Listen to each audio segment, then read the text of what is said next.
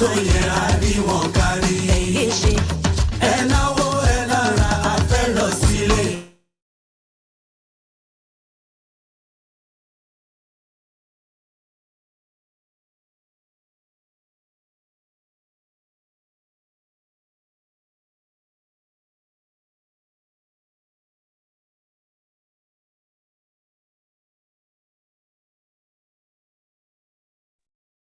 Ẹ káàsán, ẹ káàárọ̀ gbogbo lé. Níbikíbi tí ẹ bá wà, orúkọ tèmi ni Bímbọ́lá Marquis. I can't seem to hear anyone. Are you guys there? Somebody say something. I did. Good afternoon. How are you? We're all here. Thank you so much. Lórí ètò tèmi, ẹ máa play, kí lẹ ṣe ti play national anthem àbí báwo la ṣe máa ṣe? Bọ̀dá Táyọ̀. You have the program with you. Did you send it to me? It should be on the platform. It's on Directory the platform. That's correct.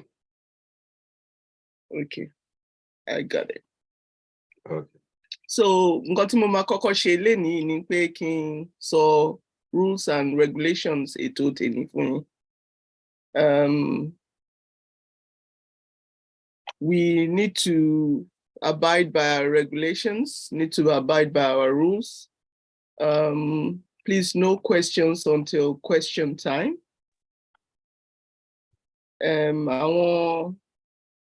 Àwọn tó máa bá wa ṣe panelist lénìí, àwọn ní, sorry, I'm just, I haven't prepared for this at all.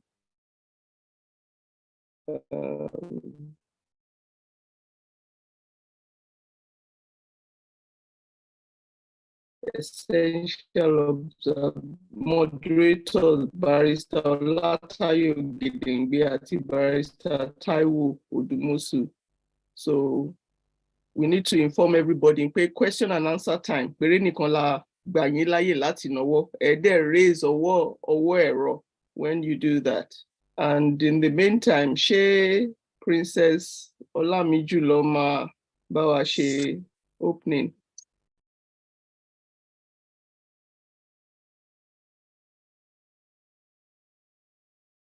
I believe we need to do the national anthem before anything. Bẹ́ẹ̀ni sir. Yeah, thank you. Before national anthem first. Yeah, thank you. 1 minute, please. Who is playing the national anthem? You have the program.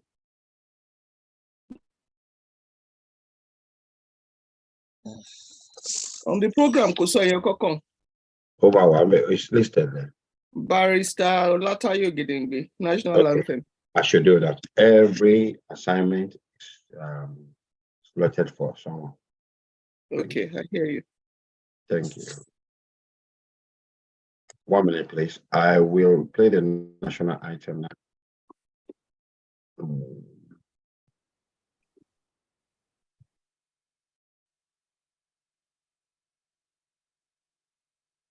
Ladies and gentlemen, the national anthem of the new Master Musu, that screen is not there.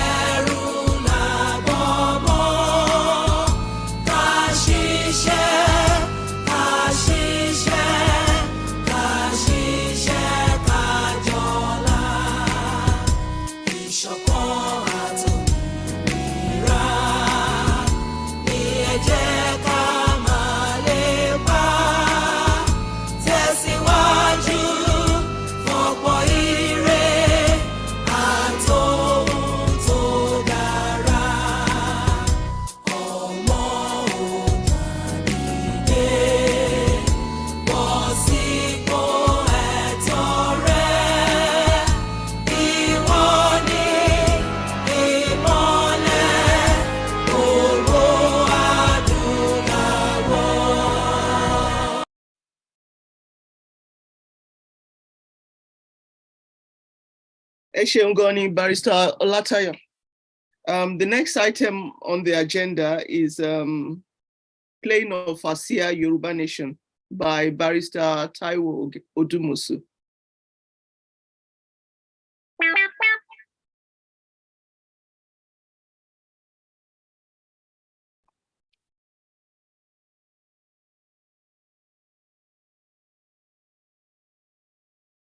Barrister Taiwo Odumosu, ẹ jọ̀ọ́ ẹ play Asia fún wa.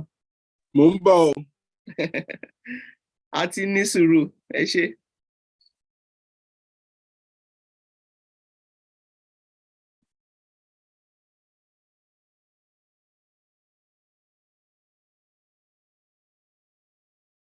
Home accidents.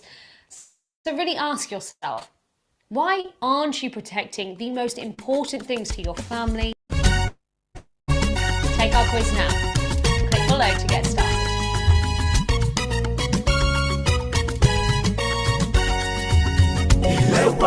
Ilewa, Yoruba Nation. I am Will Patterson and I paid 5 designers on Fiverr to design a logo in the same way. I'm a graphic designer and a video creator running my own business. I sometimes get questions from other designers and business owners how to grow their own business, and Fiverr can actually really help way to do that. Fiverr is a platform that connects you to thousands of actors, professionals. I needed an animated logo for one of my projects, and one of the single Fiverr freelancers could come up. So I reached out to a range of animators, and this is what I got. That looks cool, that logo right there. That's a bit different, that's more of what I was expecting. And these animations you get, which there's this cool little guitar little jingle, I kind of like. Oh well, this guy has actually sent over a few animations, which is better than what I was expecting. So this is actually like the can coming in, then transforming into the elixir, which I think, is a good idea. Oh, that really looks elixir. Oh wow. That is a completely different animation than what I was expecting.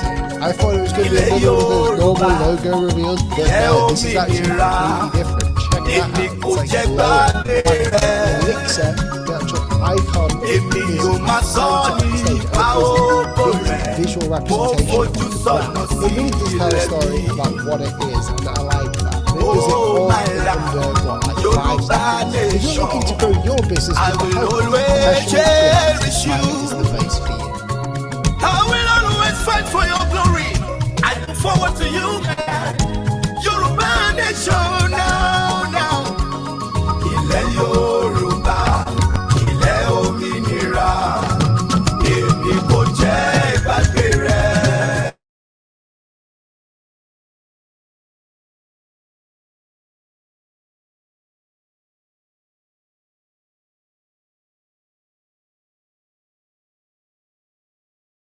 Ẹ ṣé gan fún Asia Nation Tech Share fún ayé o, Barrister Odumosu. Ẹ jọ̀ọ́ gbogbo lé, invite more people in. Send the invite out. Let them join us. Team play Lele yẹn, wọ́n ṣe máa play Lele yẹn sí ni. Okay. Thank you. Ẹ ṣé, thank you.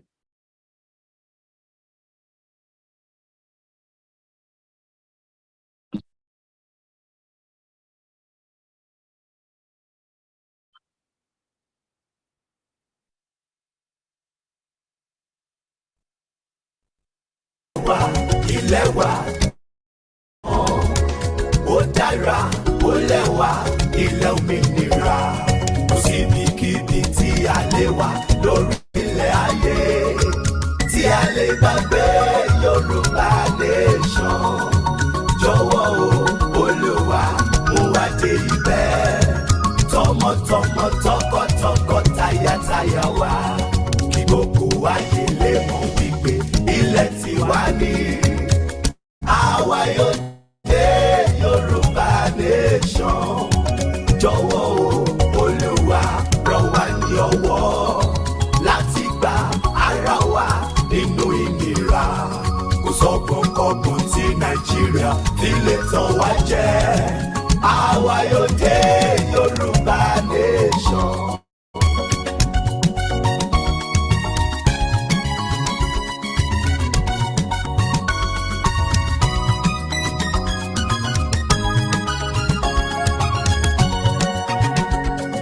Ilẹ̀ èmi kò jẹ́ gbàgbé rẹ̀. Èmi ò máa sọ nípa ògo rẹ̀, mo fojú sọ́nà sí ilẹ̀ mi. Oh my land, Yoruba Nation, I will always cherish you. I will always fight for your glory. I look forward to you, my land. Yoruba Nation now. Ilẹ̀ Yorùbá, ilẹ̀ òmìnira, èmi kò jẹ́ ìgbàgbé rẹ̀. Èmi yóò máa sọ nípa ògo rẹ̀, mo fojú sọ́nà sí ilẹ̀ mi. Oh my land, Yoruba Nation, I will always cherish you.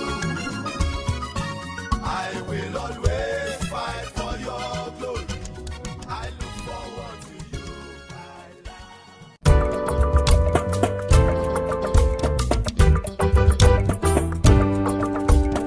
Ẹlẹ́ni yóò máa fẹ́, ẹlẹ́ni yóò máa fẹ́, ẹlẹ́ni yóò máa fẹ́, ẹlẹ́ni yóò máa fẹ́. Àsíá o, Yorùbá Nation, ẹlẹ́ni yóò máa fẹ́. Àjò ò lè jò, onílé má relé, ẹlẹ́ni yóò máa fẹ́. Àjò ò lè dùn, kó dídẹrẹ́ má rèwọ́, ẹlẹ́ni yóò máa fẹ́. Ilé ẹni kì í bani lẹ́rù wò, ẹlẹ́ni yóò máa fẹ́. Ilé kókó bàálì tàgbé, ẹlẹ́ni yóò máa fẹ́. Ọmọ Yorùbá ilé ti yá náà, ẹlẹ́ni yóò máa fẹ́. Àgbájọwọ́ la máa fi ń sọ̀yà, ẹlẹ́ni yóò máa fẹ́. Ọmọ Yorùbá ilé ti yá náà, ẹlẹ́ni yóò máa fẹ́. Àsìkò ti tó Yorùbá kárẹ̀lé o, ẹlẹ́ni yóò máa fẹ́. Ẹlẹ́ni yóò máa fẹ́. Ẹlẹ́ni yóò máa fẹ́. Ẹlẹ́ni yóò máa fẹ́. Ẹlẹ́ni yóò máa fẹ́. Àsíá o, Yorùbá Nation, ẹlẹ́ni yóò máa fẹ́.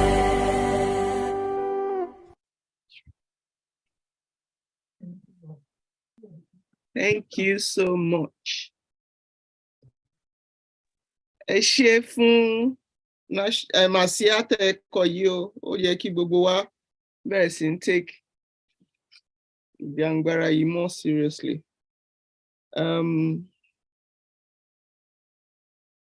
Greetings by Directorate Director Adeola Atayero Olamijulo. Princess, ẹ ṣé gan ni, ẹ káàbọ̀. ẹ ṣé gan ni, mo dúpẹ́. Ẹ káàárọ̀, ẹ káàsán, ẹ káalẹ́ níbi gbogbo tẹ́ ẹ wà. We appreciate Yoruba Nation patriots who have been supporting and partaking in peaceful picketing across the world. Our attention today is on those partaking in the Yoruba Nation peaceful awareness rallies in Ogun State. May Oledumare protect, uphold, and renew your strength. The Directorate is urging Yoruba citizens who are partaking in the peaceful awareness campaign not to put themselves in harm's by any means, pretending to guide public installation or properties. While we are exercising our inalienable right to self-determination, we must constantly remind ourselves that Nigeria still remains a sovereign nation and a member of Committee of Nations. As Omoluabi, no Yoruba sons or daughters must be seen projecting any act or behavior that will project us to the world as insurrectionists. We urge our people to demonstrate wisdom as Ogo Gbogbo Adulawo, rather than allowing themselves to be thrown on the fairy line of a moving train. Finally, it may please the citizens of Yoruba Nation to know that we donated $3,550 towards the mega rally. The fund was released to cater for emergency medical needs, refreshments of the participants, and other logistics. It goes without saying that your Yoruba Nation Global Directorate shall always put Yoruba national interest first. We have told you, àwa kò ń kó owó jẹ o, a máa ń kó owó jọ ni, àwa kò kí ń kó owó jẹ. Odùduwà á gbè wá o, kò ní gbé àwọn ọ̀dàlẹ̀. Ẹ ṣé, over to you, ma.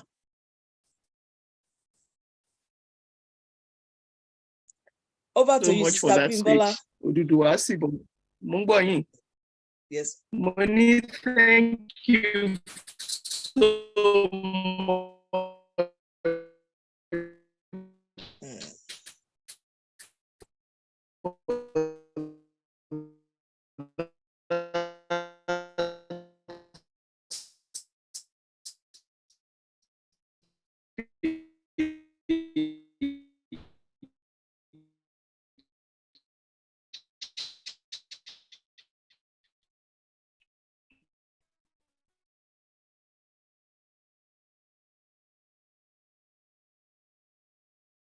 And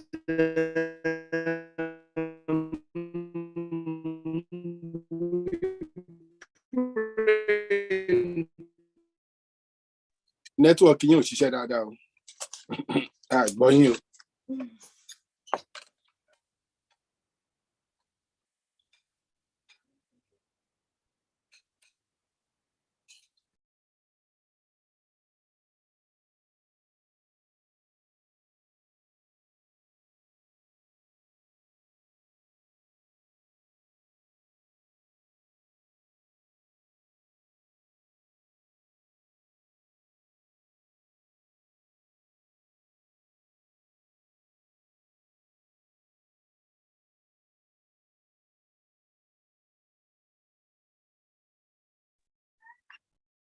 sorry, I thought I lost connection. Barrister. Ẹ jẹ́ ká go on to the next one, which is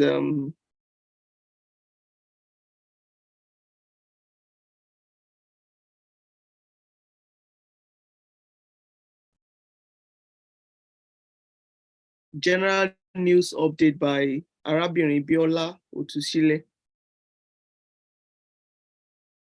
General news update, please. Barrister Demoso should take that. Barrister Tayo, you were supposed to do me Akonigbagbe. Yes, I can do that straight away. Thank you. Let me do that. I wasn't asked, but it's here now. 1 minute. A kò lè gbàgbé. Pípa àwọn ènìyàn wa láti ọwọ́ àwọn Fúlàní. A kò lè gbàgbé. A kò lè gbàgbé ìfi Fúlàní Sẹ́ríkì joyè ní ìgbèríko wa. A kò lè gbàgbé. Ọgbọ́n àlùmọ̀kọ́rọ́ yìí láti gba ilẹ̀ ayébáyé wa. A kò lè gbàgbé. Ìgbìmọ̀pọ̀ Fúlàní láti múni sìn títí ayé láti sọ wá di ará nílùú bàbá wa. A kò lè gbàgbé. Ìgbìmọ̀pọ̀ Fúlàní láti sọ àwọn obìnrin wa di àkísà orí àtìtàn nílùú wa. A kò lè gbàgbé. Ìsọ Fúlàní di òmìrán tí ẹnikẹ́ni kò lè fọwọ́ kàn lábẹ́ òfin pẹ̀lú ìwà ọ̀bàyéjẹ́ tó wà lọ́wọ́ wọn. A kò lè gbàgbé. Ìwọlé bánijà lóru ọ̀gànjọ́ tí wọ́n fi pa àwọn akíkanjú méjì nílé olóyè Sunday Adéyẹmọ Ìgbòho Òòṣà ní ọjọ́ kìíní oṣù keje ọdún 2021. A kò lè gbàgbé. Ìgbìyànjú Fúlàní láti sọ ìlú wa di tiwọn àti láti gba ilẹ̀ ìbí wa pẹ̀lú àwọn ẹbí wọn láti orílẹ̀-èdè adúláwọ̀ Áfíríkà láti jẹ́ kí wọ́n lè máa gbé igbá orókè nínú ètò ìdìbò. A kò lè gbàgbé.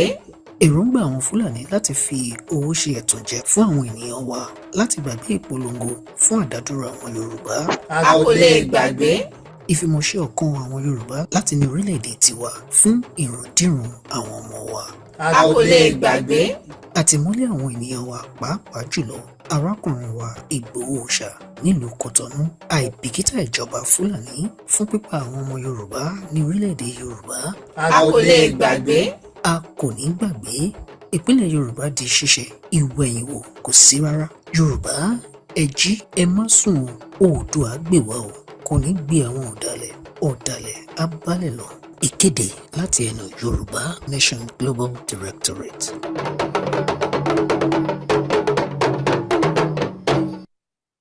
Ẹ ṣé púpọ̀, a dúpẹ́. A kò ní gbàgbé gbogbo ìbàjẹ́ tó ń ti ṣe fún àwọn ọmọ Yorùbá ní ilẹ̀ wa tá à ń pè ní Nàìjíríà yìí. The next thing on the agenda is I need Barrister Taiwo Odumosu to read the general news update, please. Thank you, Sister Bim. Thank you. So,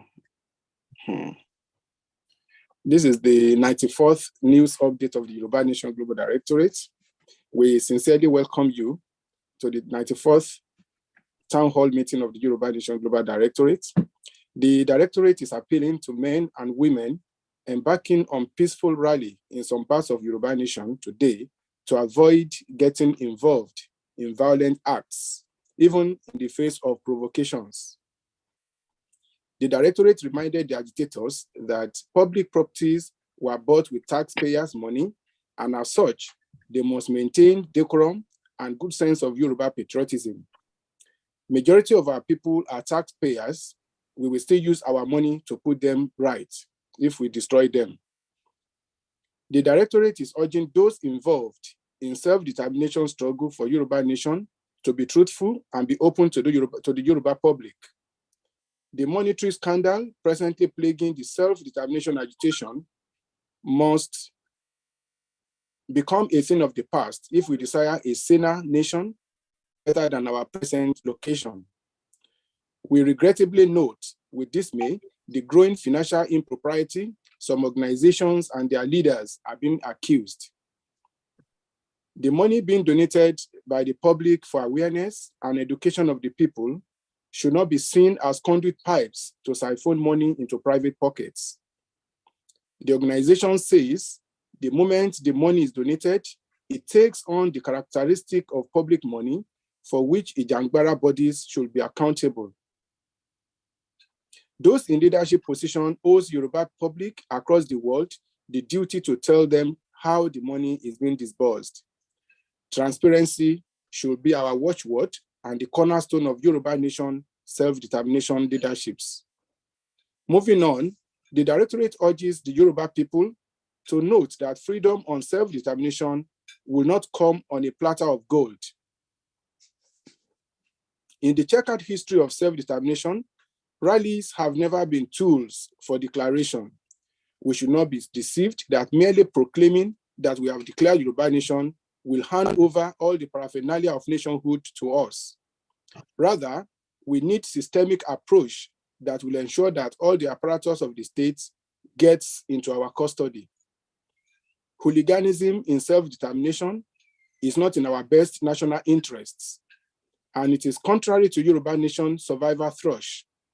Let the deep call to the deep. Once again, we welcome you to the Directorate's weekly town hall meeting. Oòduà gbè wá o, kò ní gbé àwọn ọ̀dàlẹ̀, èmi kò ní dalẹ̀ Yorùbá o. Èmi kò ní dalẹ̀ Yorùbá o. Èmi kò ní dalẹ̀ Yorùbá o. Ẹ ṣé gan ni fún ìkéde pàtàkì yẹn. Fídíò ìkéde akówójọ, ẹ̀yin náà lẹ́kàn o, Barrister Odumosu. Can you do that for us, please? Yeah.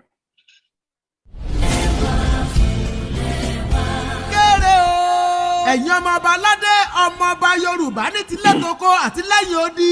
Akíyín ní ti kíkí ọmọọba, akíyín tẹ̀sọ́-tẹ̀sọ́, akíyín tológun-tológun. Gẹ́gẹ́ bí ẹ ṣe mọ̀, ọmọọba kì í ṣe bí ẹrú tàbí ojo. Ìdí rèé tí àwọn ọmọ ẹgbẹ́ Yorùbá Nation Global Directorate ṣẹ̀ṣẹ̀ kéde yìí o.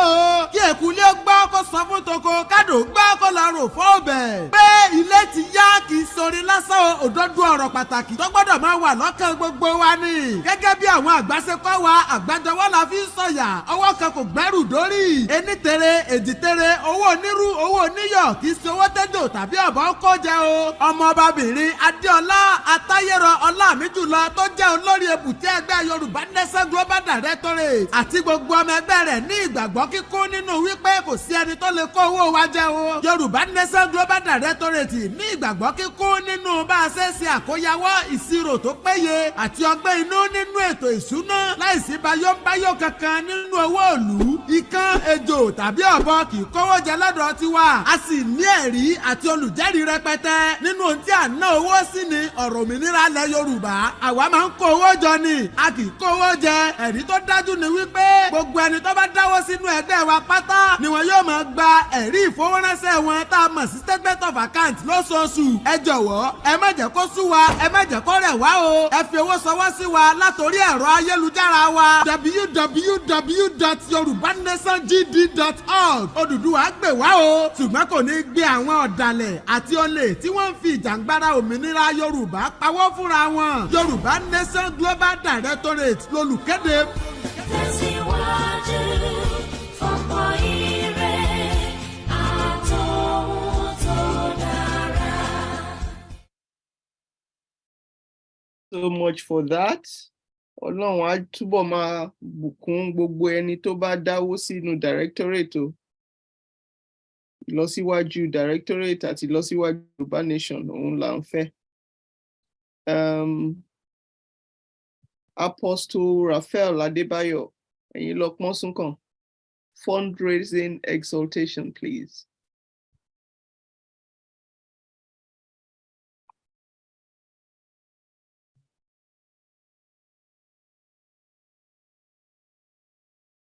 Apostle Raphael Adébáyọ̀, are you on the forum? Ṣé wọ́n wà ń bí ìṣá? Mi ò rí wọn. Baba Adebayo, are you in the house? Oh, Simbi, I'll just look through the list. Oh, she sent a message to me not long ago. Pastor Raphael? Well, if Pastor Raphael is not in the house, perhaps I should just step in for him on his behalf, rather. And kò sí nǹkan tá a fẹ́ sọ náà ju nǹkan tí móhùnmáwòrán tí ìkéde tá a gbọ́ tán ẹ̀ tó ti sọ. Àwa ń kówó jọ ni, a dẹ̀ kì í kó owó jẹ. Ẹ̀rí ibi tá a náwó sí nígbà tí màmá wa Princess Adéọlá Ọlámíjùlọ tí wọ́n ka mẹ́sẹ̀gì wọn fún wa. A gbọ́ wípé a donate owó fún Yorùbá Nation, kò sí pé bóyá ìkànnì wa fi ra lẹ̀ wọ́n fi tó block ní Nàìjíríà àbí wọ́n fi jó gẹ̀lẹ̀dẹ̀. So what we do is we put the money where we feel it's very, very important. Níbo ló ṣe pàtàkì Yorùbá ní ìpolówó ọjà ó ní àgómù owó. Tá a bá sọ fáwọn èèyàn báwo náà ṣe fẹ́ mọ̀. So when àwọn ọmọ Yorùbá tí wọ́n approach wa wípé ní ìdíwà ń bí o, Ọlọ́run má jẹ́ ká rí oríṣiríṣi nǹkan tó lè ṣẹlẹ̀ táwọn èèyàn bá rìn for a long time tí wọ́n bá drop dead just nítorí pé ordinary sachet water wọn ò ní. Kódà bóyá nìkan fẹsẹ̀ pa àbí nǹkan kan ṣẹlẹ̀. So ìdí rèé ńgbà tí wọ́n approach wa láfi wí pé ok ọ̀rọ̀ ìlú lélẹ́yìí o, wọ́n dẹ̀ ní àrùn tó ṣogójì ló ń ṣọ̀ọ́dúnrún, ohun tó ṣe ọlọ́yàlé ọlọ́yà gbogbo ọlọ́yà ló ń ṣe. Ẹlòmíà láìdí àti òní lówó, ẹlòmíà lówó tó jẹ́ pé kò dẹ̀ ní idea. So oore ọ̀fẹ́ tá a ní directorate ní pé ìfarasin, the English will call it saving for raining season. The nature of rain we don't know.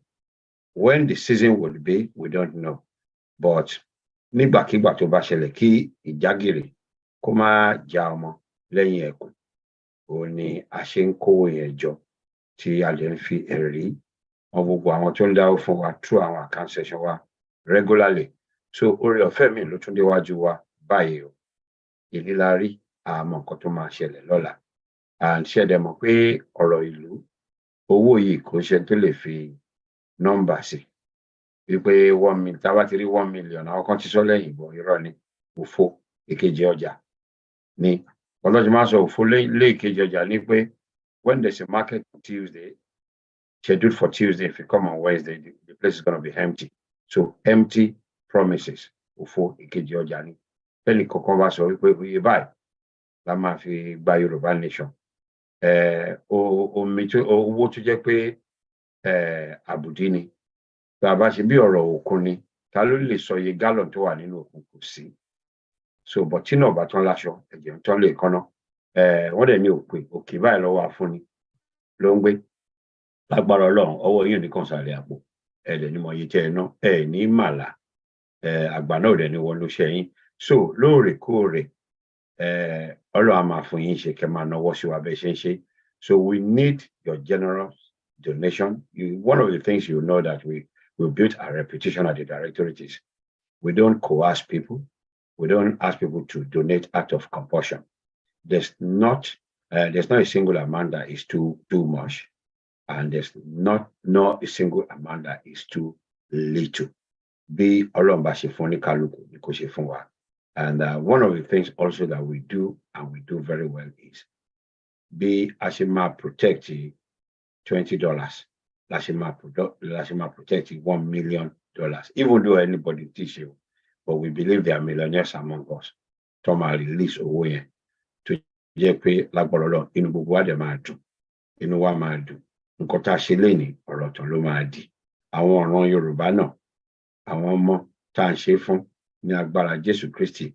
A day will come when some of us here who, although àwọn gàrí pẹ̀lú flower díẹ̀ ti ń fò, wọ́n ti ń dà sí wa lójú, we will watch them celebrate what the Jewish did, called Aliyah. They will be lifted up.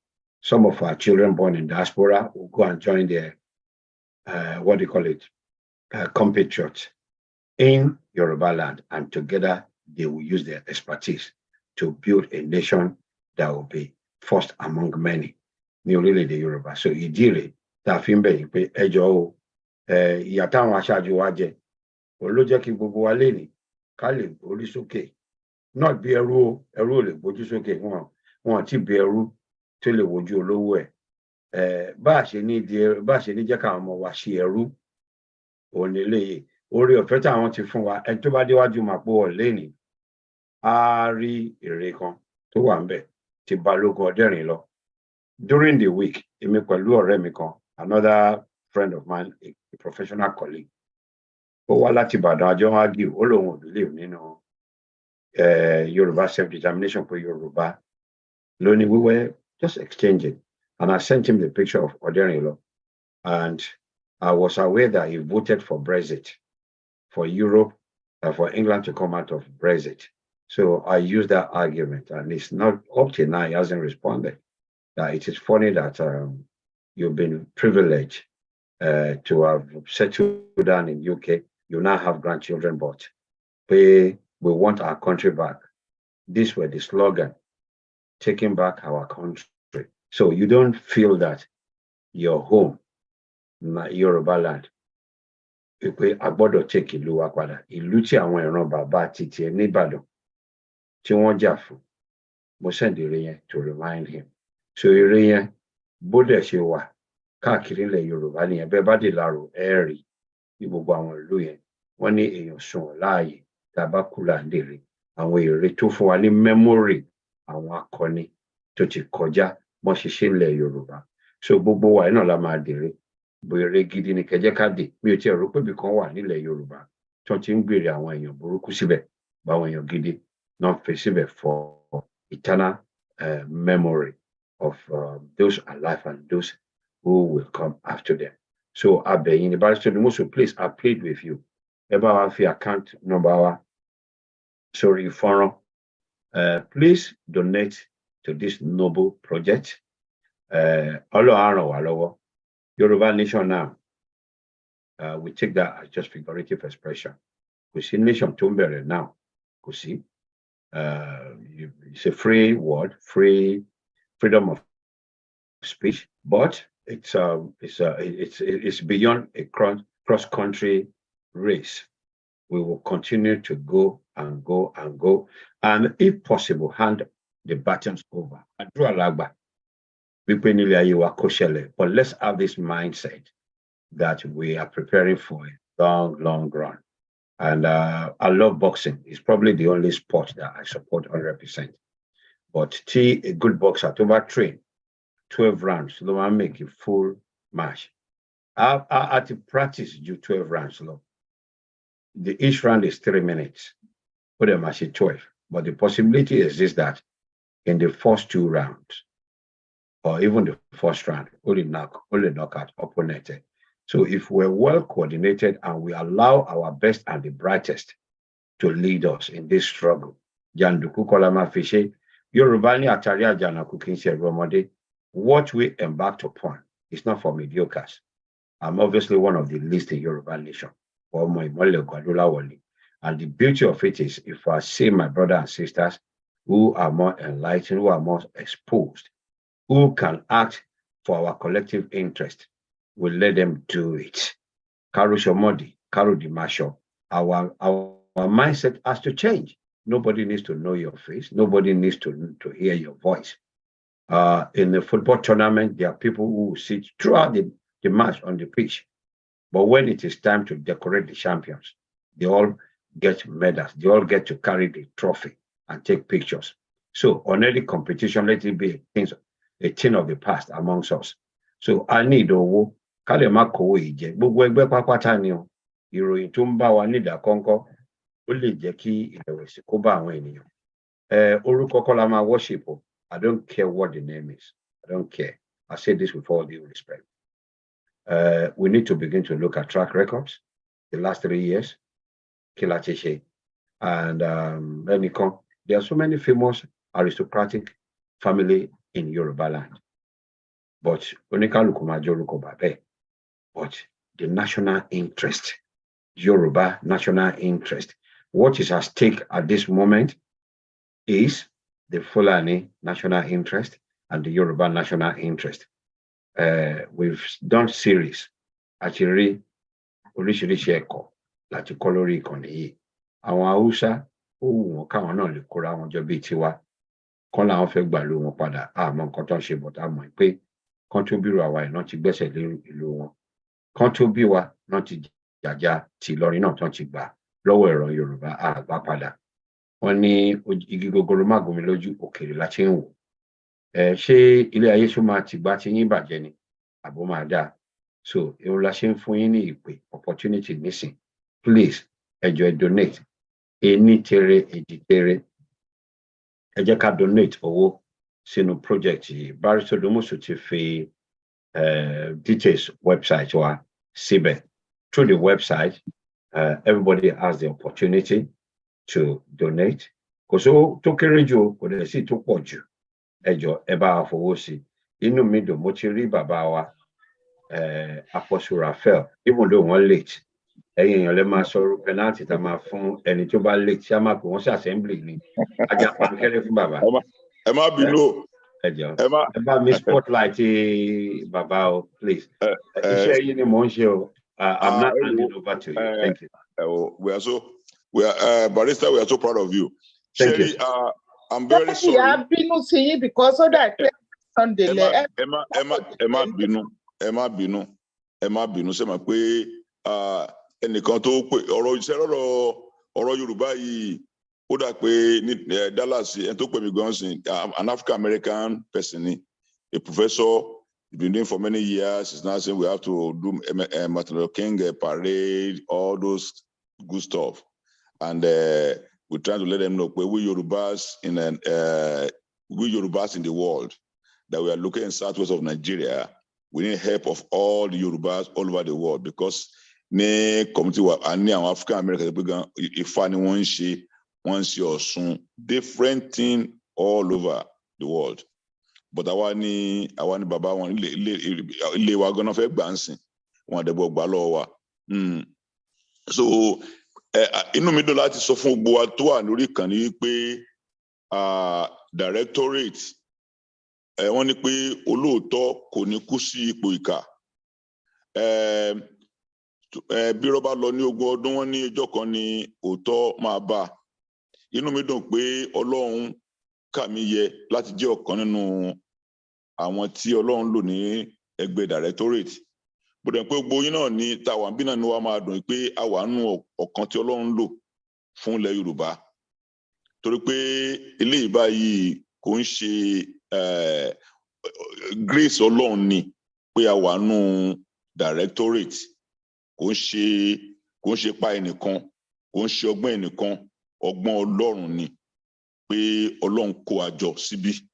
Ẹ̀yin wò ń sìn a ní àwọn tó wà ní different part of the world tá a kó jọ ojoojúmọ́ tí a dẹ̀ ń ṣe àkóso ilẹ̀ Yorùbá láì jẹ́ pé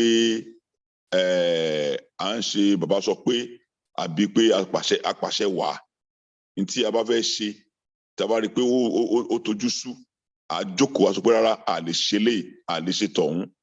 So a máa ń wá bí ọmọlúàbí ká tó ná 1 kobo ká tó ná 1 penny a jókòó bá a fẹ́ ṣe ìlànà lọ́wọ́ báwo ni.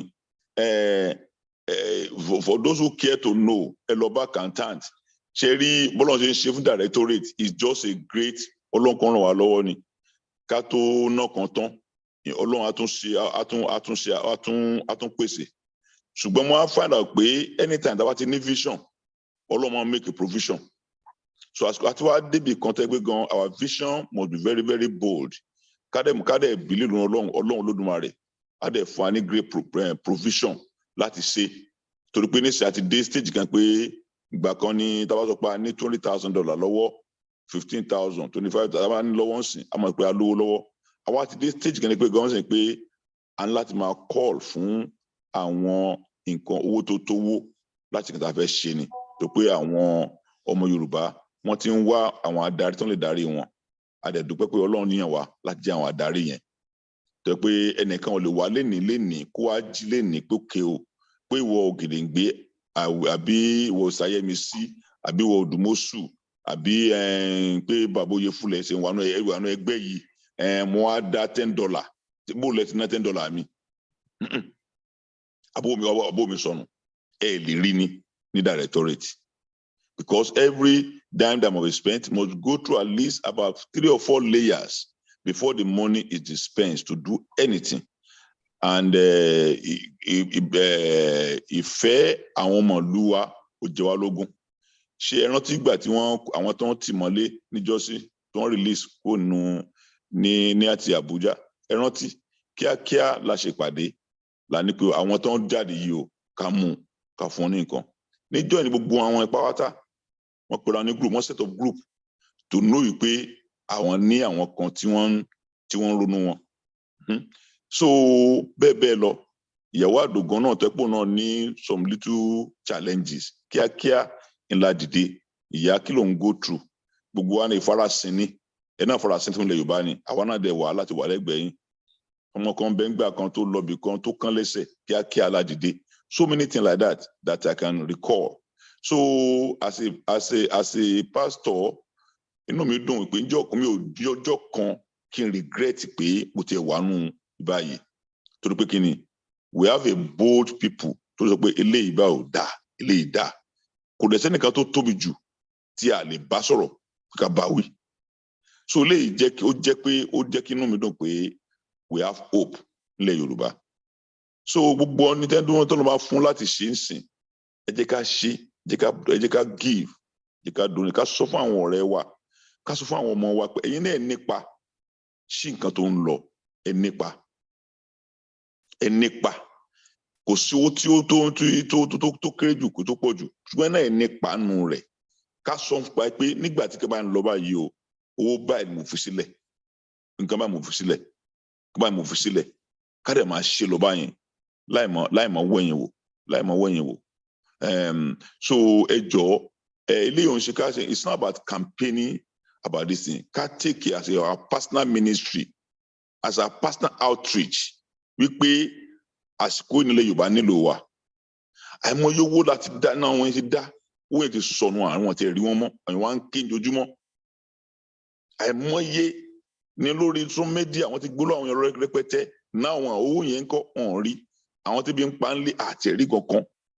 So now, gbogbo all don't promise pé tá bá ṣe dábàá fún ọ ló bá yà wọ́n ṣe lè yọ àtẹ̀rí kankan mọ́. Ṣùgbọ́n a dúpẹ́ pé director nìkan we are not moved by illusion. We are moved by the vision of liberation our people. Ló fà tẹ́pẹ́ àwọn èèyàn wọ́n fi integrity wọn sílẹ̀ láti ṣe léyìí. So mo fẹ́ bẹ̀ wá ní orúkọ Ọlọ́run Olódùmarè wípé ẹ má jẹ́ kó rẹ̀ wá, ẹ má jẹ́ kó rẹ̀ wá. Tó máa ń pa àwọn ná dáwọ́ owó sọnù bí director lè kọ́ because like many people on this platform ṣá lè fi integrity wá sílẹ̀ nítorí $1 káwá burúkú àwọn ọmọ wa àti àwọn wa kábàjẹ́ àbí kábàjẹ́ kò lè ṣẹlẹ̀ náà because we have intent to come together. Come together pé tá bá dé o tá bá pọ̀ wọn ìdúbà di time kan àmọ́ fáwọn ìlú wa. No, that was not part, that was not a salary structure among the volunteers tó wà ní no directorate from the beginning, and we are not going to start now. All we know that everything we have, our knowledge and resources we put together to see wípé ilẹ̀ Yorùbá adébítà ń lọ. So mo fẹ́ fi Ọlọ́run bẹ̀ wá. Tí ẹ bá ní nǹkan pé báyà pé mo pẹ́ kí ló ní. No, we are working under the ground to make sure pé ilé tá à ń ṣe yìí a fi ẹ̀mí àtayé wa síbẹ̀ ni. Pé tẹ́ni ò bá ṣe ta ló máa ṣe. Ta ló máa ṣe. So ẹ jọ̀ọ́ mo fẹ́ fi Ọlọ́run bẹ̀ wá wípé ká má take grace wa. Bíbélì sọ pé do not take the grace of God for granted. God take for granted. Only we are together worker with him. We must not take the grace for granted. Ẹ má jẹ́ ká take grace pé àwa nú àkójọpọ̀ yìí for granted. Ẹ má jẹ́ kó jẹ́ pé a kàn máa wá bí láti jẹ́ kó ká pé àwa sọ lásán ni àní fi kan sílẹ̀.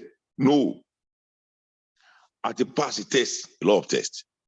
I've gone through many things. Àwọn tó ń sọ pé báwo la ń jẹ́ wọ́n ti sọ pé àwọn báwo wọ́n ti rí náà because òótọ́ lòótọ́ máa jẹ́.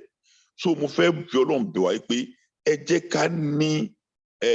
ká ní account number wa lọ́wọ́.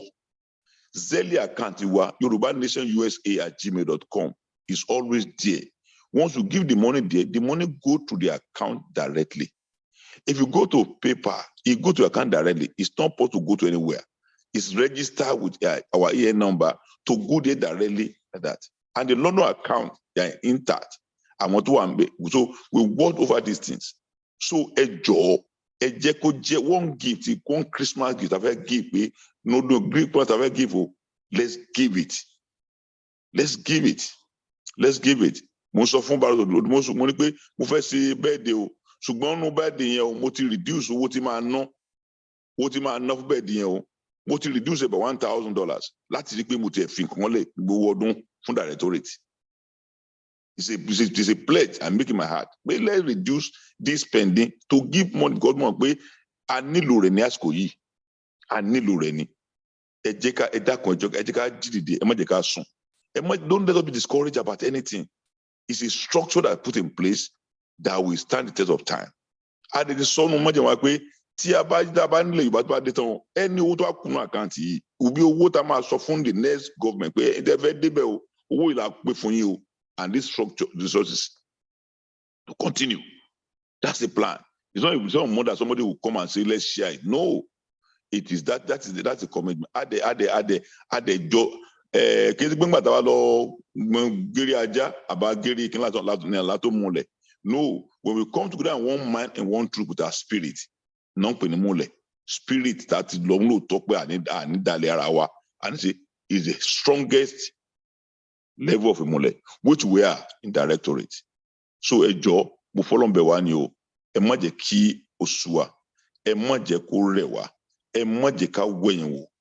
Ìrọ̀tọ̀ tó tà sọ láti bẹ̀rẹ̀ olóòótọ́ náà ládẹ̀ wá á dẹ̀ mọ̀ wá títí náà ni inú mọ́ la wà á ní wọ́n lóhùn kún a ò ní bá àwọn tó ń parọ́ tí wọ́n ṣe à ní bá wọn ṣe tí wọ́n bá rí pé lọ́la wọn pa wọ́n á wálé wa ní pé àti ń parọ́ sorry let's move together so ẹ ṣe gidi gan paper let's give through paper there's no way you want to give you cannot give you have right to give there's a way to give to us and the money will get to the account and will be accounted for and your money will be used for the right purpose you intended. Your money will not go to any other place, but will go to the right place you want to go. And then the bonipa wa ni director kini wa ma bàjẹ́. No, kò ní ṣẹlẹ̀. Kò ní ṣẹlẹ̀ láì pé nìkan ó wá mú $1 yín àbí wá mú £1 ó wá lọ sí 20 kò ṣe kò ní ṣẹlẹ̀. Àwa dẹ̀ ní tá jẹ́ ọkọ a ò ní molest ìyàwó wa. Àwa tá jẹ́ bàbá a ò ní ṣe aburú sáwọn ọmọ wa. No, a ò ní ṣe. We are committed to what we want to see the new Yoruba nation, not through any kind of forgery, any kind of darkness. Integrity, ọmọlúàbí, onitiwa, was my saying. So a shaggy gun, Olúwa dúró tì wá, Olúwa pẹ̀lú wa, ó ní conscience like ó tẹ̀lé ń give yẹn náà, bẹ́ẹ̀ ṣe ń give yẹn ní Ọlọ́run máa bùkún yín. Bá ṣe ń give yẹn, a mọ̀ rí ọwọ́ Ọlọ́run ní ìgbésí ayé wa, a mọ̀ rí àánú Ọlọ́run ní ayé wa. A mọ̀ rí ìbùkún Ọlọ́run ilé ayé wa bá ti ń ṣe ẹ ṣé gan àdúpẹ́. Ẹ ṣé gan ni o fún fundraising gesture yẹn ẹ ṣé gan ni and we please appreciate you Pastor Raphael for all that you are doing. The next thing on my agenda is for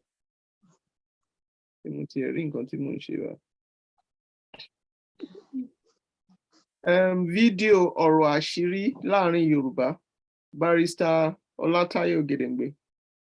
Yes, so.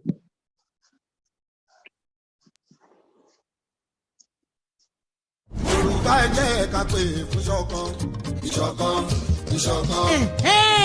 Ìka parapọ̀, ìka mọ́lẹ̀ èrò parapọ̀ wọ́n má gìyàn. Àtàpọ̀ ní mú títa oyin dùn ni. Ọmọ Yorùbá sí ẹ̀ gbàgbé pé òǹtọ́dọ́ bá dẹ́kan kò tó rí ta mọ́ o. Kí ló wá dé ta sọ̀rọ̀ wa dòrò fún tí ò sásírí kankan nílẹ̀ Yorùbá mọ́? Yorùbá ló lédè, Yorùbá ló làṣà, Yorùbá ló lòwe àṣàyàn ọ̀rọ̀ tí mórí ẹni wú bàbá dòde ta. Ọmọ odù tó dá ìwà ìkìlọ̀ rẹ̀ o, ẹ má gbàgbé pé àgbà tó lómi nínú kan kì í pariwo. Bẹ́ẹ̀ ẹnu àjá kan kì í ṣẹ̀jẹ̀. Odò tí sì ń gbéni lọ kì í pariwo. Èsè tó wá jẹ́ pé gbogbo aṣọ tiwa là ń sá lóòrùn. Ṣé ẹ gbàgbé pé gbogbo ẹni tó bá ṣe àṣeyọrí ti fi àṣírí sínú ìrìn àjò rẹ̀? Ẹ jọ̀ọ́ nítorí Elédùà ẹ má ṣe jẹ́ kí gbogbo ọmọ wa máa wá bàbá mọ́ o. Àṣírí láyé, àṣírí l'Elédùà bora rẹ̀ ló ṣe níyì lójú ọmọ aráyé gbogbo. Nígbà ìwáṣẹ̀, ohun àṣírí làwọn bàbá ńlá wa pè lókù òru. Ọmọ Yorùbá ẹ jẹ́ ká ronú o, ká sunrun mẹ́ta tẹ́dàá sùn. Ohun tá a bá ti pè láṣìírí kó máa jásìírí láàrin ara wa ni. Kọ́rọ̀ òrófó ọmọ padà wá sẹ́mọ́ wa lára. Òrófó ló bímọ méjì tó nílé òun ti kún fọ́fọ́. Ọmọ Yorùbá ohun tó dọ́ bá ti dé kan kò tún gbọ́dọ̀ rí ta mọ́ o. Àbọ̀rọ̀ la sọ fọ́mọlúàbí bó bá dẹnu rẹ̀ yóò dodidi. Yorùbá Nation Global Directorate ló kéde.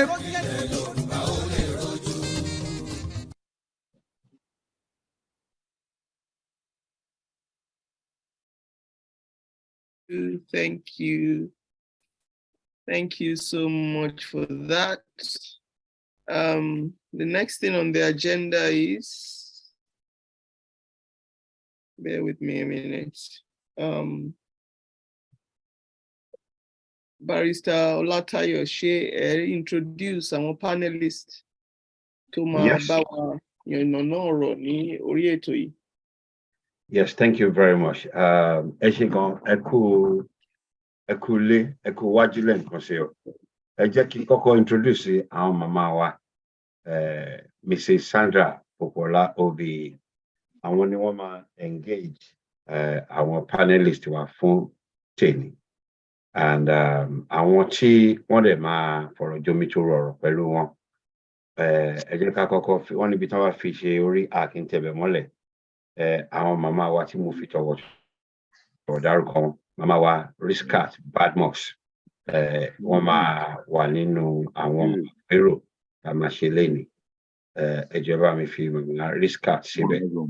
Then àwọn bàbá wa Dr. B. Oyefule. Àwọn náà wọ́n wà níbẹ̀ lórí ìjókòó yìí.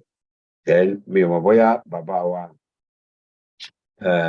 Professor Mayowa Ogedengbe bóyá àwọn náà ti wọlé even though ó ní kọ́má wọ́n ní táwọn bá lè make ẹni bọ̀ tí bàbá bá ti wọlé ẹjọ́ ẹ bá gbé wọn wọlé. Then brother wa Samson Ademoye popularly known as Ekun àwọn náà wà nínú panelist lẹ́ni ẹjọ́ ẹ bá wa háàdì brother wa sí orí. Start video yín o Àmọ̀tẹ́kùn àti Mama Riskat. Mama Riskat, yes. Tí bàbá bá wọlé á gbé wọn wọlé. Thank you very much. Over to you, Mrs. Obuola Obi. God bless you. Thanks.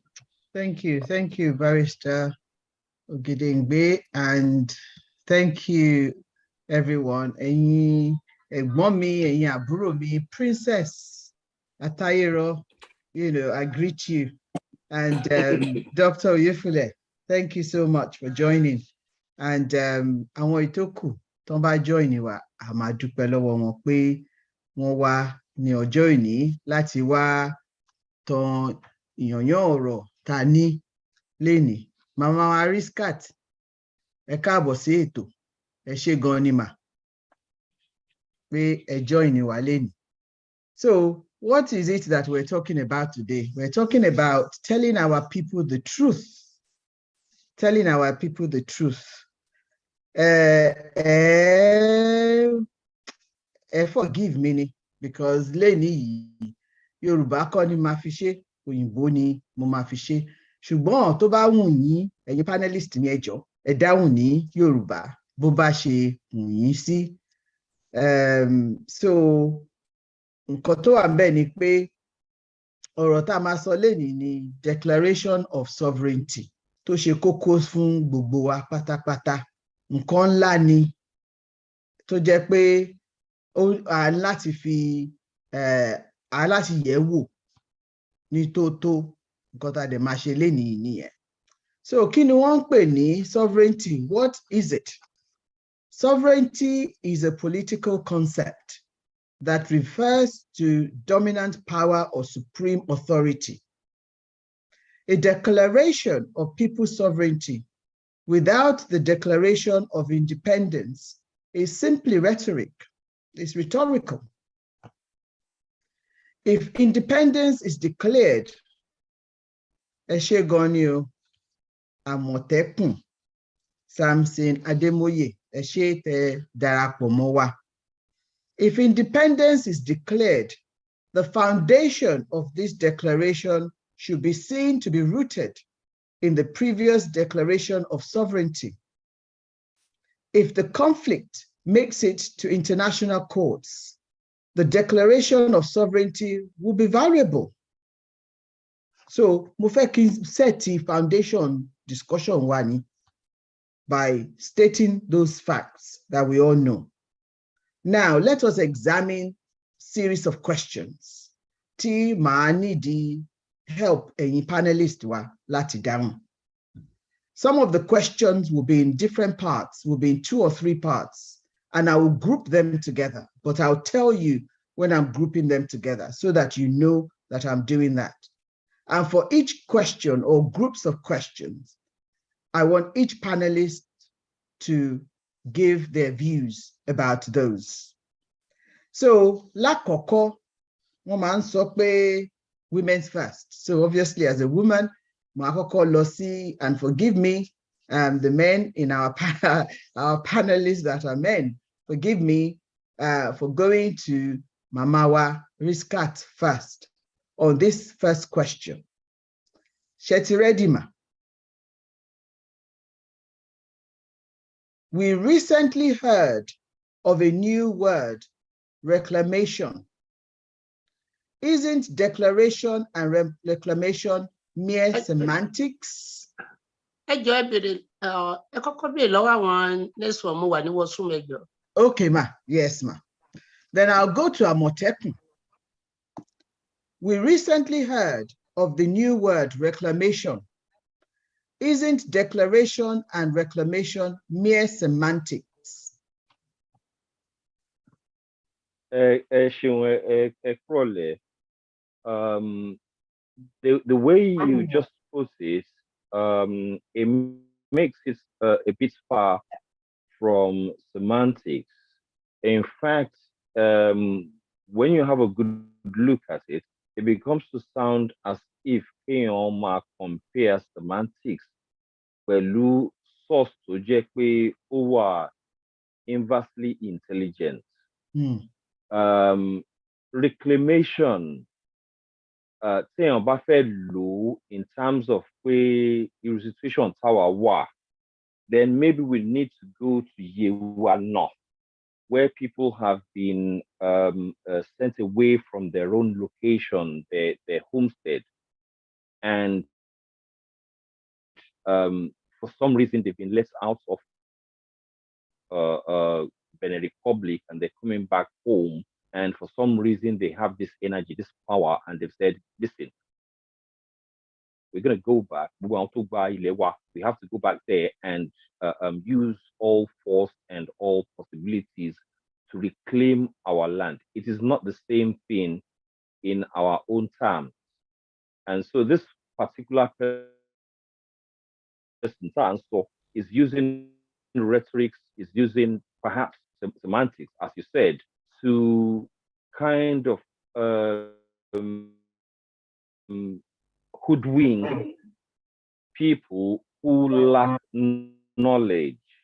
So this person is going from one position, one procedure of hoodwink to the other. We've gone beyond reclamation now, and we've actually gone into occupation. So, or if you had to be a Pied Piper, àti kó ṣáà máa kó wọn jẹ, and that kind of thing. So I've come to a point where I'm beginning to find individuals very dangerous, and we need to find a way to actually stop them dead.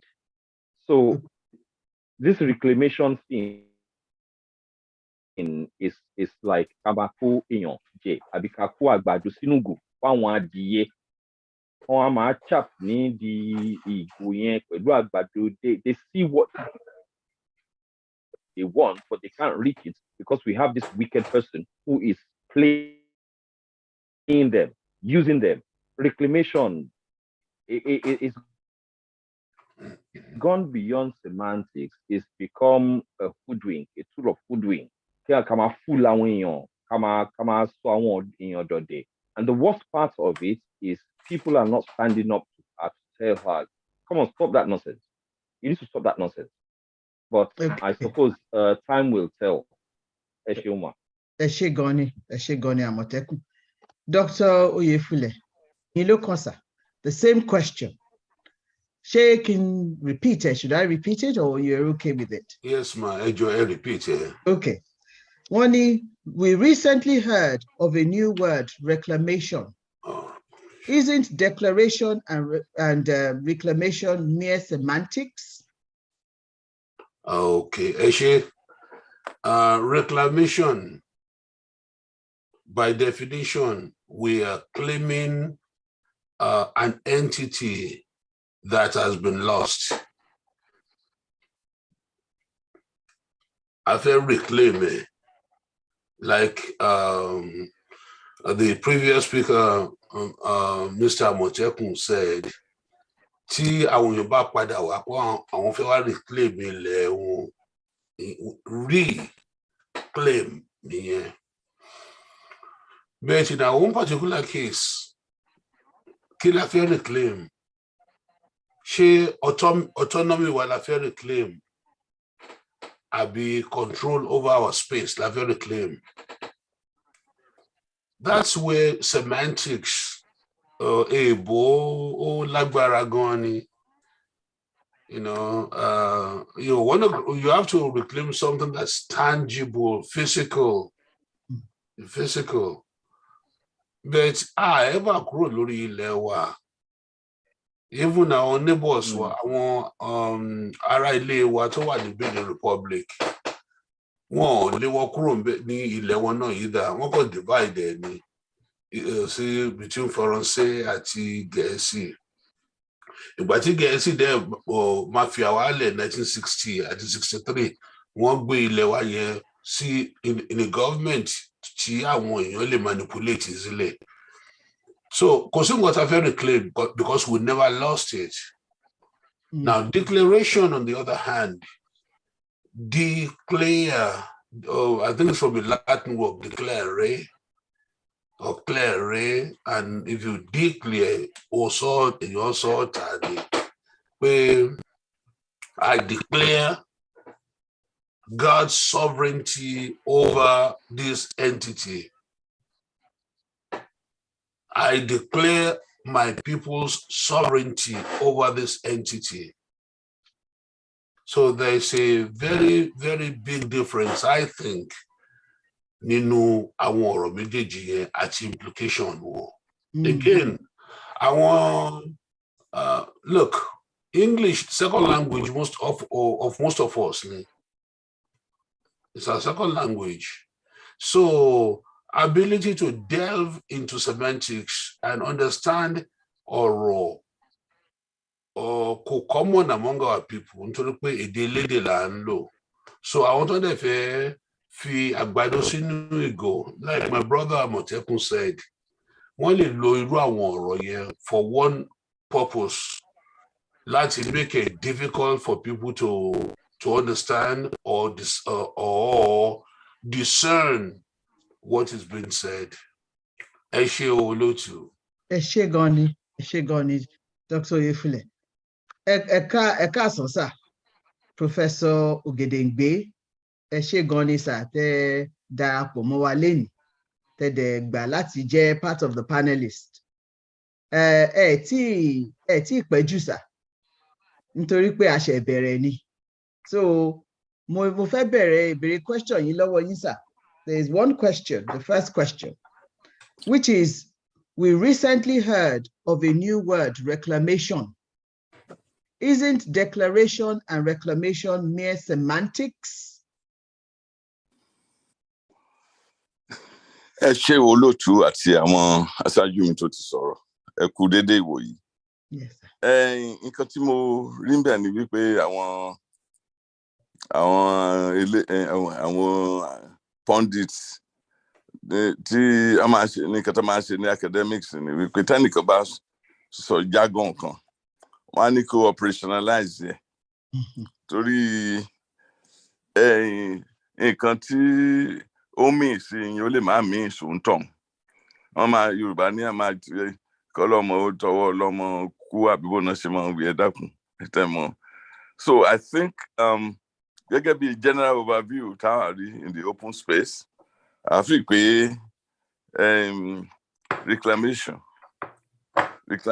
akànlè gẹ́gẹ́ bí àwọn aṣáájú mi tó ti sọ̀rọ̀ bó ṣe rí gan-an náà ṣe wí yẹn wípé akàn gẹ̀ẹ́sì ni ẹ̀ bá jẹ́ kí òǹtọ̀ kan sọ pé wọ́n kàn sọ̀rọ̀ gbà ó níwọ̀n gbígbà téèyàn ju dáìsì sílẹ̀ ni you play with it, you know, whatever tó bá kọ sí ẹ náà ló máa rí bíi fìlà aláàlú. So àwọn tó rí dúdú, àwọn tó rí pupa, ìtàn rí náà rí. So táwọn bá dẹ̀ nìkan máa sọ̀rọ̀ bóyá rúgùdù náà fẹ́ fi yẹn dálẹ̀ tó bẹ̀ sí lo semantics tó wà very dicey and equivocal in intention. Ṣùgbọ́n tó bá ṣe reclamation, nǹkan tá a fi pé omi ni wípé nǹkan tá a ti sọnù tá a tún fẹ́ tún gbà àti kéèyàn declare nǹkan tó ti wà nú ẹ̀ pé kò sọ̀rọ̀ sókè ló ń jẹ́ yẹn. Wọ́n dẹ̀ sọ̀rọ̀ sókè bí mo wà rí o nǹkan mi ẹ bá ń gbé nǹkan mi ní ẹ má bá ń dù tí mo fi pé wọ́n ṣe. So ó yẹ ẹni tó sọ̀rọ̀ ó dẹ̀ yẹ ẹni tí àwa tí tá a rò pé nǹkan tán wí ni òye wa dáadáa.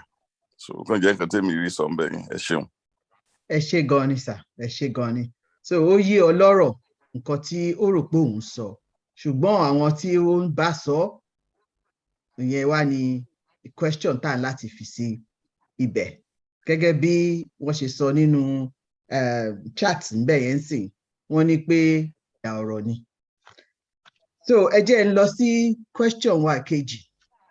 So this one is going to be 3 parts, and I would combine the 3, and I'll ask the 3 at the same time. Rally's effects versus Dr. Aliyu's project, which should be of the greatest priority? And shouldn't both be propagated simultaneously? And can people be delivered who are not aware they have been caged? Ejo, Dr. Biyi Oyefule, ṣé ẹ bá wa tọ̀nà iná sí yẹn? You're mute, sir. Momo Benusimio. Yeah, can people be, last question here, and can people be delivered who are not aware that they have been caged? Exactly. Mo rò pé mo ti lo cliché kan báyìí sometime in the past lórí platform mi tí was attributed to Tubman. Harriet Tubman tó ní pé if slaves knew that they were slaves, I would have freed, delivered to the promised land thousands more. Ìyẹn ló wá statement yẹn gangan ló wá tún relate sí previous question, the first question nípa letting people know through proper conduit, such as ìrẹ́lẹ̀ tí Baba Aliyu fún wa àti declaration. Tá bá ní pé ká lò ó parí pàṣù ara wọn, ìbá ọmọ apẹ́ díẹ̀ kí ó tó lè yé àwọn èèyàn. But irú gbogbo àwọn advertisement, gbogbo àwọn knowledge based information tí Baba Aliyu kọ́ lẹ̀, ìbá ti dá ká ti máa lò since last year. Kọ́ throughout Yoruba land ni everybody ti ní CD copy. Àtọ́ ọ̀dẹ̀ ní CD lé, wọ́n ní printed copy of it lọ́wọ́ kọ́ máa ka, káwọn èèyàn máa kà nílé Ifá wọn, káwọn èèyàn máa kà ní church wọn, káwọn èèyàn máa kà ní mosque wọn, kọ́ máa fi ṣe announcement fáwọn èèyàn. Ìyẹn ni ìbá ti dájú. So that ìgbà tí declaration or reclamation bá máa dé, people will have been more aware than they are right now. So mo rò pé olóòtú máa gbé padà fún yín. Ẹ ṣé gan ni sir. Ní àkókò yìí mo fẹ́ sọ pé tí Mrs. Riskat tẹ́ bá ti ready mà, tẹ́ bá fi àwòrán yín hàn, màá mọ̀ pé ti ready. But tẹ́ bá fàwòrán hàn, màá wò pé ẹ ṣì busy ni, so màá move ẹ sí another panelist. Ẹ ṣé gan ni sir. Now, Àmọ̀tẹ́kùn, your views on those. Check and repeat there, Abi. You're okay with those? Repeat it, so Mali move by sequence. Rally's effects versus Dr. Aliyu's project, which should be of greater priority? And shouldn't both be propagated simultaneously? And can people be delivered who are not aware that they have been caged?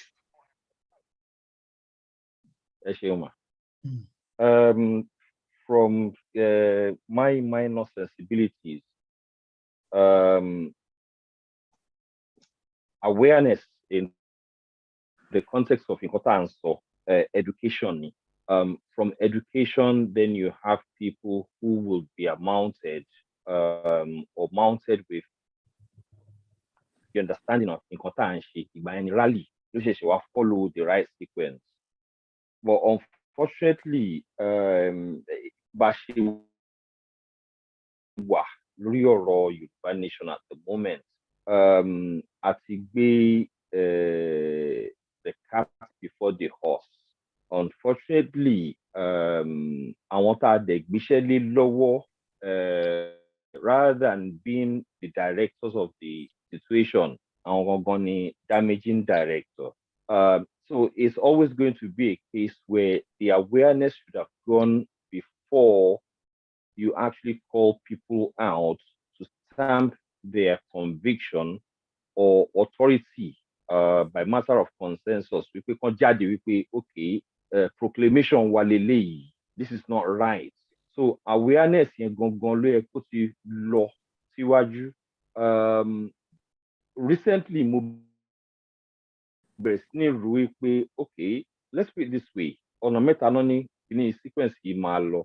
Number one, there has to be coordination. The coordination la ṣe wà for the past 3 years.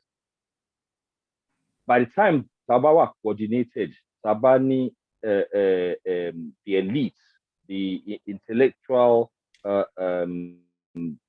cachet of people to deal with kini, maybe then we can then call ourselves back and say, okay, this is the sequence to establishing. There has to be awareness before you have rally. But unfortunately, as it turned everything on its head, as we saw the fracas nation, there's a lack of organization. There is a serious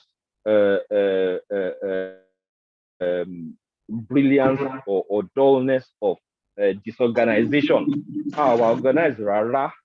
Gbogbo wọn tó ń ṣẹlẹ̀ lọ́wọ́lọ́wọ́ yẹn sìn ráyè tá à ń ṣe lọ́wọ́lọ́wọ́ at the moment. If you care to look at it, the rally is being propagated by people who are not even aware of the situation. So, Mark conclude with awareness in Gongon should have been the first intermarché. Our rally, and rally should be a compound issue. It's a take on simplistic grounds. There has to be a methodology behind it. So, awareness first, rally follows. Big shon declaration, petition. Petition even shouldn't have come at the time that it came, because we haven't actually informed our people of what they're supposed to be thinking or what they're supposed to be doing or anything like that. So as it gets wrong from the beginning, but perhaps we should understand ourselves and I believe we coordination and deal with at this point. Eshoma. Eshegoni. So got him on boss so far, strategy, as they would say. Professor Ogedengbe, ṣé ẹ lè ní nǹkan tẹ́ máa fi kún nǹkan tó ti sọ síwájú? Ẹ jọ̀ọ́ sà. Ẹ ṣeun olóòtú, mo dúpẹ́ lọ́wọ́ àwọn aṣáájú mi tó ti sọ̀rọ̀. Ní kíní sequence dialectics of a social struggle, àwọn kankan tó máa ń ṣẹlẹ̀ ní pé a lè torí iṣu jẹpo, a lè torí epo jẹṣu. Rally, in most cases, could be a way to organize the masses of people for a purpose. Somebody they feel the public interest. Somebody go through the process for the powers that be for the day. Somebody down alone. Wow, rally is like flexing the muscle. You see, the more people in the rally don't mind intimidate the power that be, the less people may be. And at the same time, that rally could be a way of educating the masses of the people for issues of the day. Tanja fún ọ̀pọ̀lọpọ̀ nígbà tí àwọn Nigerian army máa fẹ́ recruit láyé John. Wọ́n kò lè sọ local radio pé second cantonment of Kinikan is coming to. Wọ́n á ṣe show of street parade. Àwọn kan tó bá gbọ́ ló máa wá sí area níwájú ilé ọwọ́ náà ti máa ń ṣe ní Iléṣà níbi sákù yẹn. Àwọn èèyàn á gbọ́, téèyàn ò bá gbọ́ wọn ò lè wá bẹ́ẹ̀.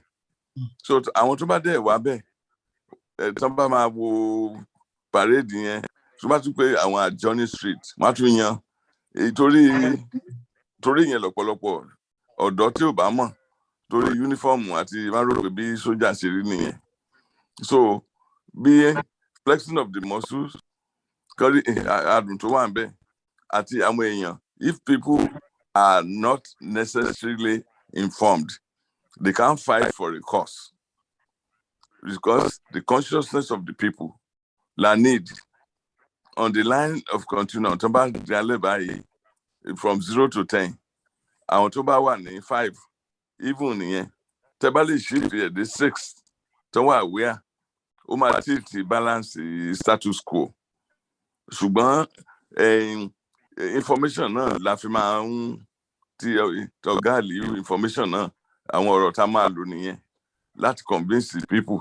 So rally could be for the purpose of mass education torí àwọn kan sá sọ̀rọ̀ bẹ́ẹ̀, and again it could be to demand for the cause we are fighting for too. So bí méjèèjì ṣe wà nìyẹn. Ẹ ṣeun. Ẹ ṣé gan ni sir. So ẹ jẹ́ kí n move sí next question nísìn. Wọ́n ní pé Yoruba citizens were informed that letters were written and sent to the federal government and then to the United Nations. Now, has there been responses from these international bodies? And if not, why not? If yes, shouldn't Yoruba citizens be told of the outcome? Now, Amotekun Ejo ṣe lè bá wa dá sí ìyẹn.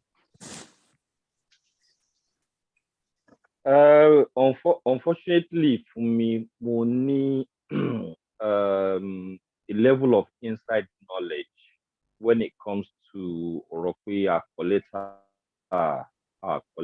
Ọ̀tọ̀ ni kéèyàn kọ lẹ́tà, ọ̀tọ̀ ni kéèyàn gba reply.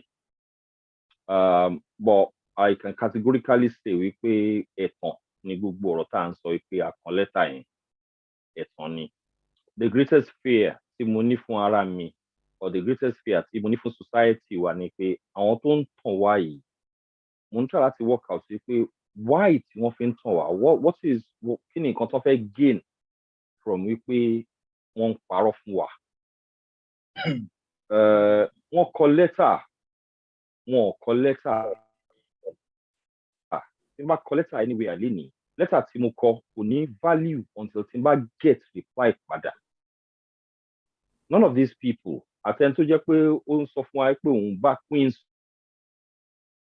sọ̀rọ̀, ó dẹ̀ sọ̀rọ̀ extensively tó jẹ́ pé ó ń lead wa sí pápá oko gbígbóná. And at one point ẹnìkan ló save ẹ̀ tó fi jẹ́ pé àṣórí fóònù lẹ ti ń sọ gbogbo eléyìí. But when you look at the context of it, nǹkan tẹ́ni yẹn sọ ó ń make ẹ̀bẹ̀ ní pé òun bá Queen sọ̀rọ̀ ni. Why do these people do this? So gbogbo akọ lẹ́tà yẹn kò ní meaning. It doesn't give out any air of confidence fáwọn èèyàn wa.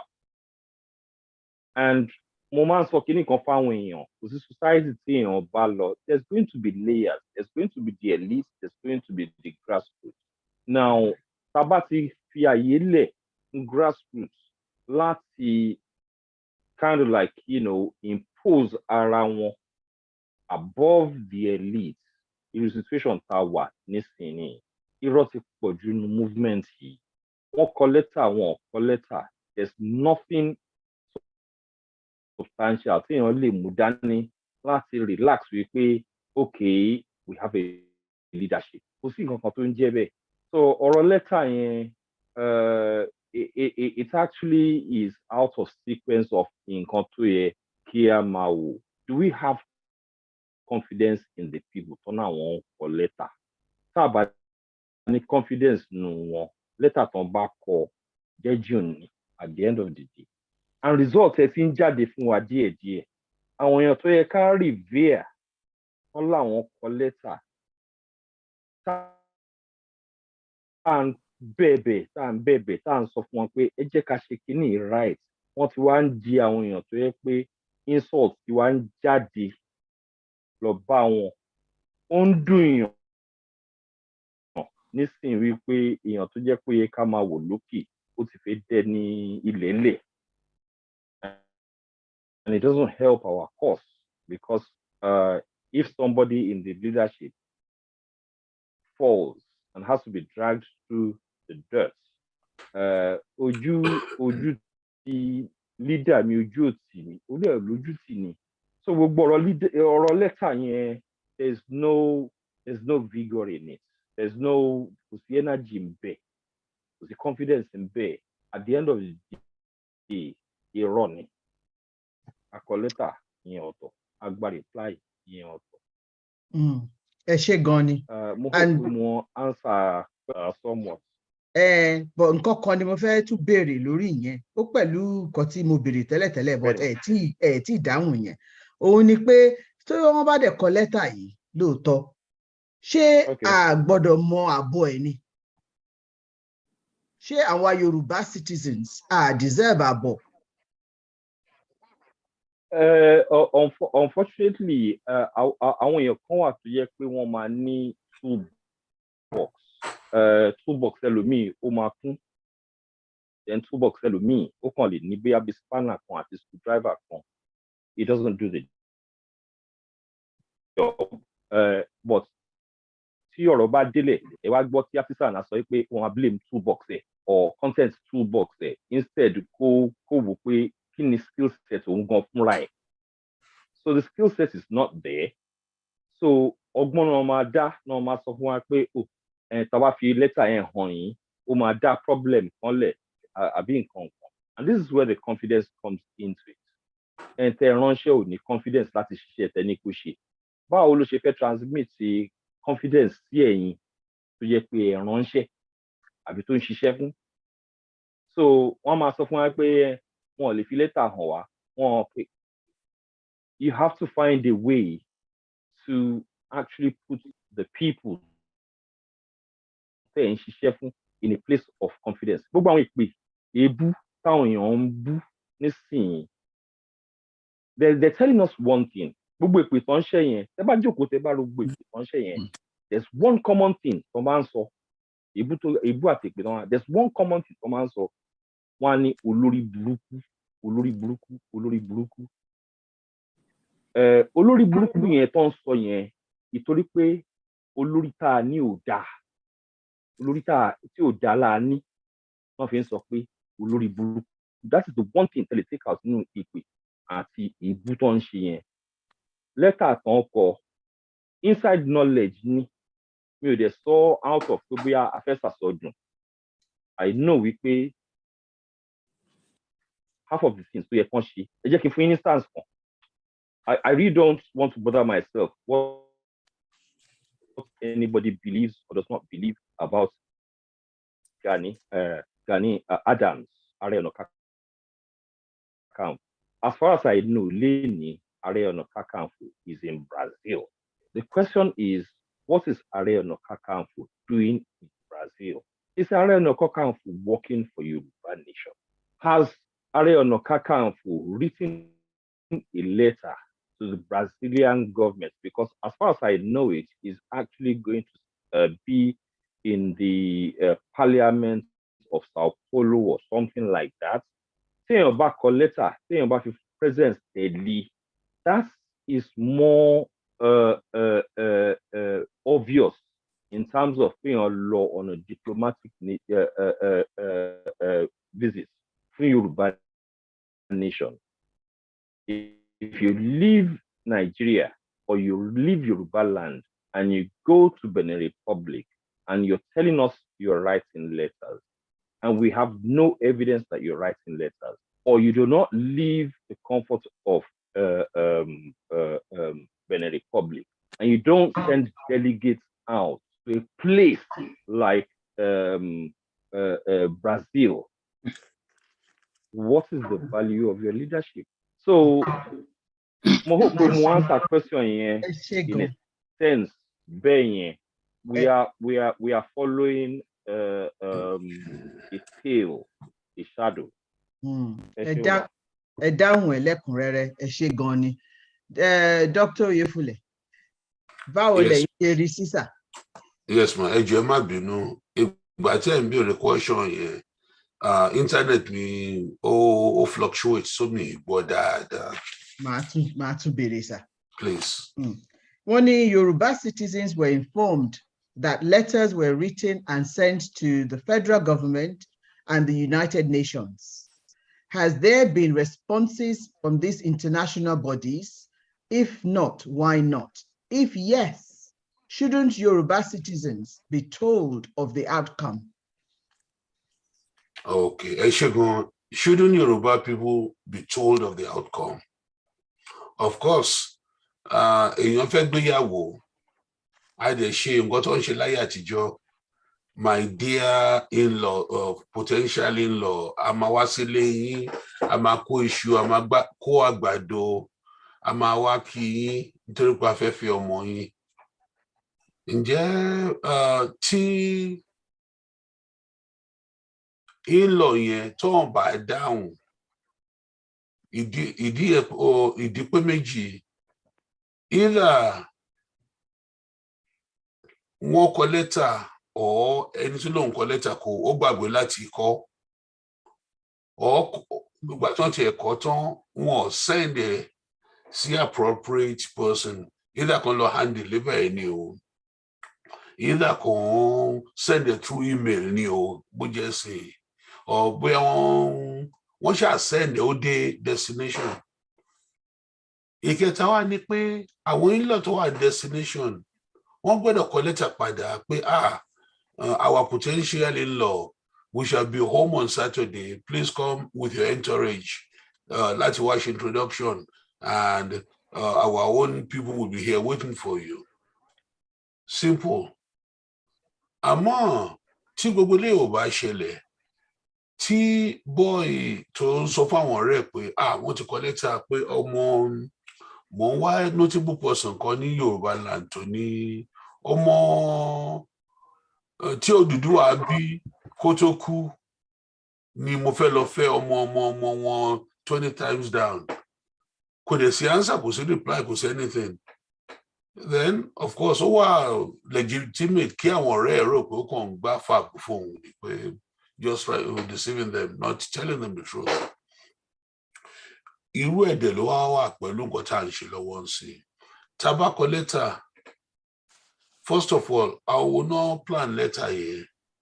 Ẹ jẹ́ adé pé upper executive of an organization náà ṣe, wọn ò dẹ̀ jẹ́ káyọ̀ mọ̀. Letter yẹn dẹ̀ débi tó ní pé kó lọ. Response wọn, òun wá dà. Ibi response àwọn takọ letter sí ló máa jẹ́ ká mọ̀ bóyá ó reach good ears or not. Àìní gbogbo yẹn, ó máa ṣòro díẹ̀ láti take ẹni tó ní pò ń kọ lẹ́tà òun ò gbà answer. Ó máa make it difficult fún wa láti lè necessarily take their words for it. Ṣé ló di ẹgbà bẹ́ẹ̀, mo ti sọ bẹ́ẹ̀, ẹgbà bẹ́ẹ̀. We cannot, yes, we cannot do that at this stage. Nǹkan tá à ń ṣe. We're talking about 60 million people. So, to be honest, me once at my give, but mo mọ nǹkan tó wà nínú mi. So, my visible olóòtú, thank you. Ẹ ṣé gan ni sir. But gbogbo nǹkan tí mò ń gbọ́ so far ni pé again màá tún lo nǹkan tí mo lò lẹ́ẹ̀kan yẹn, transparency. Ẹ ṣé gan ni sir. Professor Ogedengbe sir, báwo lẹ ṣe rí sí? Ẹ ṣeun, as usual, ọ̀rọ̀ àwọn tó ti sọ wọ́n ti parí ẹ̀, mo kàn fẹ́ ní ká ṣàkíyèsí kinní kan ni. Àwọn tá a pera wa ní pressure groups, oníkálukú ló yan ara ẹ̀ sí ipò tán iṣẹ́ tán ṣe. Tó bá sì pé mandate wa la fi gbé wọn débẹ̀, the magistrate is not but the servant of the people. Torí constitution tó gbé débẹ̀ ló á jẹ́ kó wùwà.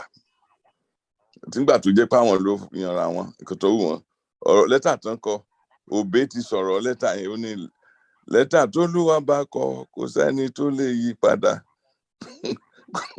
Wọ́n ti fúra wọn sí Olúwa wa. So wá wù wọ́n ló máa ṣe bó ṣe wù wọ́n. At the same time, if they have a mandate, kò sẹ́ni tó lè gbọ́n láyé yìí bí ẹni tó ń tàn jẹ. They have to keep busy to be relevant because they are deriving pleasure from kind of support getting from the masses of the people. They have to keep busy. Even if they are doing nothing, they keep busy doing this and that.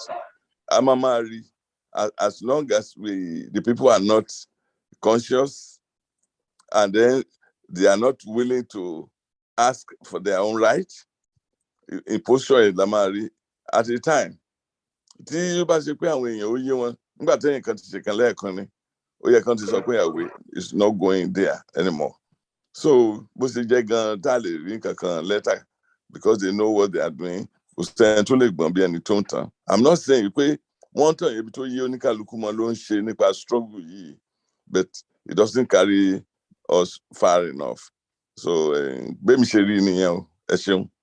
Ẹ ṣé gan ni sà ẹ má tí kúrò ń bẹ̀ yẹn ná torí ẹ̀yin náà ni mo fẹ́ kẹ́ dáhùn next question yìí sà. So how far have we intimated Yoruba citizens in Nigeria's security apparatus? Well, the same problem tá a ní náà là ń ní mo lọ lé ní 2019 a lọ with the purpose pé nbo ni ìkàtẹ̀wò àlọ́ sáàrin ìjà ẹ máa sọ̀rọ̀ kò wọn ò mọ̀ wọn ní kílẹ̀ ń sọ ní wọn wí torí mi máa ń ṣe bí trying pé as investigatory reporting ní research method you are a participant observer you go into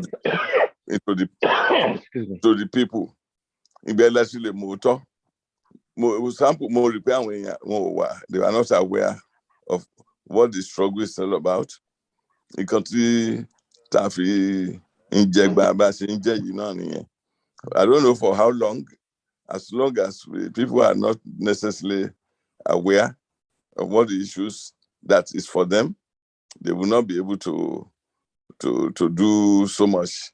I think that's I might be talking off this track but àwọn kankan wà tí kò sí nǹkan tá a lè sọ tó lè alter reality yẹn nǹkan tí mi rí níbẹ̀ nìyẹn I may not go further than that. Ẹ ṣé gan ni sà. Dr. Oyefule ẹ bá wa dáhùn ìbéèrè yẹn sà. Ṣé kí n túkà? You're mute. Yeah, ẹ túkà lẹ́ẹ̀kan sí jàre ẹ ṣé olóòtú. Yeah, how far have we intimated Yoruba citizens in Nigeria's security apparatus? Okay, ẹ ṣé.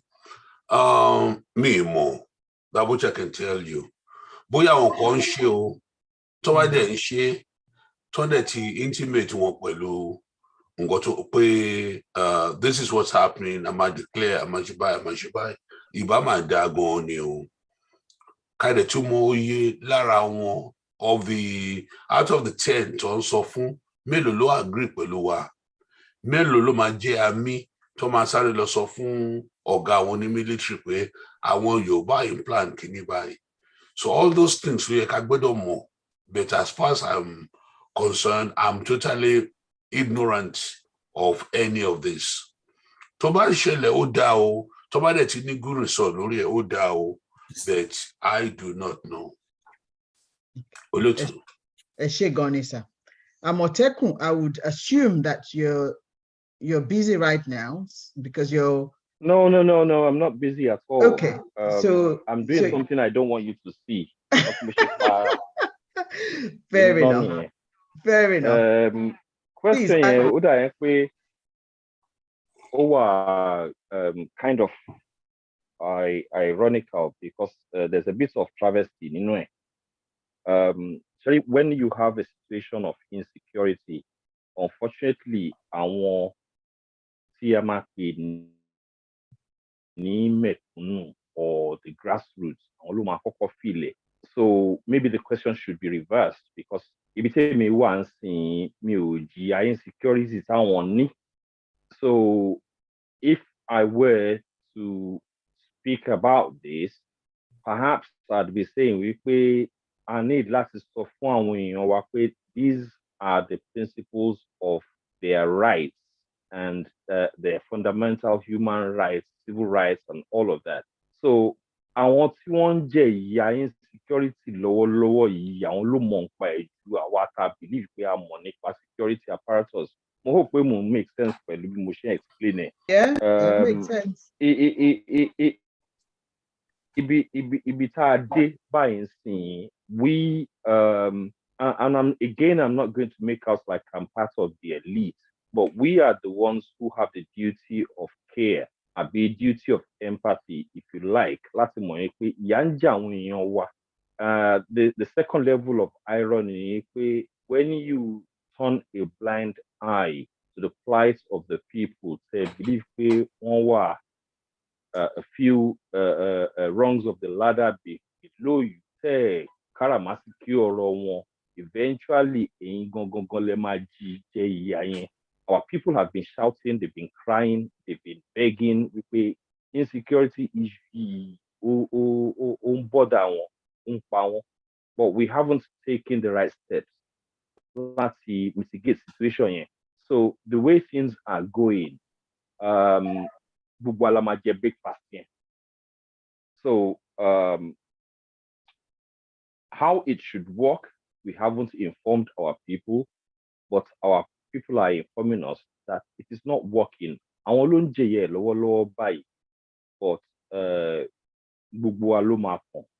one way or the other.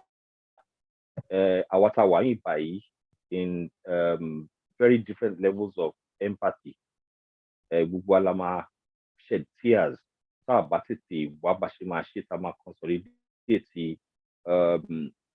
All our efforts.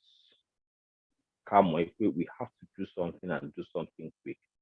I hope we answer that question. Bẹ́ẹ̀ni, ẹ ṣé púpọ̀ gan ni, ó yé wa.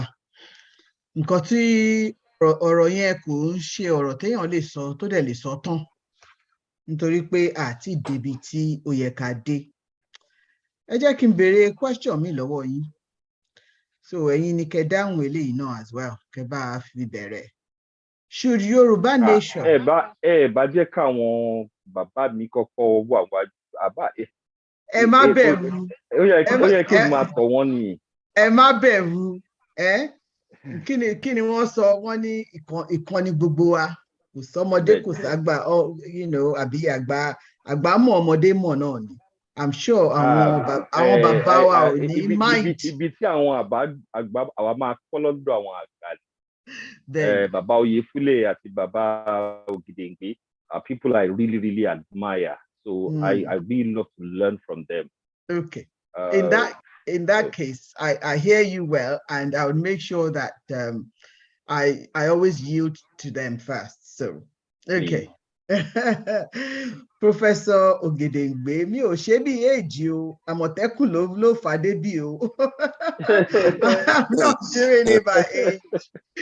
Ẹ jọ̀ọ́ sà. Àgbàlagbà ni. So, question on is, sir, should Yoruba Nation have a fiscal policy in place prior to any form of declaration be made public? Yes, my dear brother Àmọ̀tẹ́kùn, Antoine lẹ́yìn ni o. Mo like the best.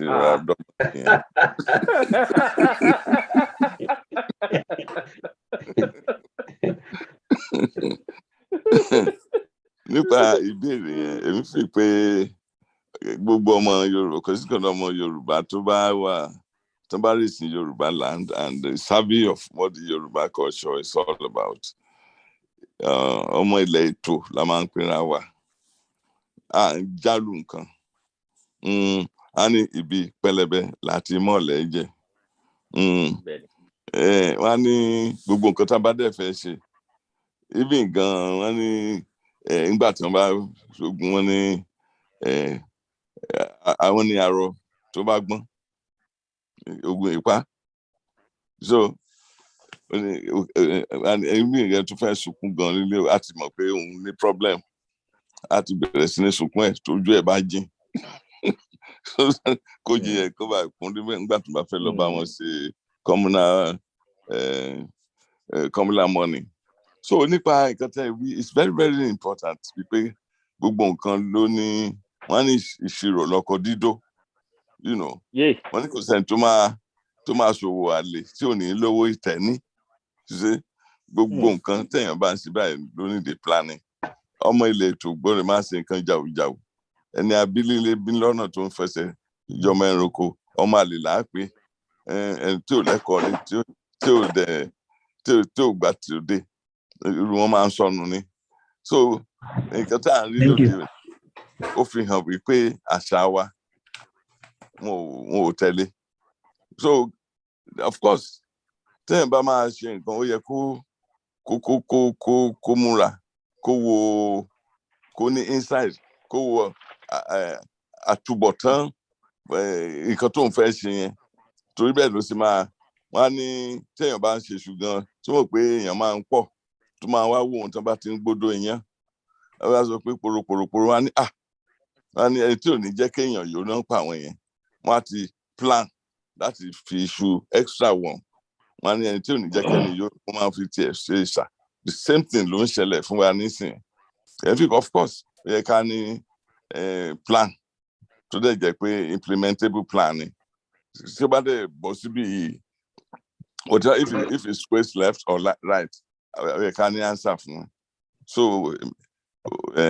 bẹ́ẹ̀mi ṣe rí nìyẹn èmi pé it's very very important pé èèyàn kan tó lè jálù nǹkan láìsí pé ó rò tẹ́tẹ̀lẹ̀ olùwẹ̀ akọ́ntún jẹ̀bi ikú ni ọlọ́run má jẹ́ ká kú sí gífà ẹ ṣeun. àmì o ẹ ṣé gan ni sà Dr. Oyefule sà. ẹ má bínú pé màá tún ní kí ẹ repeat question yẹn. Professor Ogedengbe tẹ kọ́kọ́ pé àwọn náà kéré jù ń bí wọ́n ṣẹ̀ṣẹ̀ celebrate 29th birthday wọn lánàá ni. Happy birthday sir, happy birthday. ẹni mi mọ̀ pé ẹnu òpùrọ̀ ìṣẹ̀jẹ̀ o ẹ wo dáadáa. wọ́n set you up ni o. Yeah, madam, repeat question here. Should Yoruba Nation have a fiscal policy in place prior to any form of declaration being made public? Kò sí rọ́ǹbẹ̀ ó yẹ ká ní àdèlè tí ní o tí wọ́n jẹ́ ká mọ̀ ń pẹ́ ṣùgbọ́n ó yẹ ká ní àwa Yorùbá kì í máa ń ṣe nǹkan impulsively kò yẹ ká ṣe nǹkan impulsively. Mo sure pé somewhere along the line ó ti yẹ kán nìkan àwọn tó ń ṣe declaration tó ń bá dẹ̀ tí ní kò ní dáa tó bá ti ní wọn ò fi hàn wá wọn dẹ̀ make it public to the Yoruba group in general. Olótù. Ẹ ṣé gan ni sir, ẹ ṣé gan ni. So Àmọ̀tẹ́kùn ṣe ní àfikún sí ìbéèrè yẹn àbí kí move on? Mo ní àfikún kínkínní kan. Èmi máa ń exaggerate nǹkan díẹ̀díẹ̀ because within that exaggeration there's a base at the end of the day. Á tó nǹkan tó yẹ kéèyàn rò.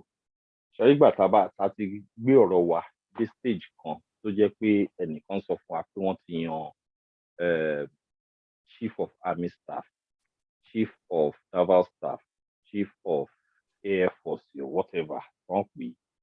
Ó mì wípé ẹni yẹn náà ó ti make mind ẹ̀ up pé òun ti ní minister of finance tó jẹ́ pé òun ló máa ṣe fiscal policy wa. Now the irony within this is the same person tó jẹ́ pé constantly ó máa ń sọ fún wa pé ṣé èèyàn mélòó náà pè nígbà tí wọ́n máa ṣe amalgamation, èèyàn mélòó náà pè nígbà tí wọ́n máa ṣe constitution, well, whichever constitution you want to talk about, especially this one of 1999. Èèyàn mélòó náà pè nígbà tí wọ́n máa ṣe Sharia law. And this is the same person to contradict our right. So wọ́n sọ fún wa wípé single-handedly, without being in an association with anybody, without having company with anybody, without working with anybody, the same person ló ti bẹ̀rẹ̀ sí ní deal pẹ̀lú cabinet wa in quotation mark. So at the end of the day, definition tèmi àwọn afún gbogbo utterances tó ń jáde from this same source, blabberdash ni.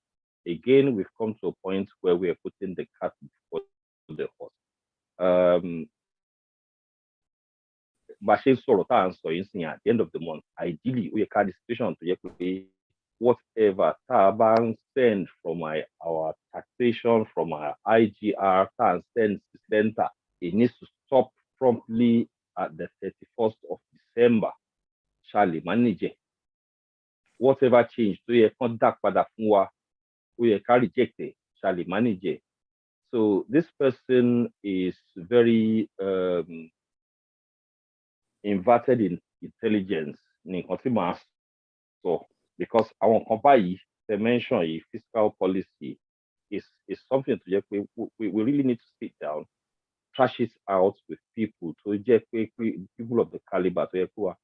So somebody is taking us for a ride. Somebody is playing with our intelligence. Somebody is messing us up. Somebody is delaying our emancipation. So I suppose we pay àwọn èèyàn tó jẹ́ pé wọ́n máa ń react on knee-jerk issue but on ní capacity láti sọ̀rọ̀. I don't know. So the answer to that question is yes, definitely we should have something that will represent a kind of fiscal policy right from the outset. Nation run around what are we doing? Only he who fails to plan plans to fail. In fact, afọ́jú ló fẹ́ ṣọba àwọn afọ́jú báyìí àti mo hope mo ti answer question yẹn back. Yes, as usual. Very well. So another question is, we are conscious of time. So ẹ jẹ́ ká máa ṣe àwọn responses wa ní small, not elongated. So the next question is pé we do not seem to have any policy for internal and external defense for a sovereign nation. Are these not necessary prior to public declaration? Dr. Oyefulesa. Thank you, ma'am. Thank you, Lutu. Yes, definitely. I need the one. Control over one's national space. It's one of the hallmarks of sovereignty. So, Tom Bati she oyeka somebody that she well known among the àwọn tó ń jà ìjàgbara. Nítorí pé èmi Oyefule personally mi mọ̀ ń pẹ́ kò mí pé kò sí ń bẹ̀. Ṣùgbọ́n tó ń bá tí ṣe ó yẹ kán ṣe olóòtú. Ẹ ṣé gan ni sir. Professor Ogedengbe sir. So báyìí ó sọ pé we do not seem to have any policy for internal or external defense for sovereign nation. Are these not necessary prior to public declaration? Yeah, of course. Unnecessary kala ni gẹ́gẹ́ ajẹ́ ilẹ̀ ètò táwí àgbọ́dọ̀ àìṣiṣẹ́ ni pé òun ló fà. Of course, we have to. I need the láti tí wọ́n bá fẹ́ ṣe nǹkan tí ó bá ti ní plan fún. Òun náà là ṣe tẹ́wọ̀n pé ó pẹ̀kún ara nǹkan tí global director ti wá. Iṣẹ́ tó yẹ kan ṣe pé kóníkálukú ti ní nǹkan tó máa ṣe. Ó wà nínú ìṣẹ̀dálẹ̀ wọn ní ọmọdé níṣẹ́ àgbà níṣẹ́ la fi dá ilẹ̀ Ẹ̀fẹ̀. People we know kì í ṣe ìgbà tá a bá dé ojú ìjà ló máa sọ ìwọ báyìí agbọn òkè báyìí ní kò gbà ìwọ gbà sàlẹ̀ ẹ ti ní sí ẹ̀kẹ́ tó lọ ẹ ti mọ ibi tẹ́ ẹ̀ ń lọ ẹ ti ní gbogbo yẹn dání nígbà òṣè yẹn ó dàbí pé àmọ́ bóyá ewé amúnimúyè àwọn Fúlàní ti já fún wọn àmọ́. Ẹ ṣé gan ni sir. Àmọ̀tẹ́kùn, are you able to answer that one? Yes, I am. Màá try láti wà sarcastic bákan láti sọ wípé tá bá ti yan AIG àbí IG Inspector General tá ti yan Chief of Army Staff and gbogbo àwọn nǹkan bẹ́ẹ̀ yẹn amounts sí pé a ti ní Ministry of Defense or Ministry of Internal Affairs and all of that within my own knowledge. Problem tó wà ńbẹ̀ ni pé a ti ṣí floodgates sílẹ̀ fún military coup, which is something we are renowned for. So at the end of the day, loyalty only máa kángun síbì kan. If one person would be able to select all those people and impose them on us, ó mean pé a ti ní policy for internal and external defense ni. But unfortunately, at the same time, a ti ní policy for coup d'etat. No, as a matter of the fact, we pay àwọn èèyàn máa ní loyalty sí ẹni tó single-handedly elect. Ẹ ṣeun ma. Ẹ ṣé gan ni. Ẹ ṣé. So question tí mo fẹ́ béèrè nsìn, mo máa kó wọn pọ̀ ni. Ó wà in about 2 parts. So, and that one is about referendum. Asking our people if they want freedom from Nigeria or not is what the referendum is about. Isn't it important to ask our people if they desire to leave Nigeria? Should a single person be coercing or forcing his or her will on Yoruba people? Màá fẹ́ kí Dr. Oyefule bá lè kọ́kọ́ bá wa dáhùn ìbéèrè tí mo kó pọ̀ yẹn sà. Yeah, ẹ ṣé olóòtú. Well, definitely referendum were necessary in attaining sovereignty. Because èèyàn gbọ́dọ̀ mọ àwọn mélòó náà kọ́kọ́ náà fẹ́ wà ní new sovereign state, what percentage of the people. Àmọ́ ìgbà tí by my estimation, and with the two boss, various other people to give similar percentage. You were to go 20, at most 30% of our people, not here in Yoruba Nation. Everybody educate what to. Educate what to. So we need to still go back and do more education. Katube Simaso Nipa Kateto issue of referendum select. And see referendum by the Tiwa to favor, then at that point in time, of course we all can go out and share less essay, go to Yakashi towards achieving our goal of a Yoruba nation. Olotu. Ẹ ṣé gan ni sà. Màá tún béèrè questions yẹn sà fún Professor Ogedengbe. By asking our people if they want freedom from Nigeria or not is what the referendum is about. Isn't it important to ask our people if they desire to leave Nigeria? And should a single person be coercing or forcing his or her will on Yoruba people? Professor I believe Ogedengbe. the question it just need only the simple answer. Of course, necessary abuse, assume we are the thinking tank for the masses of the people. Out of respect, we are pilot Paul Lamashi, whatever. Latin opinion this is what we're going. What are education time? So of course it is necessary. Thank you, sir. Amotekun. Màá move on torí Amotekun ó jọ pé wọ́n busy right now. The next question is what bilateral relationships do we have with nations of the earth and ethnic nationalities that you are aware of? Màá dẹ̀ béèrè yẹn lọ́dọ̀ Professor Ogedengbe. Ẹ má bínú dáa pé mo miss the first question tẹ́ ẹ béèrè lórí ọ̀rọ̀ referendum. Máa padà in a minute. Okay. Yeah, second came to my answer. Go ahead. Okay, sir. All right. Yield, sir. So máa padà sí ọ̀dọ̀ Amotekun. Ẹ má bínú mà, Mrs. Popola. Ṣé repeat ẹ fún yín? Ẹ bá mi ẹ jọ̀ọ́, ẹ bá mi. Okay. So, Benny. When you clarity kékeré kan tí mo need the no problem. Asking our people if they want freedom from Nigeria or not is what the referendum is about. Isn't it important to ask our people if they desire to leave Nigeria? Should a single person be coercing or forcing his or her own will on Yoruba people?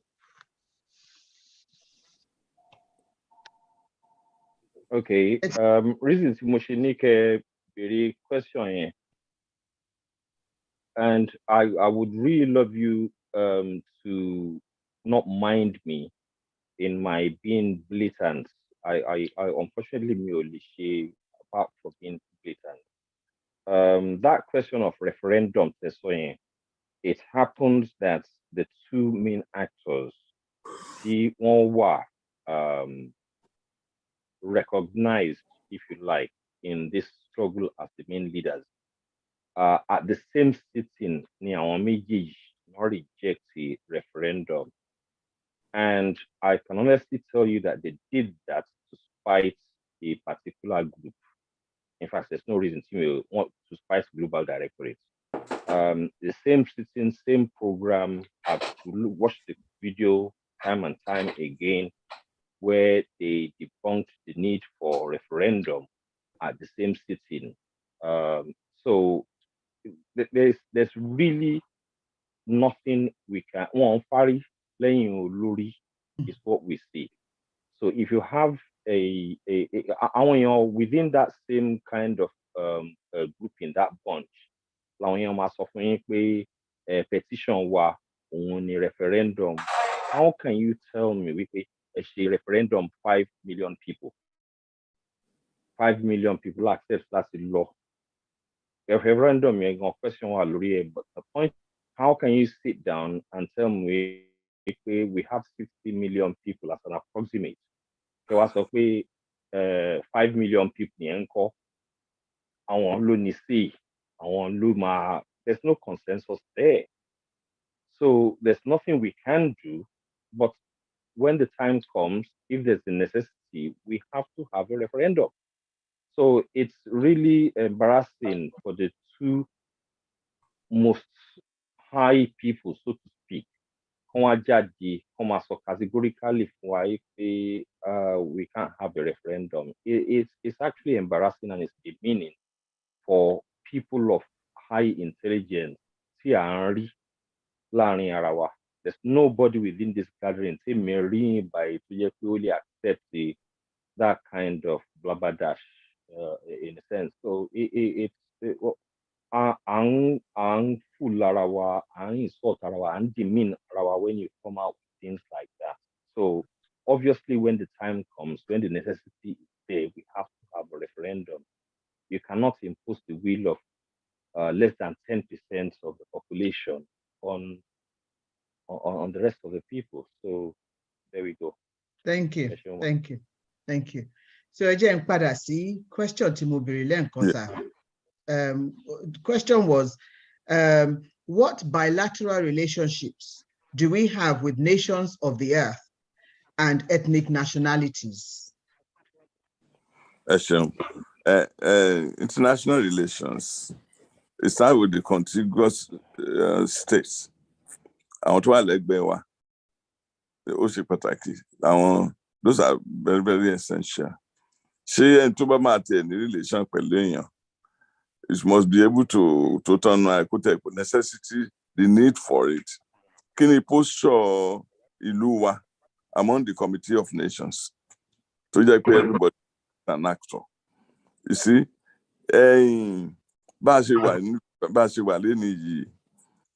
ẹni tí ò lè bọ Ògún lé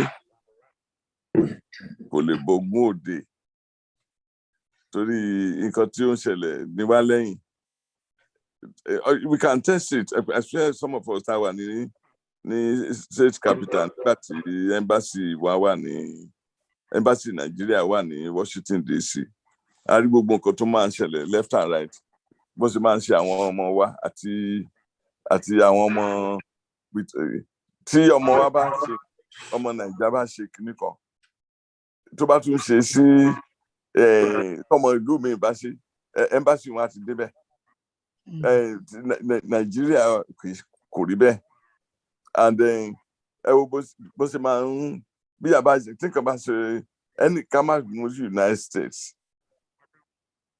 other behavior of a nation state ó máa affect the kind of acceptable image tí wọ́n bá portray síta ló máa ń fa báwọn other ṣe máa treat wọn even up to the United Nations so ìgbà tí àwa ní later tó tán fúnra wa tí we have unpopular government a government that has no mandate cannot protect the basic rule of a government protection of life and property so oníkàlùkù ìgbà tí ambassador Turkey sọ lọ gba oyè lọ́dọ̀ Olúwo of Ìwó àwọn dongari ẹ̀ ló kó dání ọjọ́ wo lẹ rí kí head of state àbí any other thing kì í tẹ̀ sí a mọ̀ pé àwọn head of state mi àwa tó yẹ pé security wọn ò ní sọ síta security ẹ̀ tó wá gba ìlú lálejò it's not so with us so I don't know what kind of all this thing with imagery that we have and kind of acceptance within the contiguous and other nations of the world so when you tílé ò bá dáa kò dáa náà nìyẹn so ó kàn jẹ́ nǹkan tí mo rí nípa ọ̀rọ̀ yẹn it's not something that is existent. Ní mo rí pé ẹ ṣeun. Ẹ ṣé gan ni sir. Dr. Oyefule. Yes. Màá tún béèrè again. What bilateral relationships do we have with nations of the earth and ethnic nationalities? Okay, ẹ ṣé olóòtú. Sovereignty can be divided basically into two.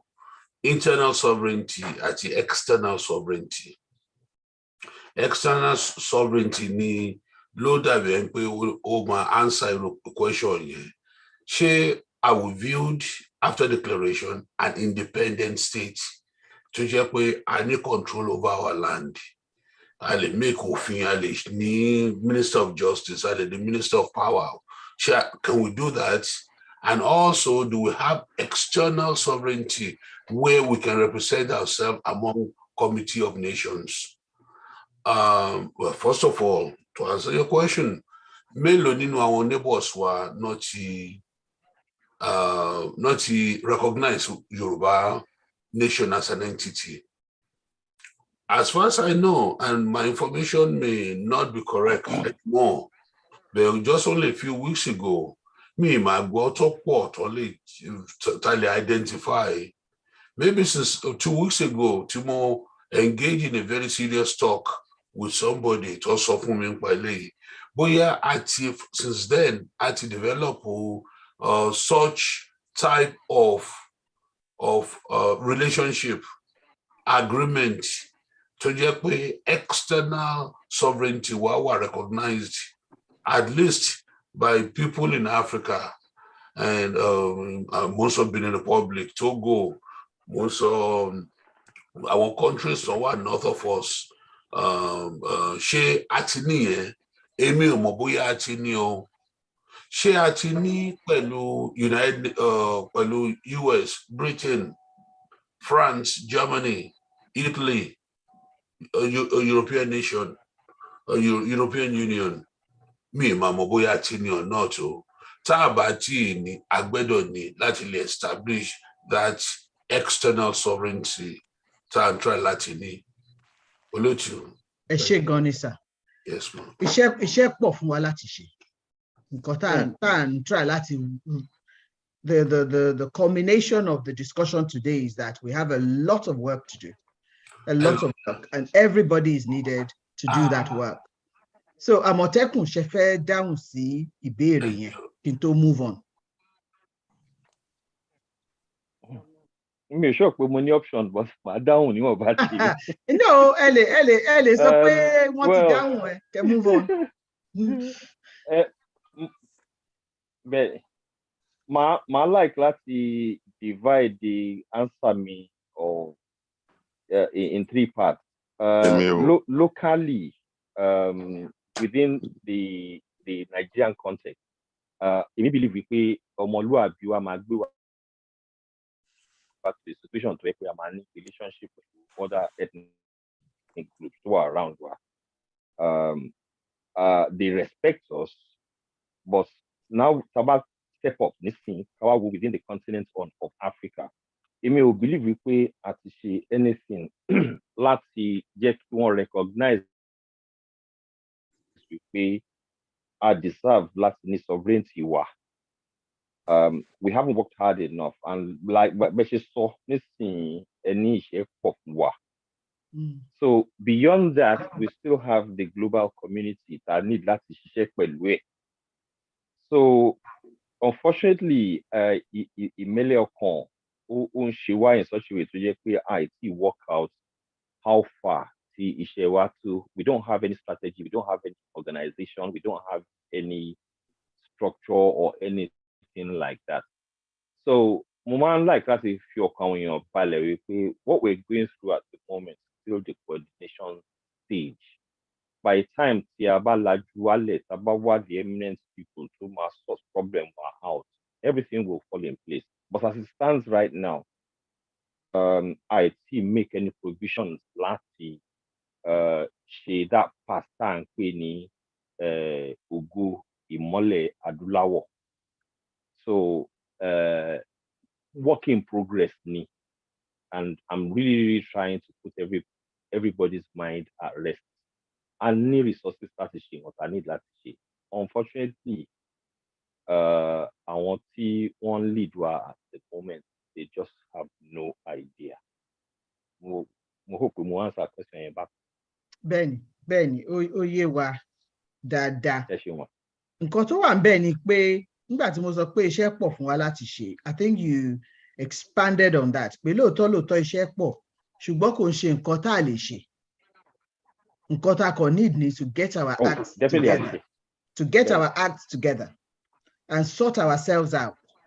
Ká tún ilé wa ṣe kó tó di pé a bẹ̀rẹ̀ sí ní build on that. Get the right people to lead us. Ìmọ̀ràn ńlá gidi gan nìyẹn.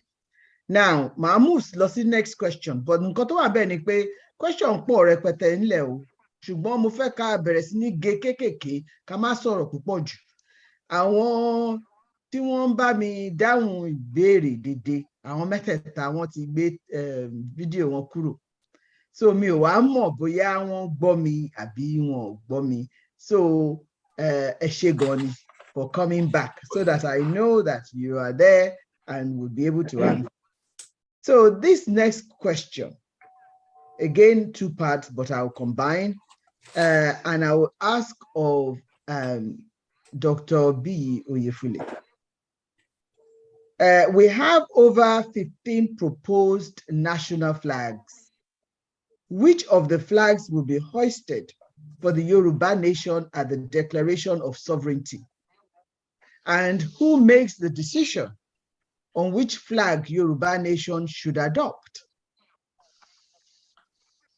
Okay, Olotu, thank you, ma. Well, a lot of confusion tá a ní náà nìyẹn. I mean, a ní Yorùbá flag kan tó ní orí olókun. Àwọn kan ní pé we must not have graven images around us. Wọ́n ní religion àwọn prevent or forbid it. Àwọn kan ní pé orí òrìṣà ní orí olókun. But it's part of our lack of understanding of who and what we are, and also the general confusion to surround gbogbo àwọn èèyàn wa ń sìn. Eléyìí tí àwọn èèyàn wa bá choose láti lò náà la máa lò. But I don't think pé a ní consensus nípa nǹkan tá a máa ṣe. Because eléyìí tí gbogbo wa wà familiar with, we are all very happy about it. Looks like wọ́n ti ń withdraw díẹ̀. Àgbọ̀ púpọ̀ nípa flag, àgbọ̀ púpọ̀ nípa àwọn instrument of states that need. So, bó ti rí nìyẹn Olótù. Ẹ ṣé gan ni. Professor Ogedengbe, ṣé kí n béèrè questions yẹn sir again? Ẹ lè má béèrè. Èmi ò rò pé a nídìí àwọn nǹkan bẹ́ẹ̀. We have a process. When gbogbo ètò à ń ṣe yìí, oríṣiríṣi àṣìyà tó rọ initiative oníkálukú ni tí a bá tí ìforíkorí ká sọ pé nǹkan báyìí ni gbogbo adẹ fọwọ́ sí kò ní wá official kò sí èyí tí ó wà relevant síbi tá a wà yìí kò dẹ̀ sí èyí tó wà more relevant than the other torí all those special groups ló ń ṣe bó ṣe yé oníkálukú bó ṣe yé so ngbà táyé tàbá dé level yẹn we will decide. Ẹ ṣeun. Ẹ ṣé gan ni sir. Ẹ ṣé gan ni. Àmọ̀tẹ́kùn, I will let you off on that question, but I want you to start to answer this one. It has been said that a sovereign Yoruba nation will emerge before the end of 2022. Is this feasible? Shewambe. Mo wà bímọ. Statement is akin to building a castle in the sky. Feasible rárá. There's no way it's happening. It's fool's paradise. It's fool's gold ni. I see ṣiṣẹ́ débi pé a máa pé a fẹ́ proclaim, a fẹ́ occupy. We haven't done anything to that level. So it's a suggestion or a statement from somebody. Unfortunately, I shouldn't call anybody half-witted, but it has to be something along this line. It's unfortunate we at the descent to a stage to jẹ́ pé ẹnìkan máa kó àgbàdo sínú òkú wa. I still worry about what is the purpose of all of this? Kí ni confidence ẹni yẹn ni? Kí ni end game ẹni? It is not feasible. It's not possible. I mean, we have only a couple, just over a week left. Everything that I at this point who indicates I'm a sovereign nation by the 1st of January. No chance. Ẹ ṣé gan ni. Dr. Oyefule, kí ni views yín sir? It has been said that a sovereign Yoruba nation will emerge before the end of 2022. Is this feasible? Tẹ́bá ni pé is it visible? Oh, ṣé wà feasible lẹ́bẹ̀rẹ̀? Èmi á ní pé èmi á tún wá bèrè question ni pé ṣé inú mi á dùn tó bá ṣẹlẹ̀? Mo wà nílé màá sọ̀rọ̀ sókè. Inú mi á dùn tó bá lè ṣe. But miracle tẹ́bá máa perform within the next 13 days. I would like to see that also. Ẹ ṣé olóòtú. Ẹ ṣé gan ni. Mo fẹ́ sọ pé èèyàn kan sọ pé nínú chat pé lágbára Ọlọ́run anything is possible. Mi ò rò pé ìkọ̀kan náà àwọn panelists wa disagree pẹ̀lú yẹn. Opinion yìí tẹ̀ ń sọ náà ni pé gẹ́gẹ́ bí ibi tá a dé yìí, ibi tá a wà yìí, pẹ̀lú àpẹẹrẹ nǹkan tá à ń rí kò jọ bẹ́ẹ̀. Professor Ogedengbe, kí ni ẹ rò sí? Well, nǹkan tó wà bẹ́ẹ̀ ni pé I have a position. Gbogbo àwọn tó ń jìjàngbara oríṣiríṣi group kò sí kan tí ó wà irrelevant.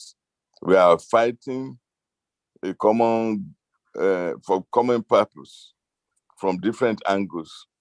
And tó wà ní location 1 and 2 and 3 and 4. Tó bá ṣe kankan náà ideology is a way.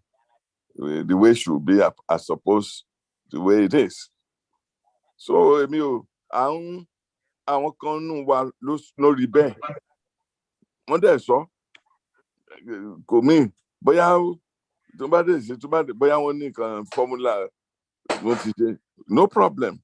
Ṣùgbọ́n èmi mọ̀ pé kò sí kan tí any group even global director táwọn náà bá declare within the cohort that we are in, I believe we believe it. Àwọn míì lè má believe it.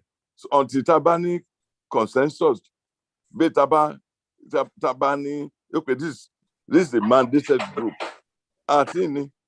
So because I can maybe it's good for the exercise that it's good for. That's the way I see it. Because it tó tó bá dẹ̀ wáyé náà nìyẹn kọ́ dẹ̀ mọ̀ bó ṣe máa mi ìwà mọ̀ bó ṣe máa ṣẹlẹ̀ o torí kò tẹ̀ possible now ṣé ẹ wá declare government in a parochial way that's not the way it is so bóyá ó yé wọn ó yé ọmọ tó ń ké orí ìyá ẹ̀ tó ń rẹ̀ so no problem personally èmi ò rí nǹkan sọ sí yẹn o bóyá ó rí nǹkan táwa ò rí.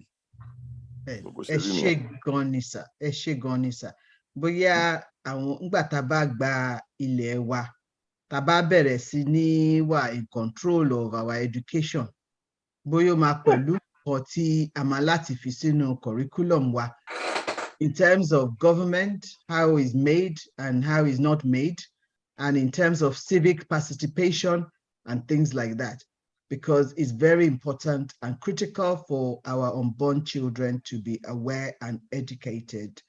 Not that I'm calling anyone illiterate, but it's just a point that I thought is worth making at this point. Àti fẹ́ẹ̀ dópin ìbéèrè wa lénìí, but ó kù díẹ̀ sí. In our quest for sovereignty, there are 3 routes to explore. These are legal, diplomacy, or war. Which of these 3 routes has the Yoruba nation pursued effectively to suggest a sovereign Yoruba nation will emerge? Dr. Oyefulesa. Yes, ma'am. Well, she actually explore legal aspects of our struggle. It remains to be seen. She diplomacy. She actually need diplomatic relationship with other entities, national entities. Again, that remains to be seen. By war, she I need working conju to each state, each town, ready to defend, and also at the borders of Yoruba land. Do we have those right now? Me, ma, tig, but where ni one. Ale ni one o temi o mo. Taba ni one inu mi I do. I'll be so very happy, but I'm not aware of any. So, in the aspect of those 3. In view of those 3 aspects, legal, diplomacy, and declaration of war, or ability to repeal war, I do not think we are ready yet on those 3 aspects. Olutu. Ẹ ṣé gan ni. Professor Ogedengbe, báwo lẹ ṣe rí sísà? Ṣé kí n tún béèrè questions yẹn again? No, ẹ má wù. Okay. Èmi rò pé nǹkan tó wà bẹ̀rẹ̀ gbogbo nǹkan àwọn those are the parameters that are necessary for a sovereignty to be. The primarily, we have not done it. Even how many percent of our populace tó mọ nǹkan tá à ń jà fún tó jẹ́ pé tẹ́ bá declare gan àwọn náà lè máa jà lé lórí wọn ò mọ̀ ibi tó yẹ ká ti di pẹlẹbẹ àti mọ́ọ̀lẹ̀ jẹ. Gbogbo àwọn nǹkan tó ń sọ yẹn náà ló necessary, but everything is in sequence depending on the situation. Ètò bá gbé yọ náà ni a máa ní. So mi rò pa bó bá tiẹ̀ wà àmọ́ àti pàápàá a ní a mandated group. Our masses were not informed, nor conscious of what we're fighting for. So bóyá àwa tún mú ni ká put in sequence. Ẹ ṣeun. Ẹ ṣé gan ni sà. Àmọ̀tẹ́kùn, kí ni views ẹ̀yin bẹ̀ yẹn? Diplomacy la ní capacity fún, but I will not be surprised tó bá jẹ́ pé combination of all 3 ló máa jẹ́ at the end of the day. All of them in very, very varying capacities. But diplomacy. You're muted accidentally. Àmọ̀tẹ́kùn, you've inadvertently muted yourself. Can you hear me? Àmọ̀tẹ́kùn, you're muted. He's muted himself and he can't hear me.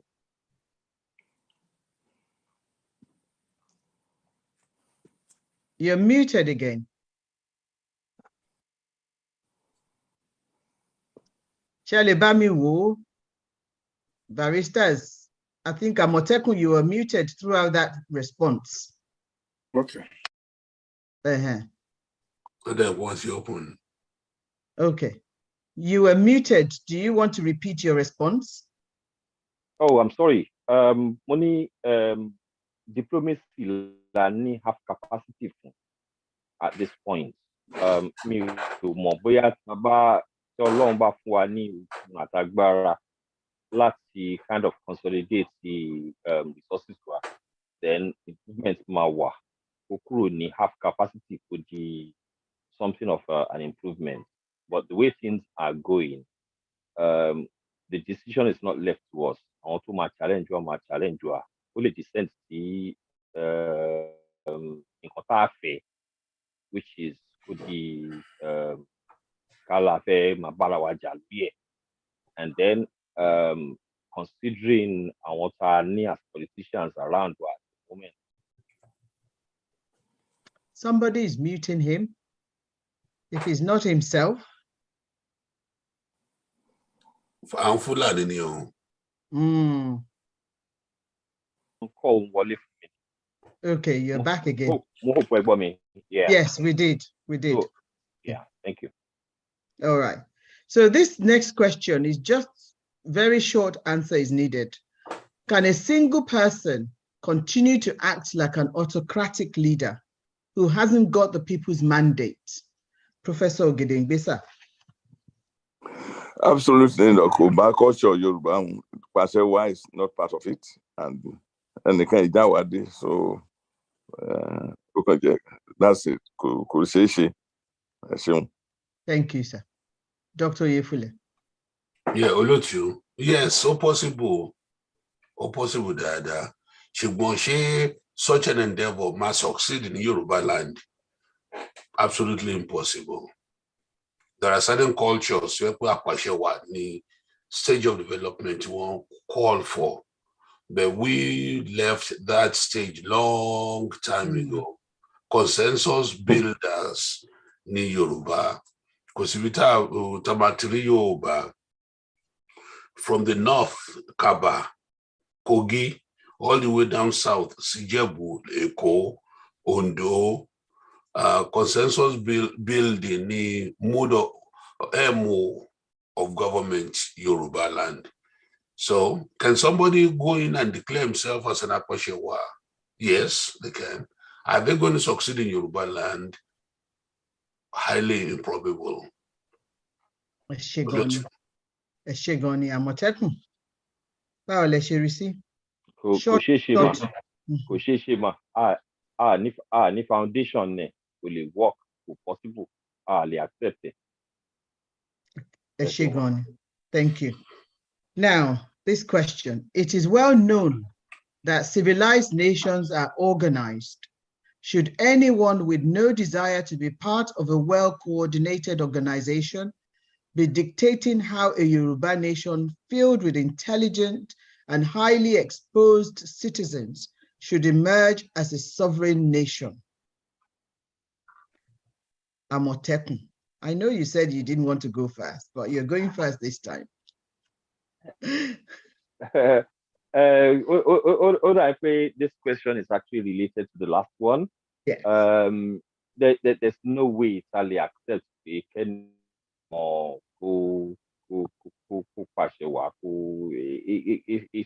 it's completely unnatural to us, possible. And we have to understand we're actually following human social evolution. 2021 Lawai.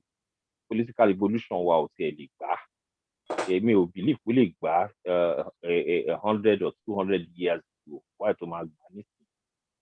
So we just need to gather ourselves and start forming a force to get it won't work. And I suppose we're going into 2023. So Thank you very much. Dr. Oh, yeah, Ifulu. 2023. Repeat question. Absolutely, absolutely. It is well known that civilized nations are organized. Should anyone with no desire to be part of a well-coordinated organization be dictating how a Yoruba filled with intelligent and highly exposed citizens should emerge as a sovereign nation?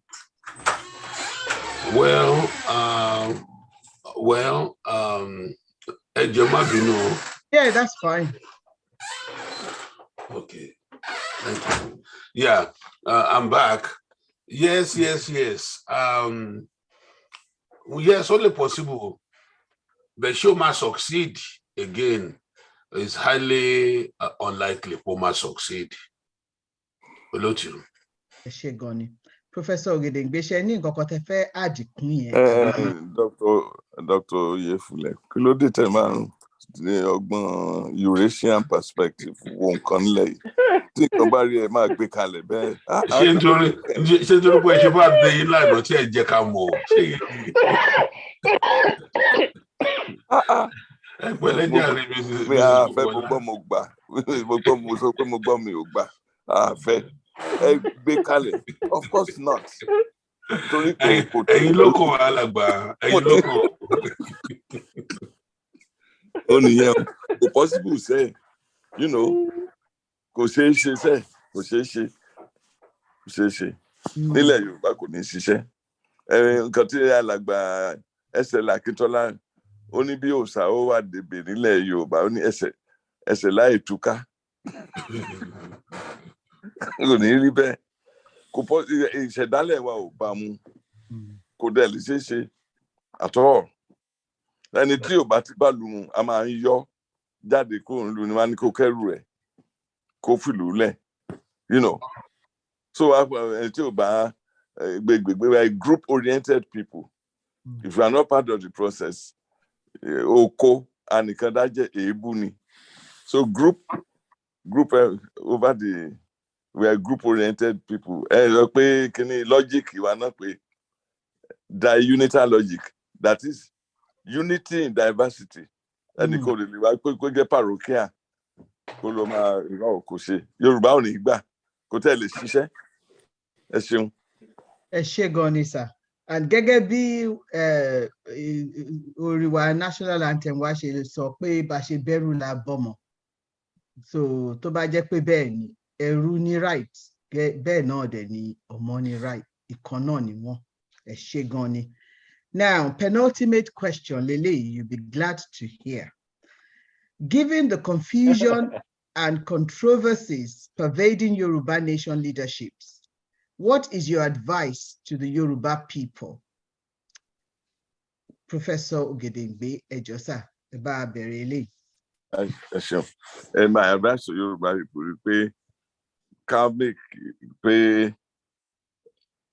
it's incumbent on all of us láti mú kí ká mọ nǹkan bí issue ṣe wà kéku lé kó sọ fún toko ibi tá a wà torí àlàáfíà ìgìlà àlàáfíà ẹ̀yẹ.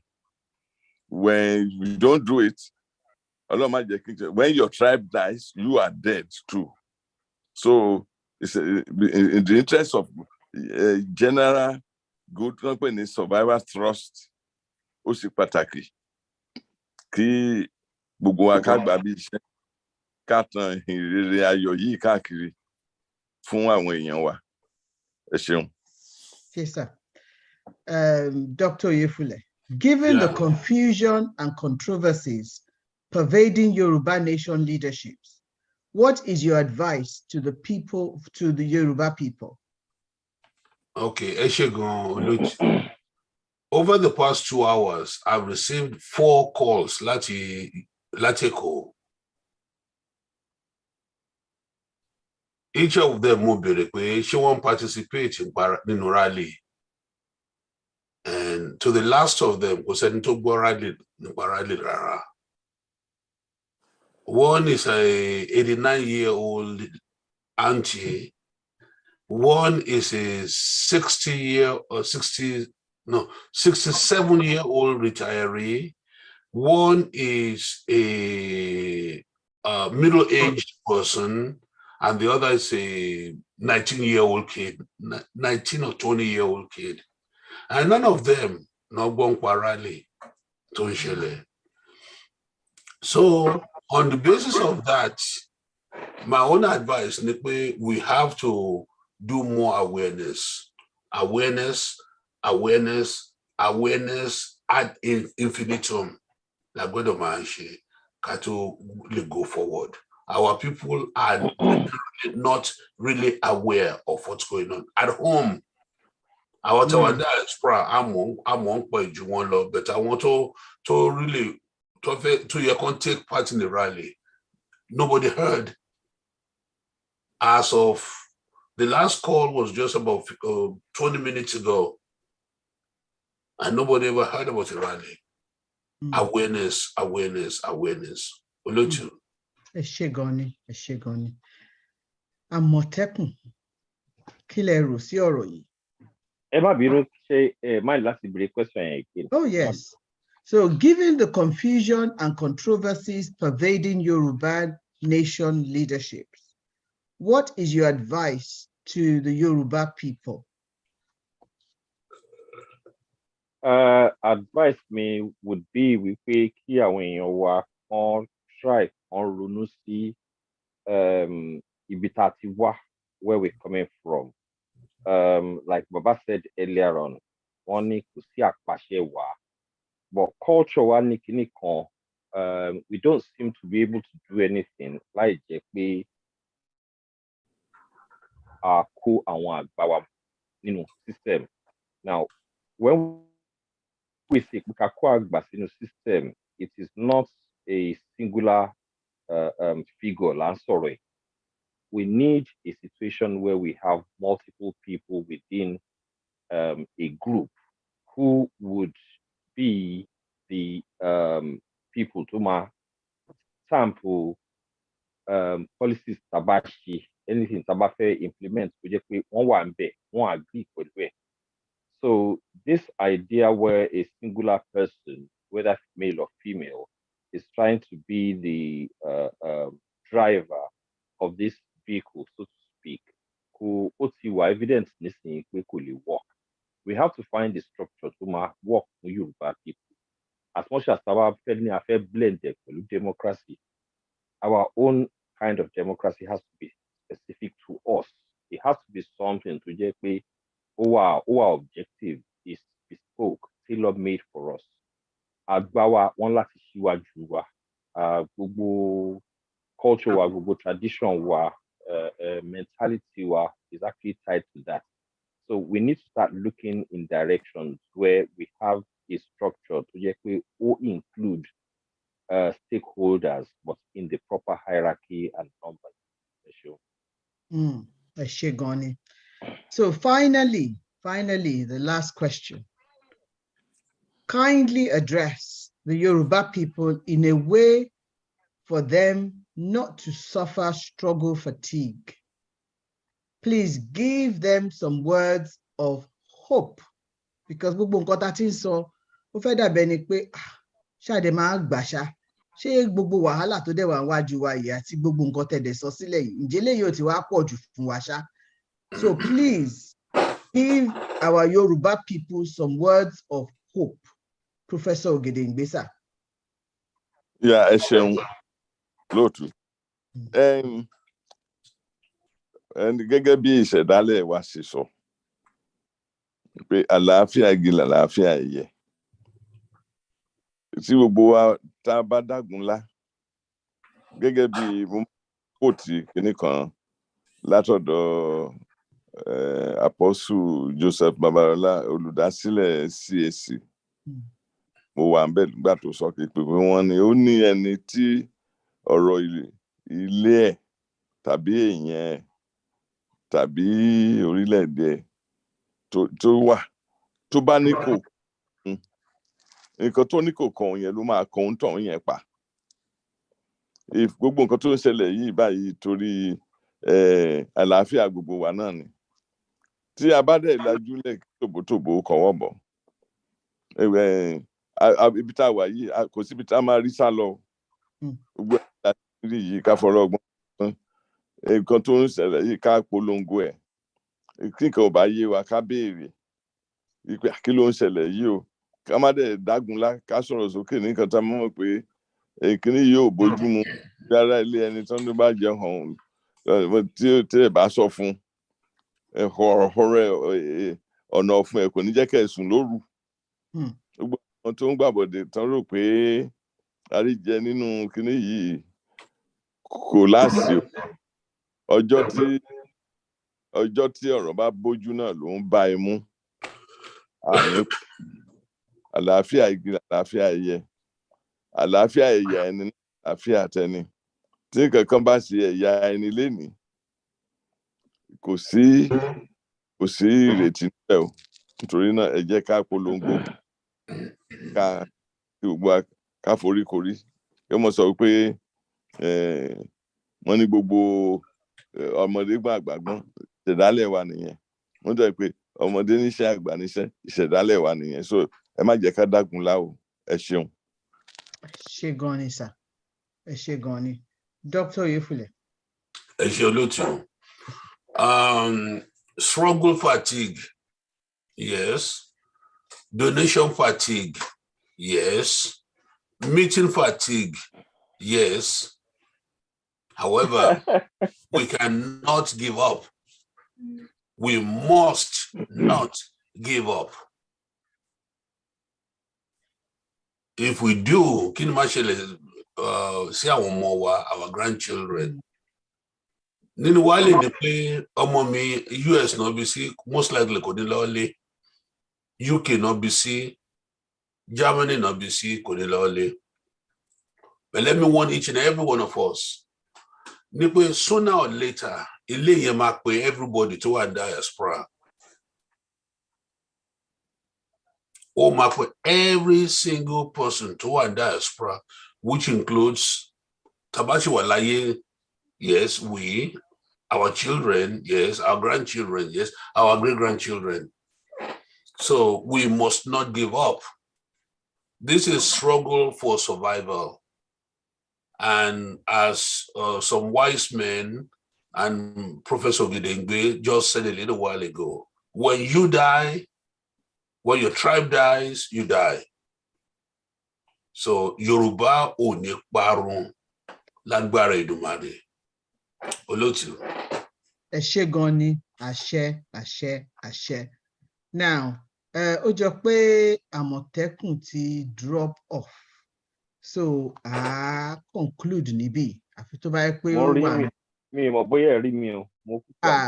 Ààrẹ yín o.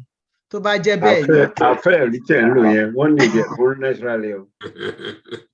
Ẹ ṣí ẹ má dàá jẹ́ o. Ẹ má dàá lò. Answer question yẹn. Ṣé kí n tún béèrè question yẹn padà ni?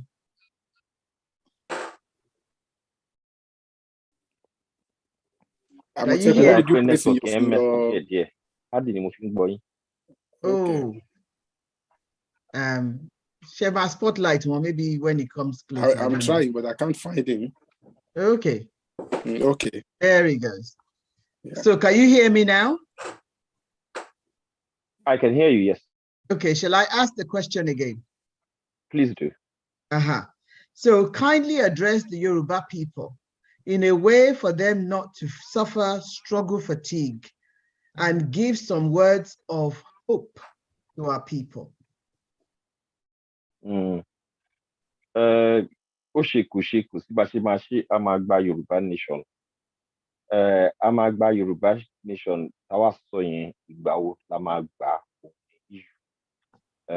ìṣọ̀kan ló máa make it easy ká tètè gbà. Àìṣe ìṣọ̀kan ló máa jẹ́ kó pẹ́. Ìṣọ̀kan yẹn kì í ṣe nǹkan téèyàn kan ń ṣe lórí ahọ́n. Ìṣọ̀kan ò ṣeé ṣe lórí irọ́. Ìṣọ̀kan ò ṣeé ṣe lórí ẹ̀tàn. Ìṣọ̀kan ó ṣeé ṣe lórí ìmọ̀ àti òye. Ẹni tá a bá fẹ́ fi sípò ó lead wa kì í ṣe position fún bùgà. Position iṣẹ́ ni. A gbọ́dọ̀ padà ká wá ṣe the same thing tí gbogbo every other African nation ń ṣe. A kò máa gbéyàn sípò just for the aesthetics and all of that. So ẹni tó máa ṣe olórí wa ń láti jẹ́ pé èèyàn tó máa carry wa along, èèyàn tó yẹ kó máa ní leadership skills, kì í ṣe kò ní kò jẹ́ èèyàn tá a fẹ́ràn, èèyàn tó fẹ́ràn wa, èèyàn tó fẹ́ràn ìlú wa, tó rẹ́yìn láti ṣiṣẹ́ fún ìlú wa la need. So adẹ̀ láti wá bá ṣe máa ṣe tó yẹ pé àwa èèyàn gangan la máa wà in control of our leaders, kì í ṣe àwọn leaders wa ló máa wà in control of àwa. Moments máa wà tó jẹ́ pé yes, they know better, but wọ́n nǹkan tá a fẹ́ ṣe wọ́n pè ní democracy, ìjọba ìlú látọwọ́ ọmọ ìlú fún ọmọ ìlú. At the end of the day, it does not take us out. Gbogbo aláníṣẹ́ ṣe, sùúrù ló gbà, òye ló gbà, ìmọ̀ ló gbà. Kéèyàn dẹ̀ ṣàkíkanjú, kéèyàn ṣọmọlúwàbí, bó ṣe é ṣe, à ń láti ṣe, àá dẹ̀ lè ṣe lágbára Ọlọ́run. Ẹ ṣeun mà. Ṣé àmì ẹ ṣé púpọ̀ fún ẹ̀kọ́ tí ẹ ti kọ́ gbogbo wa ní èyí. United we stand, divided we fall. Thank you all very much for such an insightful and comprehensive debate. Lónìí, Oòduà á gbé gbogbo wa o, kò ní gbé àwọn ọ̀dàlẹ̀. Ọ̀dàlẹ̀ ńkọ́ ó máa bá ilẹ̀ lọ. Ẹ ṣé gan ni. Thank you so much, my panelists. God bless you all. Take care. Over to you, Sister Bimbola Marquis. I hand the baton back to you, if that's okay, or whoever is leading the Q&A session. Well, it wouldn't be me leading it. I think Sister Yemisi is the one in charge of question and answers. Ẹ ṣé gan ni. Sister Yemisi, over to you. God bless you, ma. Thank you, ma. Ìyálóde lẹ́mìn. Oh, yes. Ẹ kú iṣẹ́ takuntakun mà. Ẹ kú ilé ẹ̀yin bàbá àti ìyá wa o. Oòduà á gbè yín o, kò ní gbé àwọn ọ̀dàlẹ̀ o. Èèyàn kan ṣoṣo ni ó sì náwó sókè, bẹ̀tẹ̀ màá sì sáré sọ rules and regulations nínáwó sókè àti ìdáhùn. Ẹ̀gbọ́n èèyàn question 20, ìbéèrè 20 ni a máa gbà. And ẹni tó bá dẹ̀ náwó sókè, question kan ló lè béèrè. Ìṣẹ́jú kan dẹ̀ ni ó máa fi ṣe question yẹn. So ẹni tó bá fẹ́ fún wa ní ìmọ̀ràn àbí ó ní nǹkan tí wọ́n ní sí tán fẹ́ sọ àbí nǹkan tá a mọ̀ tán fẹ́ ká mọ̀, ẹ jọ̀ọ́ ẹ kọ sí orí chat. Ẹ jọ̀ọ́ téèyàn kan bá ń sọ̀rọ̀, ẹ má interrupt, ẹ jọ̀ọ́ torí Ọlọ́run. Ẹ jẹ́ ká hùwà bí orúkọ wa ọmọlúàbí so that gbogbo á lè lọ létòlétò. Ẹ ṣeun. Èèyàn kan tó sì náwó sókè ni The Prince. Ẹ jọ̀ọ́ ẹ mú ta ara yín kẹ́dẹ̀ gbé ojú yín síta kẹ́ béèrè question yín sà.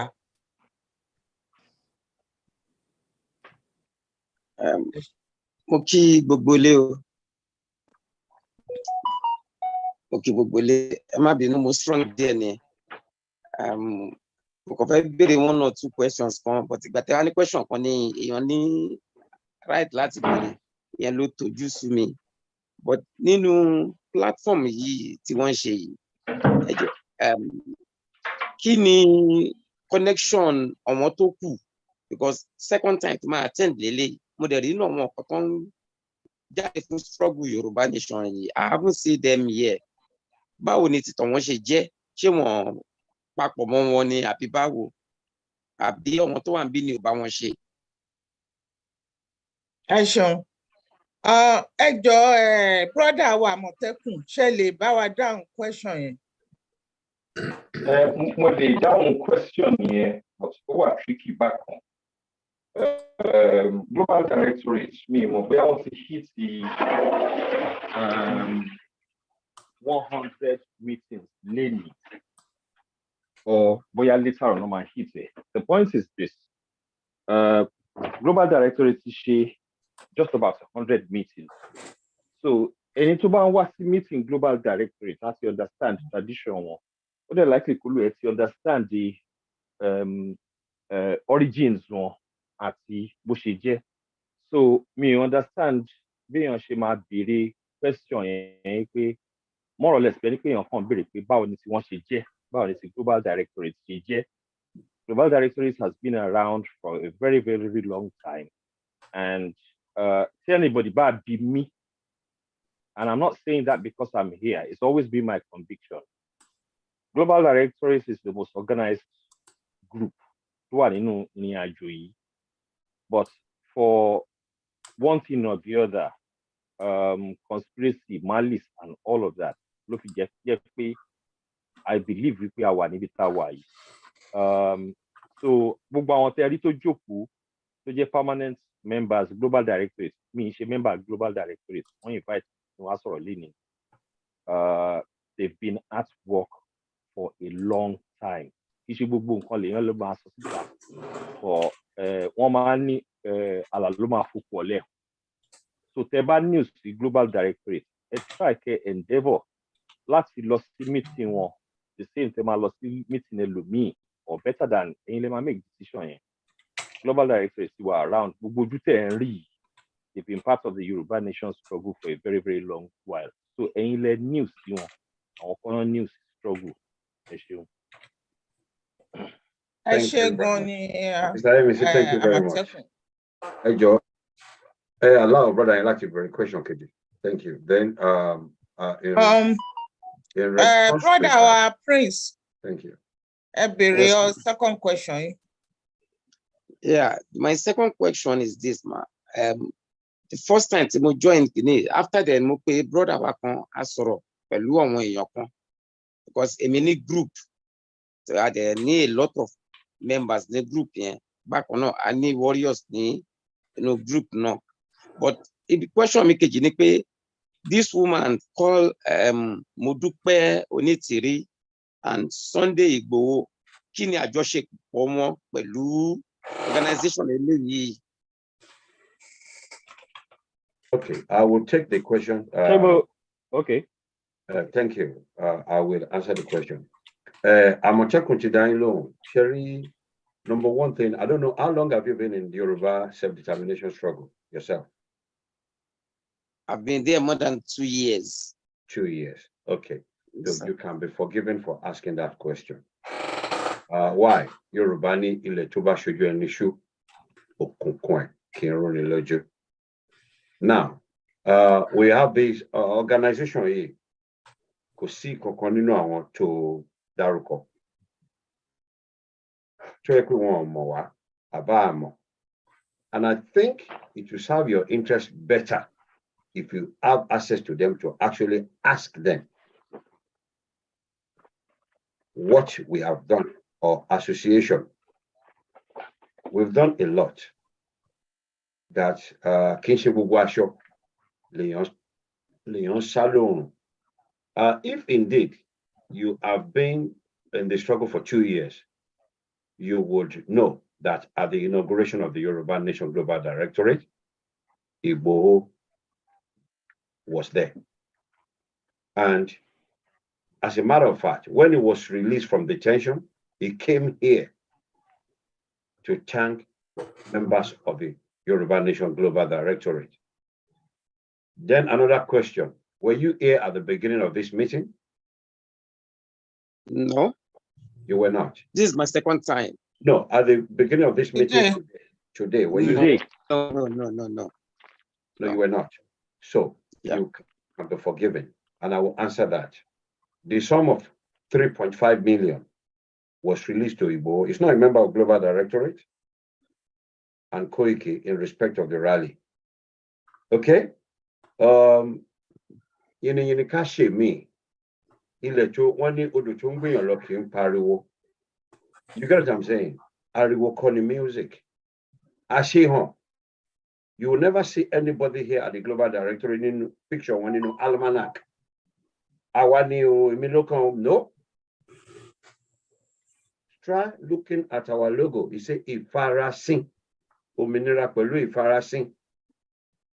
À ń tọ̀yàn jẹ o, a dẹ̀ ń kówó jẹ. Baba Liu is not a member of this organization, but we are talent hunters. Ibikíbi tí ọmọ Yorùbá, ojúlówó, tán bá wà, tán bá ń ṣe nǹkan, tó bá pè wá sí àwọn ìgbìmọ̀ nínú ilé wa wọ́n á dá sí. Why? Because a lè dá sí. Ọ̀tá bá ra àwọn olóòótọ́ tó fẹ́ ṣe nǹkan á fún wọn. Tí olóòótọ́ bá dé turn round, wọ́n bá parọ́ á tún sọ fáwọn èèyàn. You get what I'm saying? Olóò káwọn ọmọ ogun jọ, we don't deal with ológo, we deal with vigilantes. Ọgbọ́n ju agbára lọ. And it may be an opportunity to let àwọn èèyàn wa tán wá sínú ìjókòó ilé ní láti mọ̀.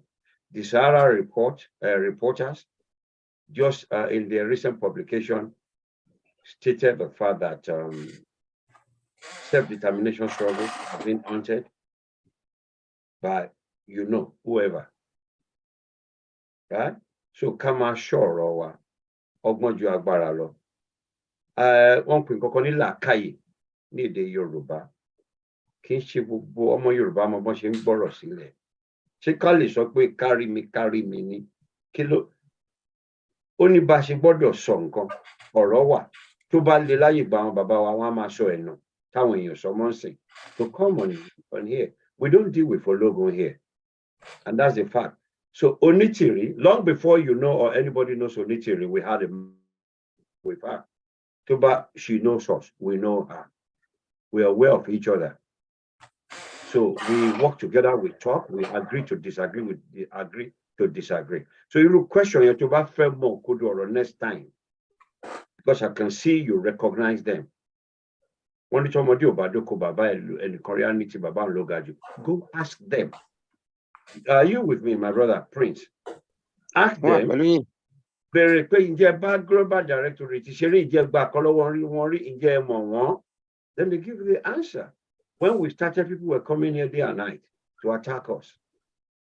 But like our brother said, we're not here for glory, position, or politics. If we wanted to do politics, many of us would have done better than most people you see in Nigeria.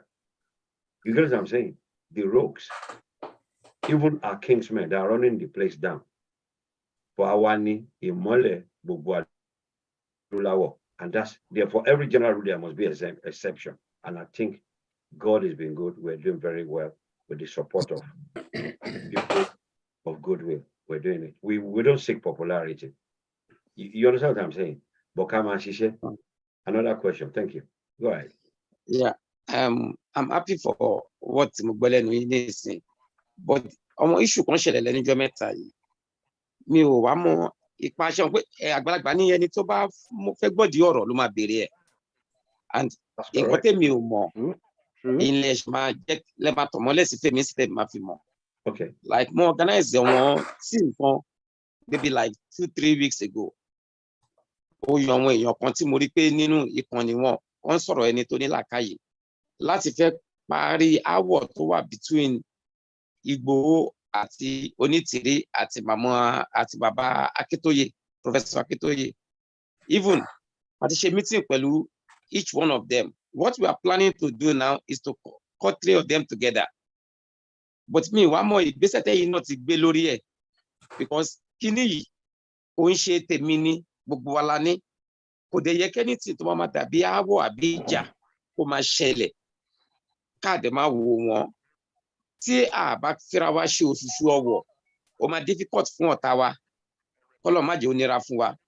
So mi wá tún mọ àtẹ ti kó lórí yẹn. Ẹ má bínú pé question mi pọ̀ o. Mo rí opportunity àti béèrè ni mo ṣe ń béèrè. Ṣé lè bá mi dáhùn yẹn náà sà? No, we will definitely. Inú mi dẹ̀ dùn pé kò ṣe. My brother, let me on to this. Yorùbá ní òde ayé ọjọ́ mi kí bàbá kó tó lọ dọwọ́ ọmọ Ọlọ́run. Bẹ́ẹ̀ni. Our fathers, anybody tó bá tó bíyàn lọ́mọ, bàbá náà pínlẹ̀ Yorùbá. Bẹ́ẹ̀ni. Bẹ́ẹ̀ni. Àti ránmú gángan kò ṣẹ̀yìn kan náà. And what is important to you may not be important to others. Are you with you, with us? Baba Akintoye knows Onitiri more than anybody. In the struggle. In the struggle, you want to settle that, right? But when Baba introduced her to this struggle, Baba said, ìyàwó ọ̀rẹ́ mi ni ìyàwó MKO Abiola ni àtijọ́ ń ṣiṣẹ́ pọ̀. Have you ever heard that? Àjọ ṣiṣẹ́ pọ̀. Mo ń gbọ́ tán sọ. Wọ́n sọ bẹ́ẹ̀ àbí? I'm a Yoruba, orí mi mo fi wọ́ bí kí n ṣẹ̀ṣẹ̀. Mi ò mọṣẹ́ tán jọ ṣe pọ̀. Baba didn't say it. And as a matter of respect, I didn't ask him. And I don't feel it's necessary. But at a point, ọ̀nà gbé fóònù ara wọn orí mídíà náà láti ti gbọ́ pé kò gbé fóònù mi mọ́. Àwọn bàbá máa ń sọ fún wa pé ìjà máa ń dé torí dòwe. Ojú tó bá dẹ̀ ti mọ ní kí lóhùn mọ́ ni mọ́. Èmi ò mẹ́ni tó lè parí ìjà o. Pé kí n wá pe bàbá mi jókòó pé bàbá mi báwo lẹ ṣe ṣe báyìí. Wọ́n ń ṣe bẹ́ẹ̀, wọ́n kọ́ wa bẹ́ẹ̀. Àgbà ló tó rò ó lọ. Right? Ọba ló tó rí eyín fọ́n. Àwọn tó tún ju bàbá Akíntóyè lọ sí wà lórílẹ̀ lọ bá wọn àbáwọn ẹgbẹ́ wọn. Àwọn lè máa sọ fún pé parí ìjà yẹn bàbá àtọmọ wọn jà. But to ask us, let me tell you this, Yoruba will say, ọ̀mọ̀ràn bí ní Ọ̀yọ́. You know what you're doing. You're a very intelligent person, but use it positively. I know that. It's my own assessment.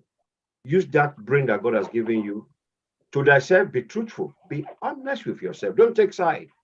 If I do anything tomorrow, report me to somebody who can chastise me, who can correct me. They are elders. Olajimani Agba Nitolorile. Magbe sẹ́yìn mi, magbe sẹ́yìn àbòsí. Because ṣé nítorí tèmi pẹ̀lú ẹ o. Àwọn ọmọ tó ń bọ̀ lẹ́yìn wa. Àwọn ni. So we don't have time for sentiment. Sentiment ò ń gba orílẹ̀-èdè. You get what I'm saying? Bàbá kò kọ́ lo ní tìrí. Bóyá wọ́n ti pè wọ́n mi ò mọ̀, but mi ò ṣe adájọ́, tí má dẹ̀ dájọ́, mi ò ní jẹ́ adájọ́ owó.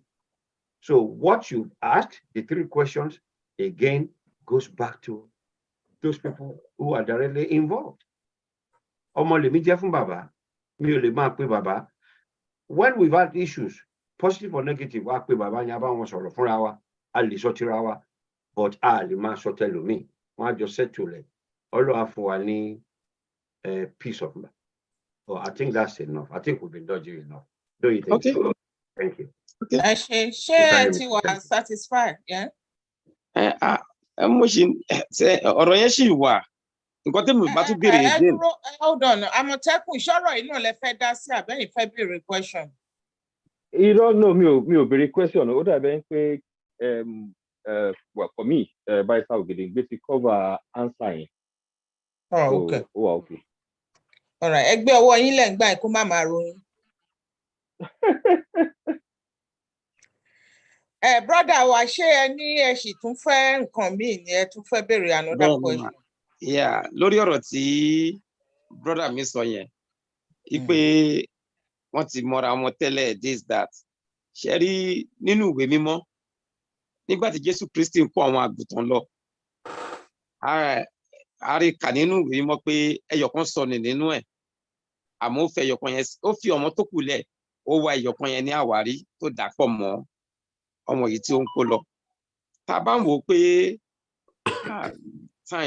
tá bá ń wò pé bàbá àgbàlagbà ní bàbá, a lè pé bàbá. Ó dà pé time ti over àbí? Ẹ máa sọ̀rọ̀ yín lọ. Wọ́n ló sọ̀rọ̀. Okay, tá bá wò pé àgbàlagbà ní bàbá, ṣé nígbà míì wà a lè fojú. Unmute yourself, Prince. Ẹ ti mú tara yín. Nǹkan míì tá dẹ̀ lè fojú. It's like ìgbà míì bàbá lè pe ọmọ ẹ̀ kó ní. Unmute yourself again. Unmute yourself. Bàbá lè pe ọmọ kó má bínú. Wọ́n dẹ̀ lè bẹ bàbá ẹ̀ náà. Nínú struggle tá a wà yìí, èṣù ń gbé ogun ní oríṣiríṣi ọ̀nà. Sorry, ẹ má jẹ́ ká mú kó lọ sílé olóró brother. Ká má wàásù, jẹ́ kí n sáré sọ nǹkan tó sọ.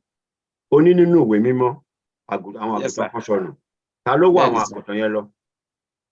Jésù ni. Olùdarí àgùntàn ló wá ẹyọ̀kan tó sọnù yẹn lọ. Ta ló olùṣọ́ àgùntàn níbẹ̀ yẹn? Jésù ni olùṣọ́ àgùntàn. Bẹ́ẹ̀ni sà. Bẹ́ẹ̀ni sà. So, in this scenario that you painted, ta ni olùṣọ́ àgùntàn?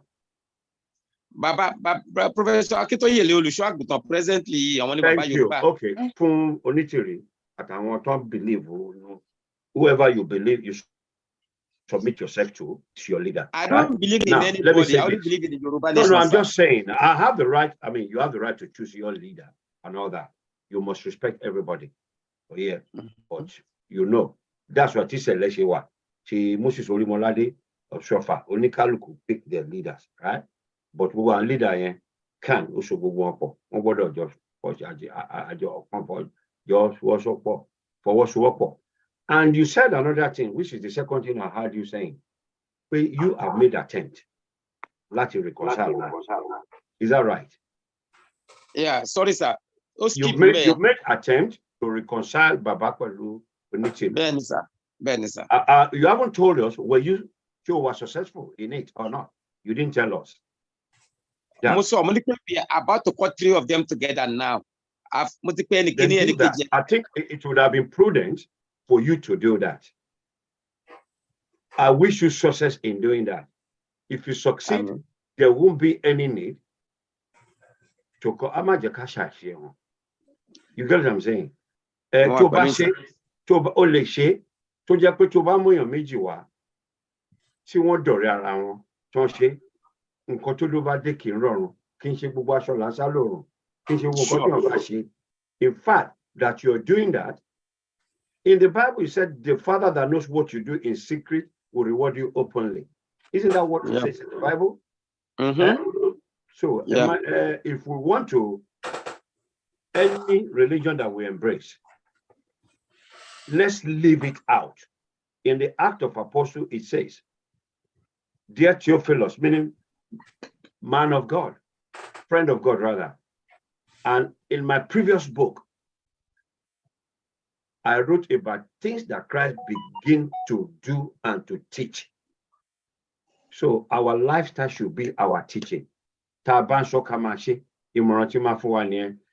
can't be, oh survive. You are the Bible the world is reading. Be that Bible. So whatever you've quoted in the scripture, that Olusegun, let the Olusegun do that. You've gone to the Olusegun and pray for the Olusegun. If then you discover that effort, you can reach out to other people. Imagine you get what I'm saying? It's a psychological. But that's what you just done. We won't have known. You see, people are written on the platform here that Ilosiwaju Yoruba, which slightly is what you're seeking. But àwọn nǹkan yẹn ẹ jẹ́ kó máa wà ní kó ṣe nǹkan tí inú dúdú ló móríyá àwọn ẹlòmíì ò fẹ́ gbọ́ kọ́rẹ̀. You just want to walk here about what should bring progress to Yoruba Nation. In this struggle, a lot of things has happened. There's no single life in Yoruba Nation that is important than the rest. You get what I'm saying? Tabak ja ama pari eni. You get ahon ati enu won gira won je. Ama pari eni. So taba se nse ẹ jẹ́ ká máa ṣe tó jẹ́ pé kò ní gba àsìkò. Abeg nǹkan tí mo sọ. But we want to appreciate everybody that's given their precious time to attend the meeting and different contributions. And we look forward to seeing you again. Thank you very much. Thank you. Èèyàn kan tó gbọ́wọ́ sókè tí máa pè and that will be the last one because 6 ti kọjá 6 la máa ń ṣe tán. Bẹ̀tà fún Queen B's iPhone ní opportunity láti béèrè question wọn and after that there's no more question and Queen B iPhone only one question please. Ẹ káàsán ẹ kúrọ̀lẹ́ gbogbo ilé ẹ kú gbogbo effort yín pẹ̀lú Yoruba Nation. Ẹ káàbọ̀. Nǹkan tí brother mi ń sọ the prince from my own just the way he was talking ó fẹ́ nǹkan tẹ́ lè ṣe nínú ọ̀rọ̀ tó wà nílẹ̀. It doesn't have to be open public something. Any bẹ́ẹ̀ ṣe jẹ́ ẹ mọ̀ pé mo máa ń wá síbí once in a while kan. So wọ́n invite me náà lọ́sàn-án mo fi wọlé nsìn. Mo dẹ̀ bá gbogbo nǹkan tí mi gbọ́ nǹkan tẹ́ ń sọ tẹ́lẹ̀ but nǹkan tí the prince sọ ni mo sọ̀rọ̀ lé lórí nsìn. Nǹkan tí èmi ń believe pé irú group yín wà fún ó yẹ kẹ́ lè ní power or some kind of word tell lè bá àwọn kan sọ. Tí issue bá wà ní somewhere, I mean, there should be some kind of something from you to this kind of problem tó wà nílẹ̀ between bàbá àti ọmọ. It doesn't have to be open something. Ẹ lè ṣe conference, ẹ lè ṣe Zoom. Bàbá, a fẹ́ bá yín sọ̀rọ̀. Onítìrí, we want to talk to you. Tí ò bá wá ṣe, bí a ti ṣe o, mi mọ̀ o. Then tó bá yẹ pé ti ṣe nǹkan response yín máa jẹ́, oh, a ti try àti make effort láàrin yẹn kò ṣeé ṣe kíní kan. That's what I would think I'm expecting to hear. But bí pé kò kàn yín, àbí mi sọ pé ẹ sọ pé kò kàn yín o. Queen B, maybe Yes. Kokowa. Huh? Maybe it's not our business. Why would you say that? Exactly. Yoruba Nation bá fẹ́ nílùú wọn dárin torí tó bá dárin kò sẹ́ni tó máa gbé. Mi ò gbọ́ gbogbo òwe kọ́ lèmi mọ̀. I'm sorry. Ẹ má bínú. We have relationship with Baba. Yeah. I better get, and we do have we've had relationship, we've interacted with Onitiri. What is more important is not Baba Akintoye. What is not important to us is not Madam Onitiri. We wish them well because they're serving Yoruba Nation. What is more important is the message. If the messengers decide to disagree, you know one thing, they know each other more than we do. Abi, it will happen. We've had our fear of challenges. We don't believe we can succeed on things that Baba knows much better than we do. You get what I'm saying? It's the reason why we've had this open invitation to, number one, we don't think it is, we have the capacity. And we don't think it be talking about Queen or Sekin or Dasi. There's quite a lot of things. Our mission statement, part of our own mission, let me suffer. Most of the things you said, you presume, you assume is right. And I respect your freedom of speech, your opinion, but it's not binding on us. In Kota Afe Machine, Ishe Titiwa, Tawanshi. You get what I'm saying? When we but Alaluma Fukole on Queen B. Seriously, Alaluma, the time is coming. Oh, yes. Alaluma Fukole. Mo fẹ́ sọ eléyìí pé àsìkò ń bọ̀ lágbára Ọlọ́run tó kó gbogbo ẹgbẹ́ tó lórúkọ wọ́n á sọ list nǹkan tó ń ṣe covertly and overtly for ọmọ Yorùbá. They will publish it, and I can tell you pé àní gbígbá ìgbà ẹ̀yìn nínú ẹ̀. You get what I'm saying? Àní. Ṣé mo mọ̀ pé ẹ̀ ń kópa? Ẹ má bínú sir. Assume pé láàrin ẹ̀yin àti the other brother misunderstanding bá wà. So àwa tó kù àní láti dá sí, a máa ní pé kó kàn wá. Jomi, mention sorrow. My brother. The prince conversation should not become controversies. Please, you've had your say. I beg it. Contribute. Thank you. Sorry.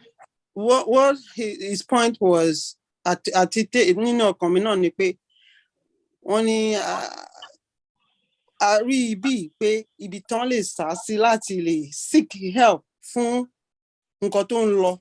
Irúgbà tèmi ní issue pẹ̀lú àwọn Láálé àti Kínní. Mo lè má bá yín ká ní mi ò mọ̀ pé ẹ lè help mi. Most of the things that we did, many people on this platform don't even know. You and I, you know what we did. Can't be saying anybody. Set up committees who had everything. You came to us. I came to you. Exactly. And Emma Iyato, Nisi, ni wípé wọn fẹ́ nílùú ọ̀daràn ta ló pè sí ojúgun lẹ́gbẹ̀ẹ́ ojú. Abeg, ṣé bàbá ni mo fẹ́ pè? Bàbá, ẹ̀yin pẹ̀lẹ́ nìkan. Ẹ lè call a Zoom meeting. No, irú nǹkan báyẹn ọgbọ́n jagbára lọ. Panel. When Baba invited a woman, right? I will tell you, we've interacted with her a year before, right? Nobody consulted us because it's not important. So if things, one iron out, one more round, or Baba, Nyokoi, MKO, Baba told us. No, èmi mọ̀ yẹn ni sẹ́, èèyàn kí wọ́n ní even kó jẹ́ pàwọn gan-an introduce wọn Yorùbá ní tọ́kọ bá mojú aya tán, alárìnà ayẹ̀bá. Ẹ má jẹ́ ká waste time lórí ilé ìpín bí. You know who we are. Well, we are not perfect. We don't always get it right, right? We don't always get it right. But ó di ọjọ́ ayé ọjọ́ mi kọ́mọ tó lóde ọwọ́ bàbá Ọlọ́run. Àwọn ẹgbẹ́ bàbá àtàwọn bàbá lọ. Well, maybe they will probably be able to mediate in that particular situation. Eshegon, thank you. Eshegon. And Thank you, everybody. Eshegon, yes, sir. Thank you. Last question, Tama Bering, Tama Gbaniye. So time tilo is nearly 20 minutes past 6. So any other person? Mama, please. Okay, mommy. Mo kàn fẹ́ dúpẹ́ lọ́wọ́ gbogbo wa. All the efforts everybody is taking. Àwọn question tèmi béèrè láti bí 3 or 4 times nìyẹn. Mo dúpẹ́ ibi tẹ́ ẹ bá dé. And I'm praying that all this animosity will go away. Mọ́bí ẹ ní sùúrù ẹjọ́ ẹ mú ti ara yín o. Ẹjọ́ prophet ẹjọ́ ẹ mú ti nọ́mbà ẹ mú ti ara yín.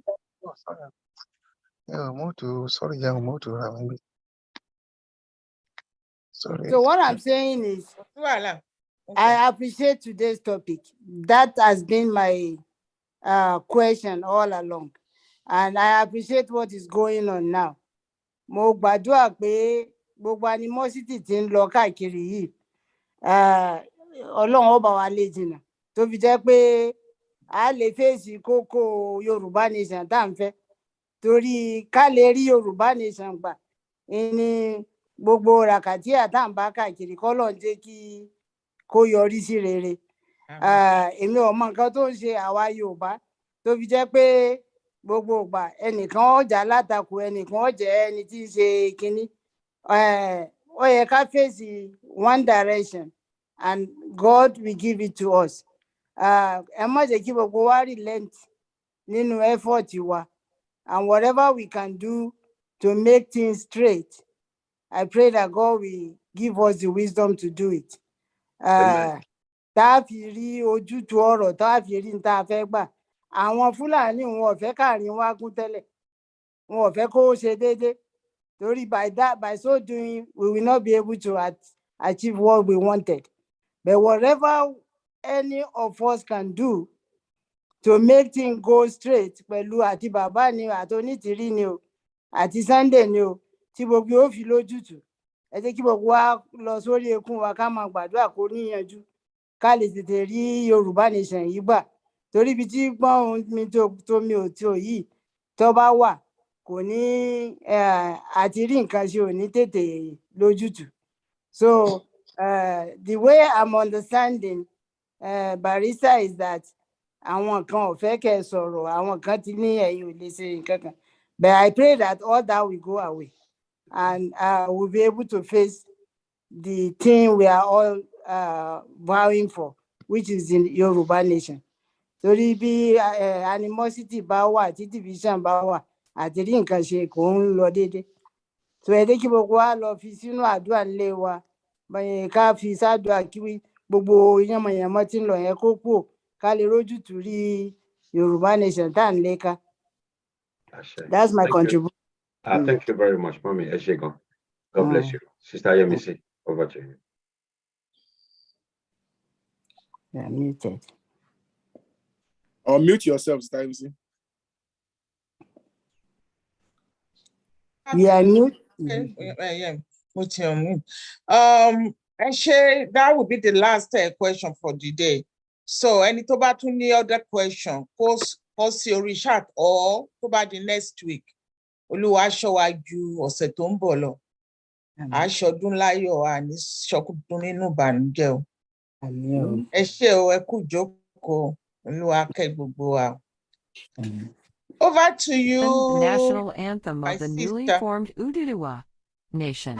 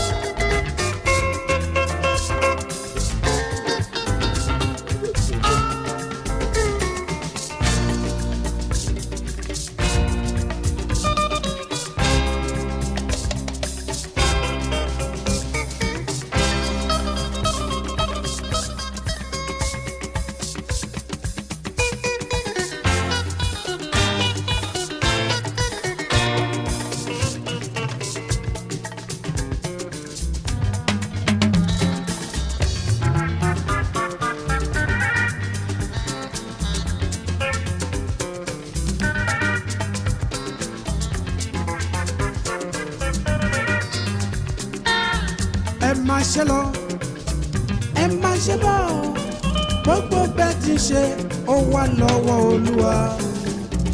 ẹ má ṣe lọ ẹ má ṣe bọ̀ gbogbo bẹ́ẹ̀ ti ṣe ó wà lọ́wọ́ olúwa.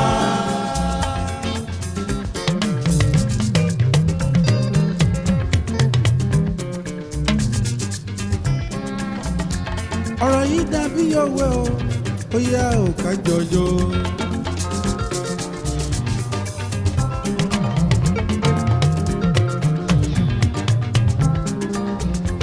ọ̀rọ̀ yìí dàbí òwe o ó yá ò ká jọjọ.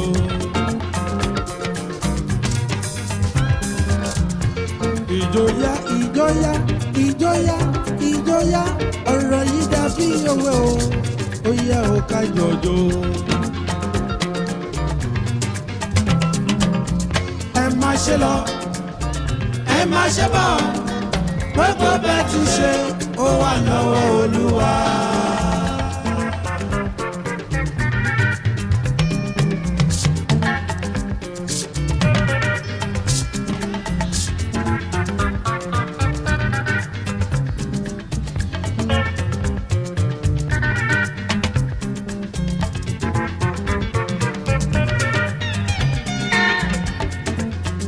ẹ̀dá ò fẹ́ kájẹ kájẹ kájẹ.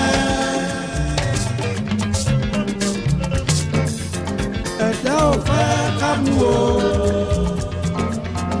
ẹ̀dá ò fẹ́ kára mọ́tò kákọ́lé. ṣé ò sẹ́ni tó dùn mọ́ òbí òṣòlúwa.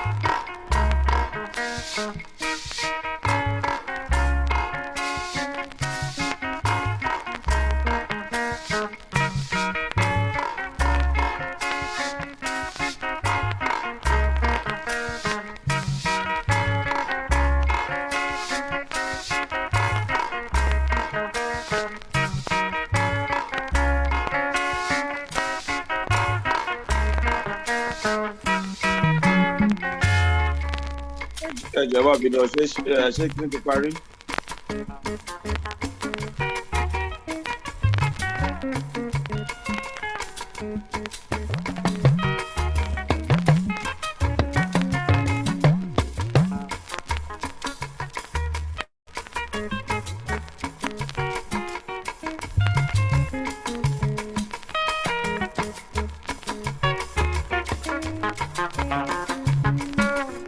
ẹni tó béèrè question ẹ lè máa lo ẹ lè lọ́gọ̀ kó ti ṣe tán. rere apẹ́ àwọn èèyàn kàn ẹ̀ ìkà jẹ́. apẹ́ ilẹ̀ ní ọmọ ẹni tí ó tẹ̀ ń pẹ́. ìwà ìkà kò pé ara mi yé máa dánwò. ìwà ìkà kò pé ara mi ara kò dá.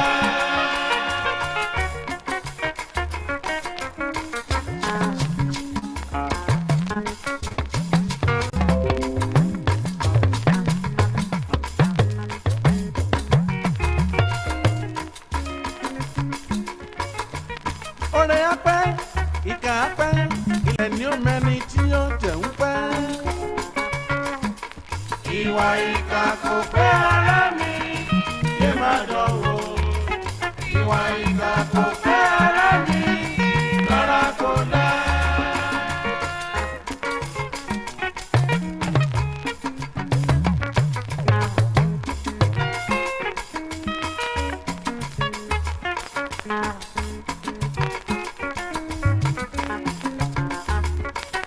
àríjà ní màdàrú ẹjẹ́ lọ jáwọ́ ìkà ò dáhùn kan. ìwà ìkà kò pẹ́ ara mi yé má dánwò. ìwà ìkà kò pẹ́ ara mi rárá kò dá.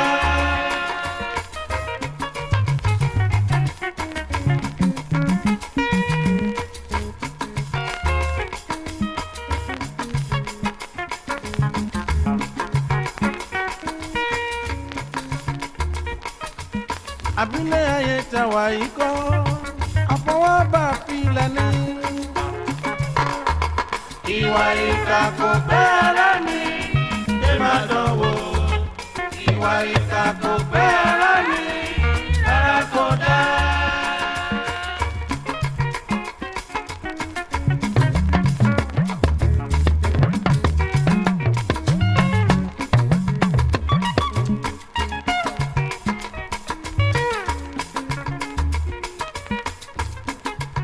òyìnbó pọ́npọ́npọ́n wọ́n fi ṣe mọ́tò. òyìnbó pọ́npọ́npọ́n wọ́n fi ṣọkọ̀ òfurufú. òyìnbó pọ́npọ́npọ́n wọ́n fi ṣe kẹ̀kẹ́ o. lọ́jọ́ ọ̀la mi abá ẹ̀yin èèyàn mi lọ́wọ́ rìkíṣí pẹ̀lú ọ̀tẹ̀. jẹ̀ǹbẹ̀lẹ̀kún ìwà ìkà pẹ̀lú ọ̀tẹ̀. ìyẹn ò dára rárá. ọ̀rẹ́ apẹ́ ìkà apẹ́ ilẹ̀ ni ó mẹ́ni tí ó tẹ̀ ń pẹ́. ìwà ìkà kò pẹ́ ara mi yé má dánwò. ìwà ìkà kò pẹ́ ara mi rárá kò dá.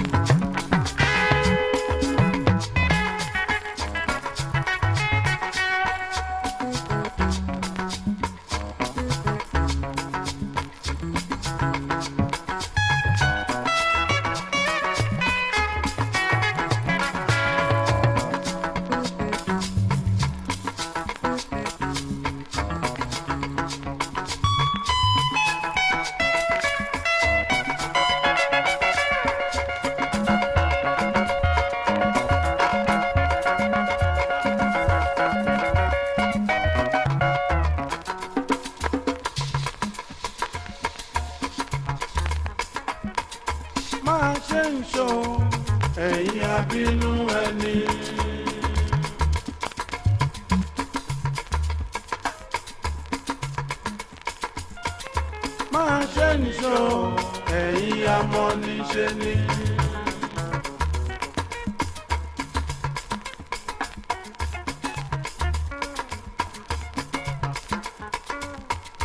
máa ṣe nìṣó ẹ̀yin abínú ẹni.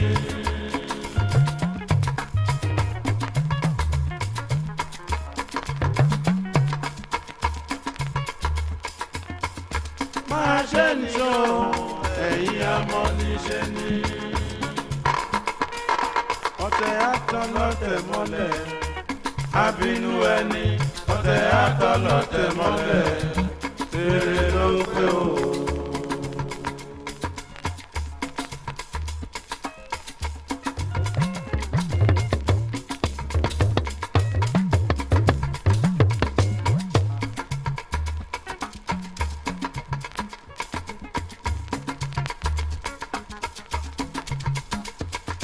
gbogbo bá ti ń ṣe àwọn tó ń fẹ́ wa ó dùn mọ́ wọn.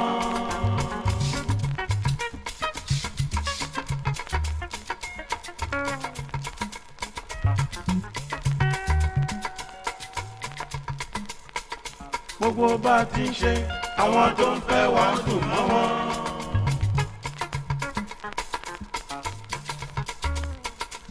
àwa ò bínú ẹnìkan bóyá ènìyàn ń bínú wa àwa ò mọ̀.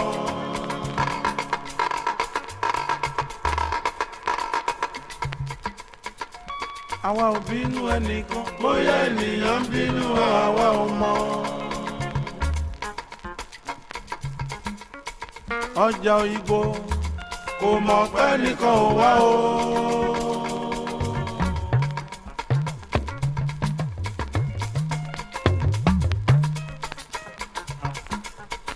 ọjà òyìnbó kò mọ̀ pé nìkan ò wá o.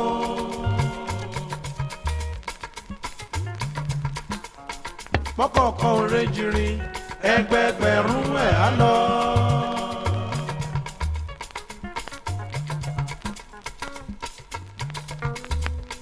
mọ́kọ̀ọ̀kan ò rejìrì ẹgbẹgbẹ̀rún ẹ̀ á lọ.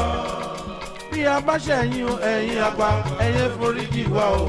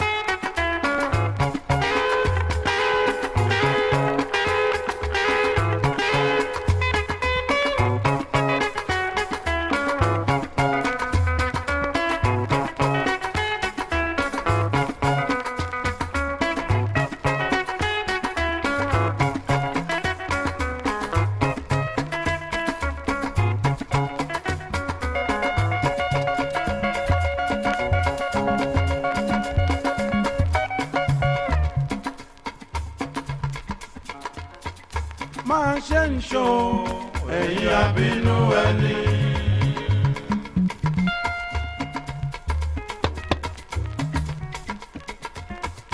máa ṣe ń ṣó ẹ̀yin amọ̀niṣe ni.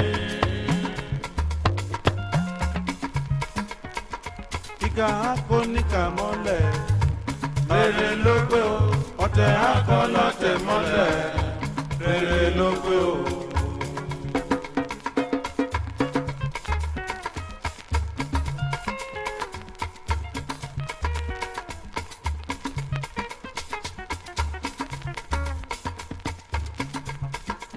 mele ṣàìṣọwọ́ mele ṣàìṣọwọ́ gẹ́ngẹ́.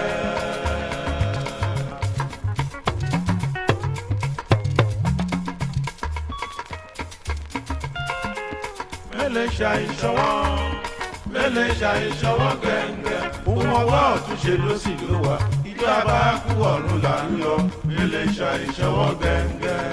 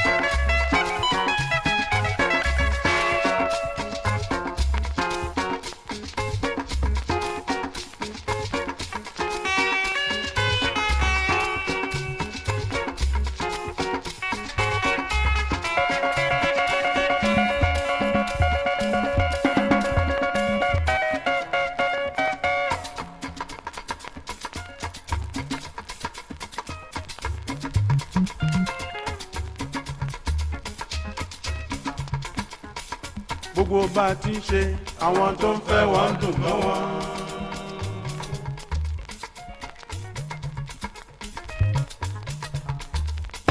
gbogbo bá ti ń ṣe àwọn tó ń fẹ́ wọ́n ń dùn mọ́ wọn.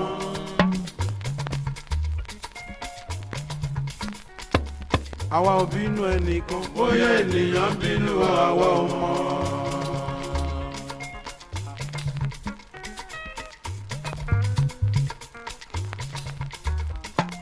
àwa ò bínú ẹnìkan bóyá ènìyàn bínú àwa ò mọ̀.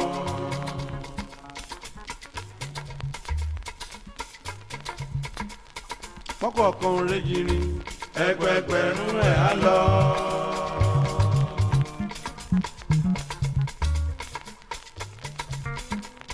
pọ́kọ̀ọ̀kan rẹ́jìrì ẹgbẹgbẹ̀rún ẹ̀ á lọ.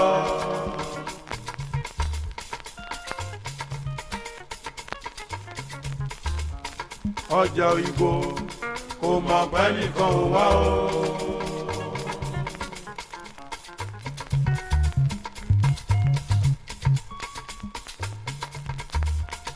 ọjà òyìnbó kò mọ̀ pé nìkan ò wá o. bí a bá ṣẹ̀yìn o ẹ̀yin àgbà ẹ̀yẹ foríjì wá o. ẹ̀yẹ foríjì wá o. ẹ̀yẹ foríjì wá o. ẹ̀yẹ foríjì wá o. àmọ́ ẹ̀yẹ foríjì wá o. ẹ̀yẹ foríjì wá o. àmọ́ ẹ̀yẹ foríjì wá o. ẹ̀yẹ foríjì wá o.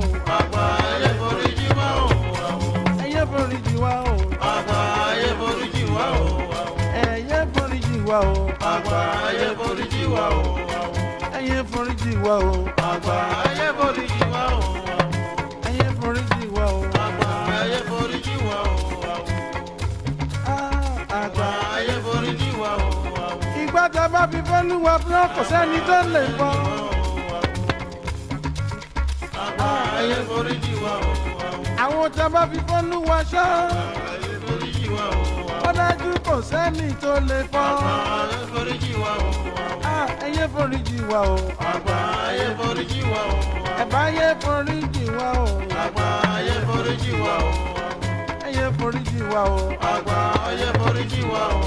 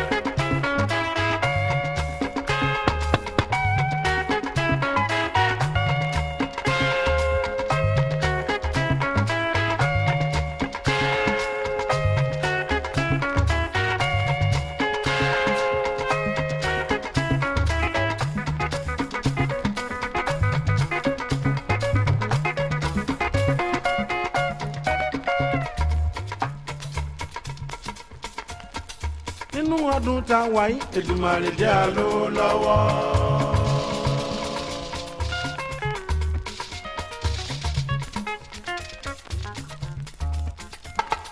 nínú ọdún tá a wà yìí Èdùmàrè jẹ́ a kọ́lé mọ́lé.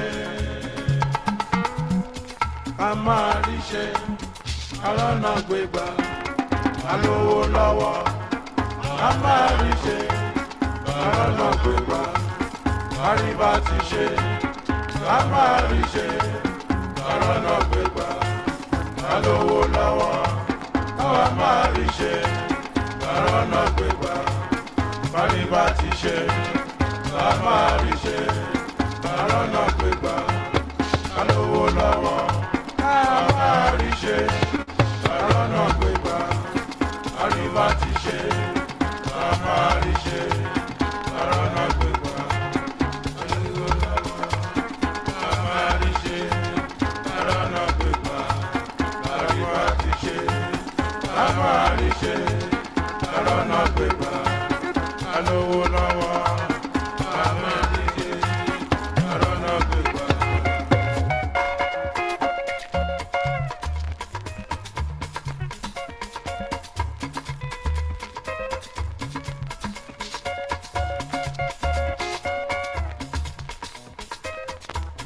orí mi má má jẹ́ ń tẹ́ o. ẹ̀ẹ́dẹ́ ìtẹ́. orí mi má má jẹ́ ń tẹ́ o. ẹ̀ẹ́dẹ́ ìtẹ́. ẹ̀dá mi má má jẹ́ ń tẹ́ o. ẹ̀ẹ́dẹ́ ìtẹ́. orí agbe nígbà èrè pàdé olókun. ẹ̀ẹ́dẹ́ ìtẹ́. orí àlùkò nígbà èrè pàdé ọlọ́sà. ẹ̀ẹ́dẹ́ ìtẹ́. Èdùmàrè bàbá wa gbére tèmi kò mí ò bàbá. orí mi má má jẹ́ ń tẹ́ o. ẹ̀ẹ́dá mi má má jẹ́ ń tẹ́ o. orí mi má má jẹ́ ń tẹ́ o. ẹ̀ẹ́dá mi má má jẹ́ ń tẹ́ o.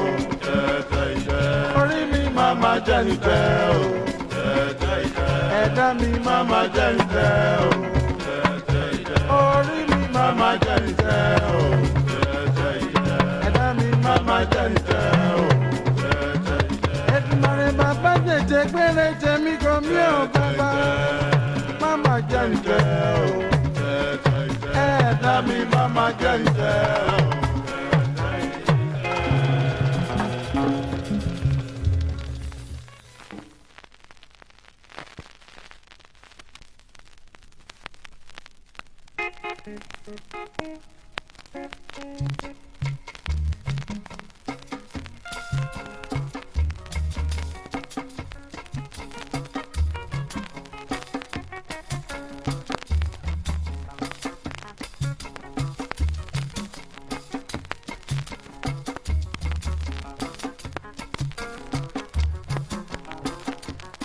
mo tún gbọ́rọ̀ àgbàdé o.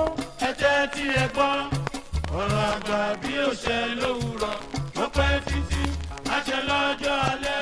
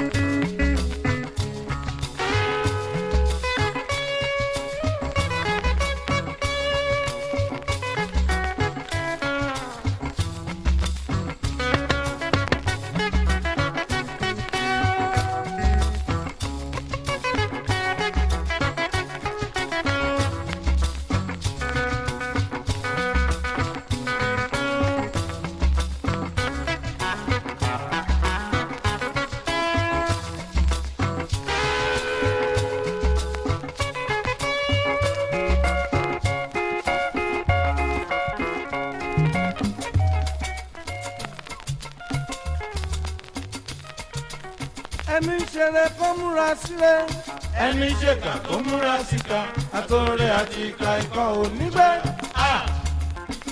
ènìyàn ò fẹ́ ní fọ̀rọ̀ bí òṣòrí ẹni.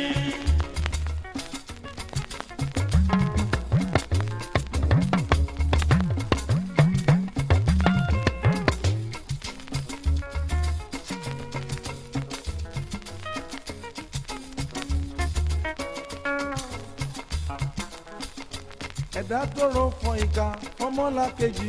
ó pẹ́ títí ọmọ rẹ̀ á jẹ́ níbẹ̀. ẹ má má ṣe o ìka ò sunwọ̀n ẹ má má ṣe o ìka ò dáa.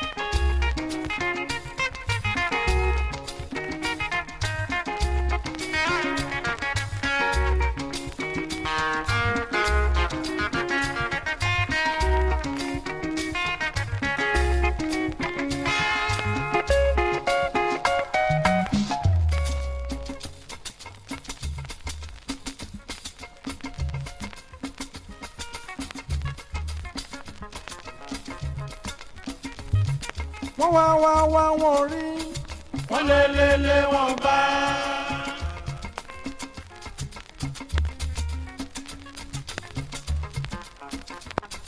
wọ́n lé wọn bá wọ́n wá wọn rí.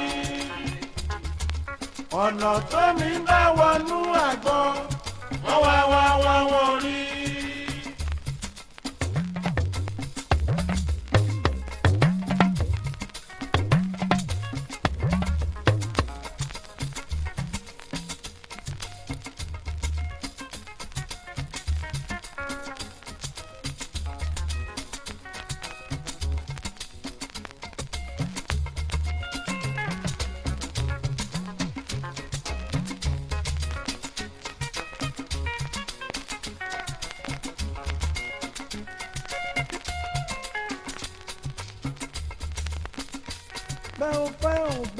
bẹ́ẹ̀ ẹ̀yin abanijẹ́.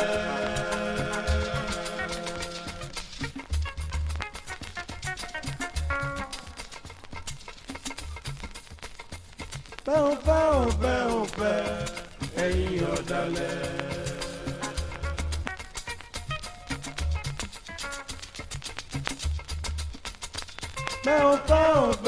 bẹ́ẹ̀ ẹ̀yin abanijẹ́.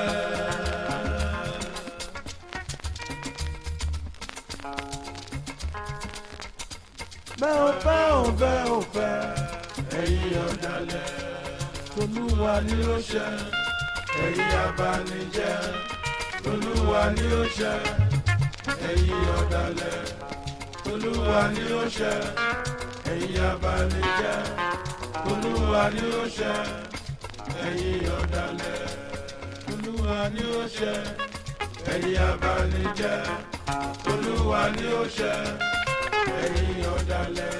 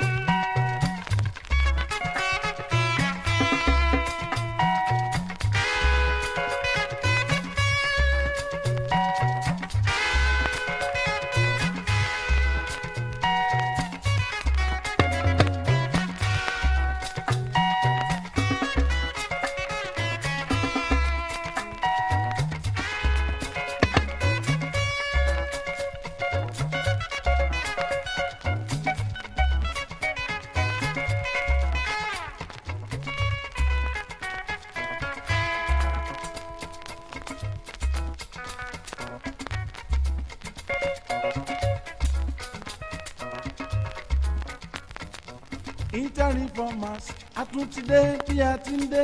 Ìmọ́lẹ̀ dé o, òkùnkùn paradà.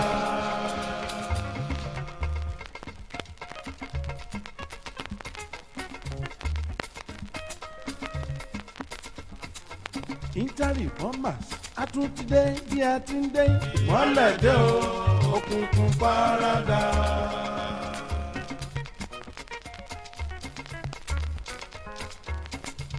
Ọ̀run o, ọ̀run lẹja ti wá sáyé, ìṣọwọ́ ọmọ ènìyàn. Ọ̀run lẹja ti wá sáyé.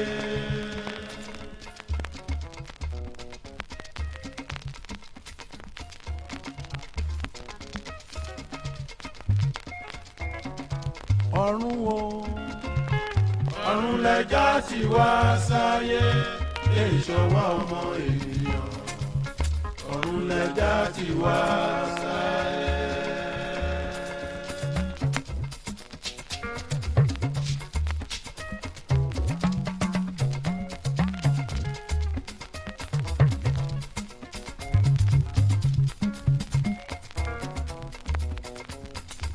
Kádàrá mi kò sẹ́ni tó lè yí padà, ìyẹn ti dájú. Kádàrá mi kò sẹ́ni tó lè yí padà, ìyẹn ti dájú.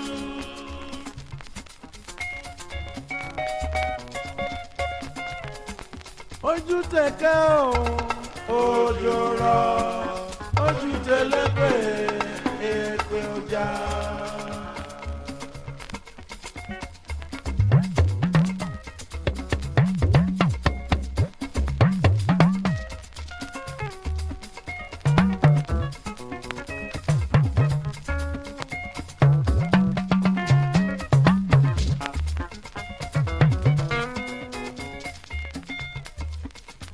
Ìlú mi ò kẹ̀rẹ̀ rí, mo yege mo dúpẹ́.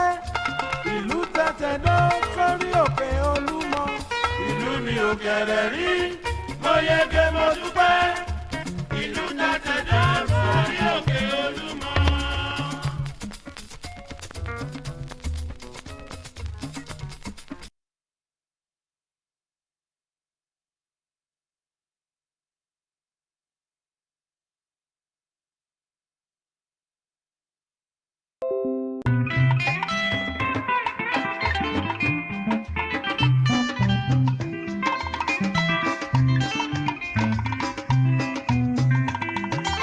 Ìwọ olólùfẹ́ mi, súnmọ́ mi, fàmọ́ mi. Aṣọ wọ́pọ̀ kó lè dá.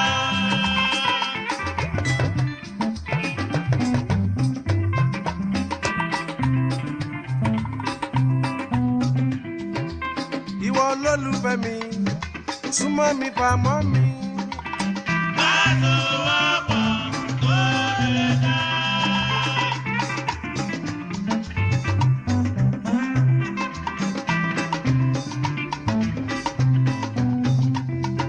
Ìjálẹ̀ bí ẹni o, ìrírí ní ìtì o. Aṣọ wọ́pọ̀ kó lè dá.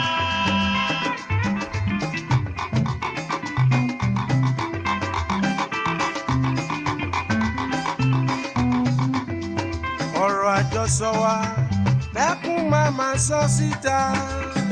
Aṣọ wọ́pọ̀ kó lè dá.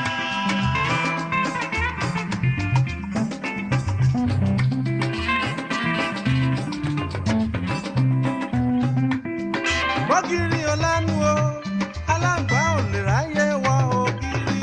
Aṣọ wọ́pọ̀ kó lè dá.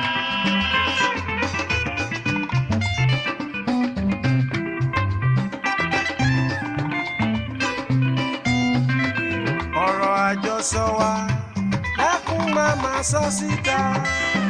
Aṣọ wọ́pọ̀ kó lè dá.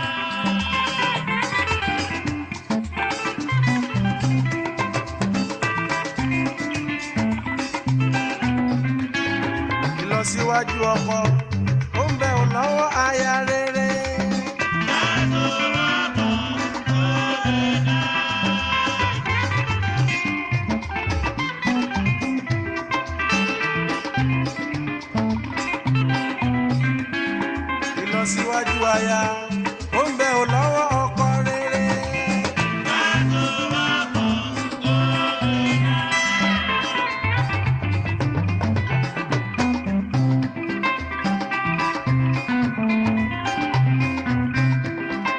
ètò ẹ̀kọ́ ṣe pàtàkì fún ọmọ tí a bá bí.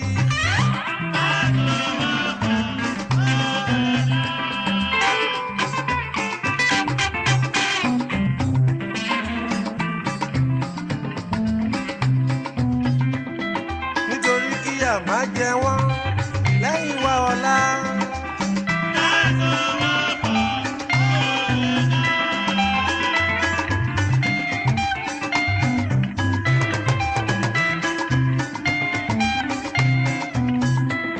ìjálẹ̀ díẹ̀ ni o kì í rí ní ìtì o.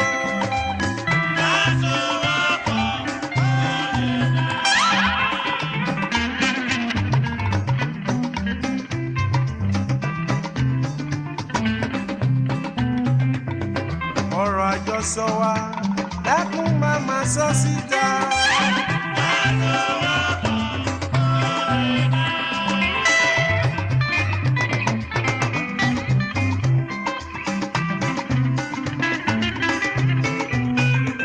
bókiri ò lẹ́nu o aláǹgbá ò lè ráyè wá ògiri.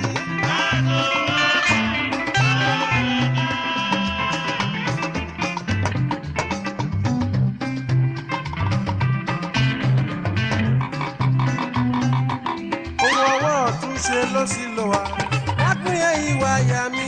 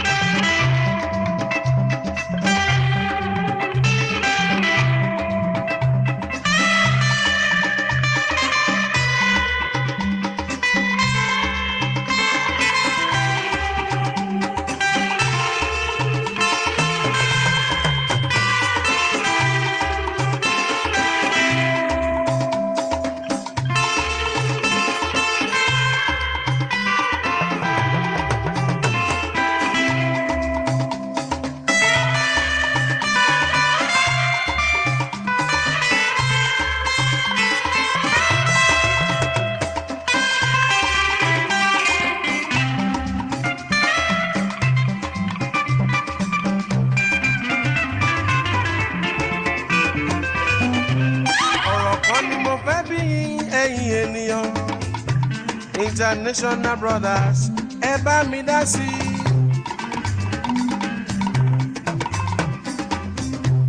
ọ̀rọ̀ kan ni mo fẹ́ bí ẹ̀yin ènìyàn International brothers ẹ bá mi dá sí i. àní nínú òbí ẹni pẹ̀lú aya ẹni èwo ló ṣe pàtàkì tó ṣe kókó. Chief Commander ẹ ṣe àdúpẹ́ a ò gbọ́dọ̀ fọ̀rọ̀ òbí wé táyà ẹni a ò gbọ́dọ̀ fọ̀rọ̀ aya wé tòbí ẹni a ò gbọ́dọ̀ fọ̀rọ̀ òbí wé táyà ẹni a ò gbọ́dọ̀ fọ̀rọ̀ ìyàwó wé tòbí ẹni ohun tí òbí lè ṣe ìyàwó ò lè ṣe yẹn ohun tí ìyàwó lè ṣe òbí ò lè ṣe yẹn àmọ́ ká lọ rántí pé aya lè yá ni ìyàwó lè kọ́ ni ipòkípò ká wà lọ́jọ́ jíjẹ lọ́jọ́ àìríjẹ nínú ìgbádùn tàbí lọ́jọ́ ìṣòro òbí ẹni ò lè kọ́ ni.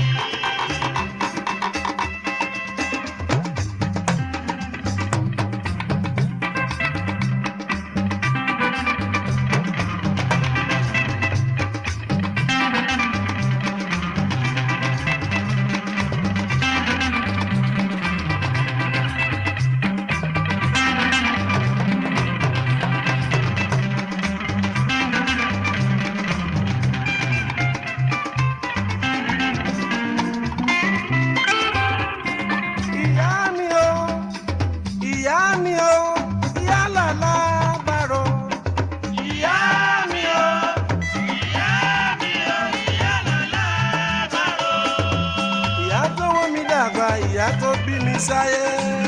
Ìyá mi o, ìyá mi o, ìyá làlá bàrò. Màmá tó wọ́n mi dàgbà, màmá tó bí mi sáyé. Ìyá mi o, ìyá mi o, ìyá làlá bàrò. Agbọ́mọdé ní afẹsẹ̀ palẹ̀ lọ́gọ́jọ́ òru. Ìyá mi o, ìyá mi o, ìyá làlá bàrò. Agbẹ́midá ní afẹsẹ̀ palẹ̀ lọ́gọ́jọ́ òru. Ìyá mi o, ìyá mi o, ìyá làlá bàrò. Agbọ́mọdá ní afẹsẹ̀ palẹ̀ lọ́gọ́jọ́ òru. Ìyá mi o, ìyá mi o, ìyá làlá bàrò.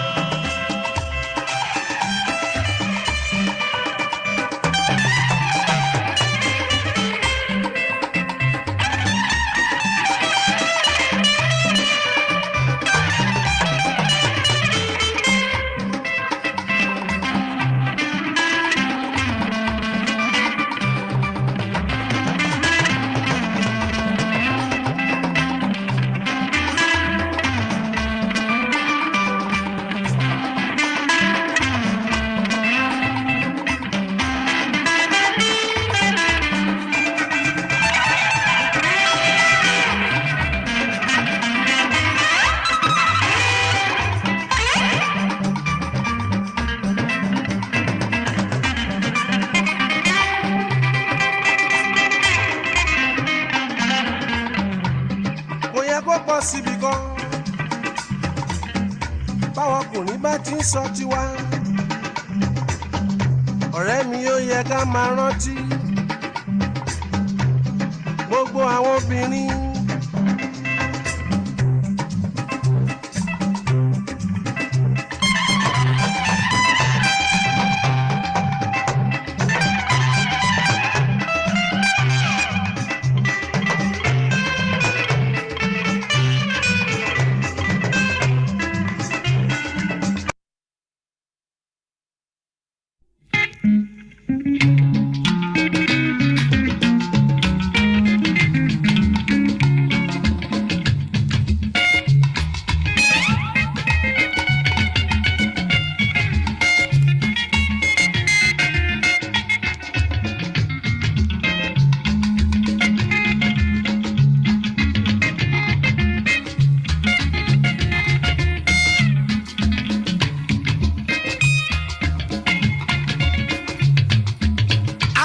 ọmọ ènìyàn kí ló ṣe yín tẹ́ fẹ́ràn òkùnkùn jù mọ́lẹ̀ lọ.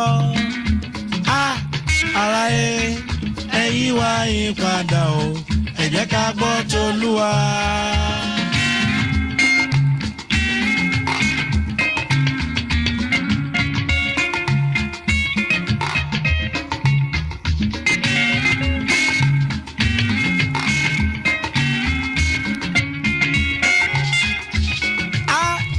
ènìyàn kí ló ṣe ìtẹ fẹ́ràn òkùnkùn jù mọ́lẹ̀ lọ.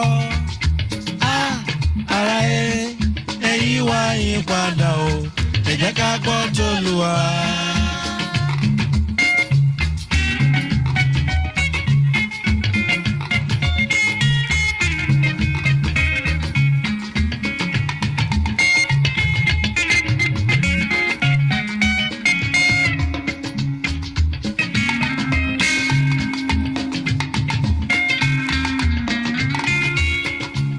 Bàbá ń gbèrò lábẹ́lẹ̀ láti fọmọ rẹ̀ ṣẹ́ṣó nítorí owó. Ara ẹ yí wá yín padà o ẹ jẹ́ ká gbọ́ t'Olúwa.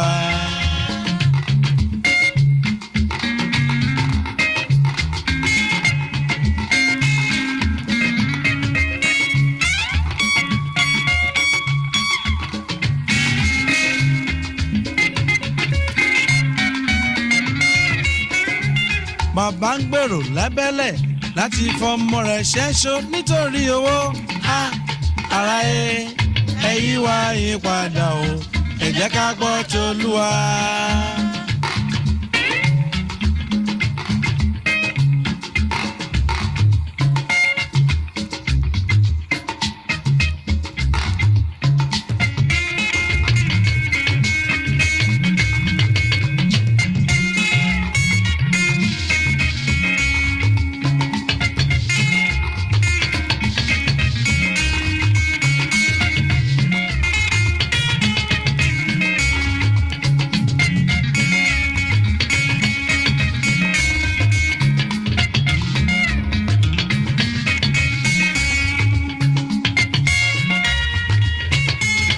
Ẹ̀gbọ́n lè pa àbúrò nítorí owó. Ara ẹ yí wá yín padà o ẹ jẹ́ ká gbọ́ t'Olúwa.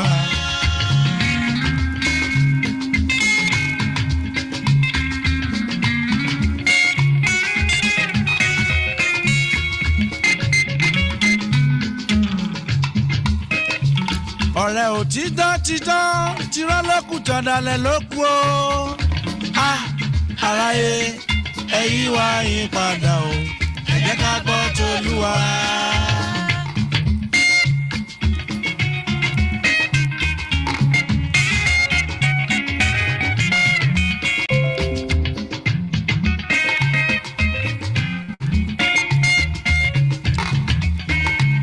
Níbi tí wọ́n bá gbé ń pidán. Tẹ́ bá débẹ̀ èrò rẹpẹtẹ ní níbi tó ń sọ̀rọ̀ Olúwa o ṣàṣà ènìyàn ló máa dúró gbọ́. Ara ẹ yí wá yín padà o ẹ jẹ́ ká gbọ́ t'Olúwa.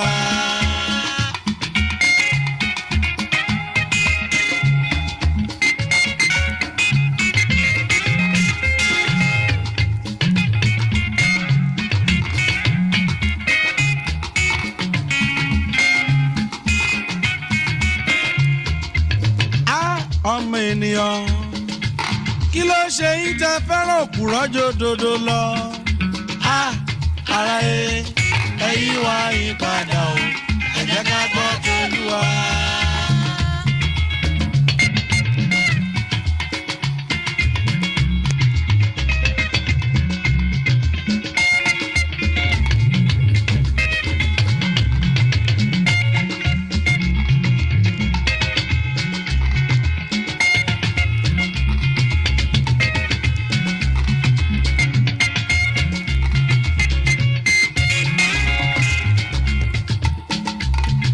Afọ́jú tó fọ́jú ó yẹ Olúwa lógo.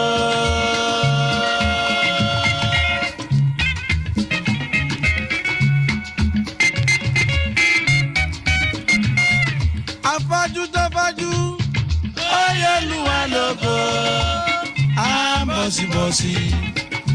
ń bọ̀sibọ̀sì arọ tí ò lè rìn rárá.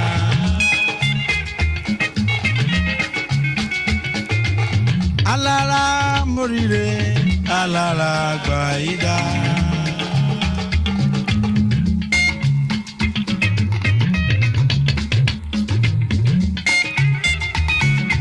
Alára moríre alára àyílá.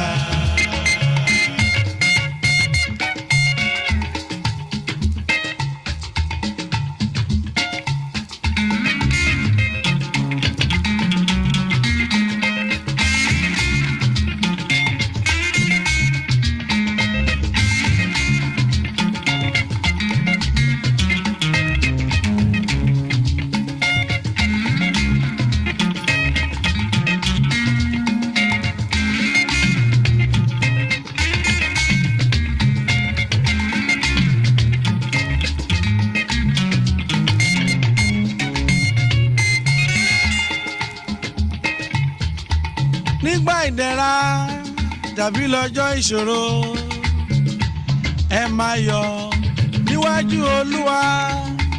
nígbà ìdẹ̀ra tàbí lọ́jọ́ ìṣòro ẹ máa yọ̀ níwájú Olúwa.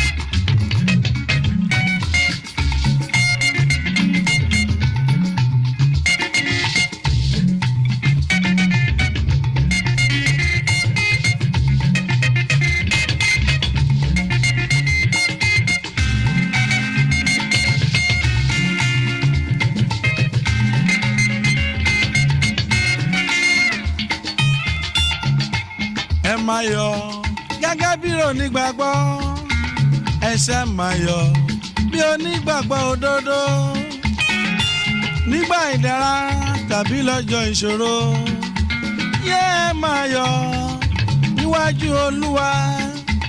nígbà ìdẹ̀ra tàbí lọ́jọ́ ìṣòro ẹ máa yọ̀ níwájú Olúwa. fìjà fọ́lọ́run jà o tẹra mọ́ àdúrà ẹ. fìjà fọ́lọ́run jà o tẹra mọ́ àdúrà ẹ.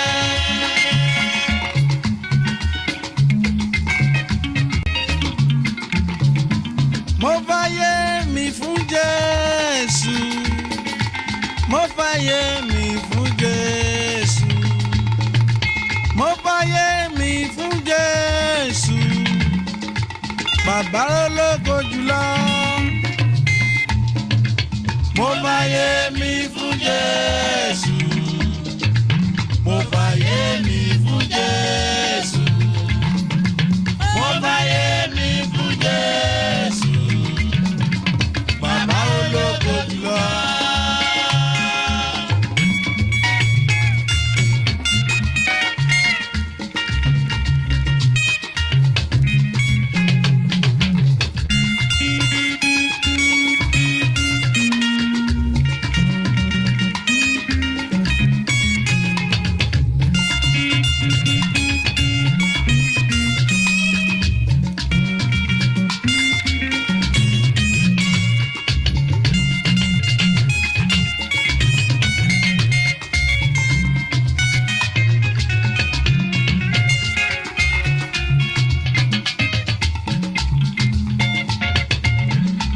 báyé bá rí pé burújí ẹ jí wọ́n á bá ẹ ṣọ̀tẹ̀, wọ́n á bá ẹ gbógun. báyé bá rí pé burújí ẹ jí wọ́n á bá ẹ ṣọ̀tẹ̀ o, ayé wọ́n á bá ẹ gbógun.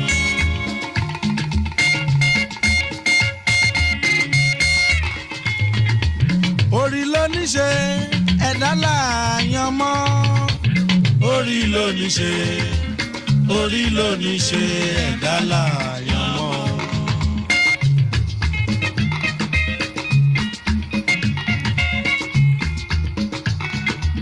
orí ló ní ṣe ẹ̀dá làyàn mọ́, orí ló ní ṣe, orí ló ní ṣe ẹ̀dá làyàn mọ́. Èdùmàrè ló gbé wá níyì, ló gbé wá ga, ọba òkè ló gbé wá níyì, ló gbé wá ga. orí ló ní ṣe, orí ló ní ṣe ẹ̀dá láàyàn mọ́. Ẹ̀dá láàyàn mọ́. Ẹ̀dá láàyàn mọ́. Ẹ̀dá láàyàn mọ́.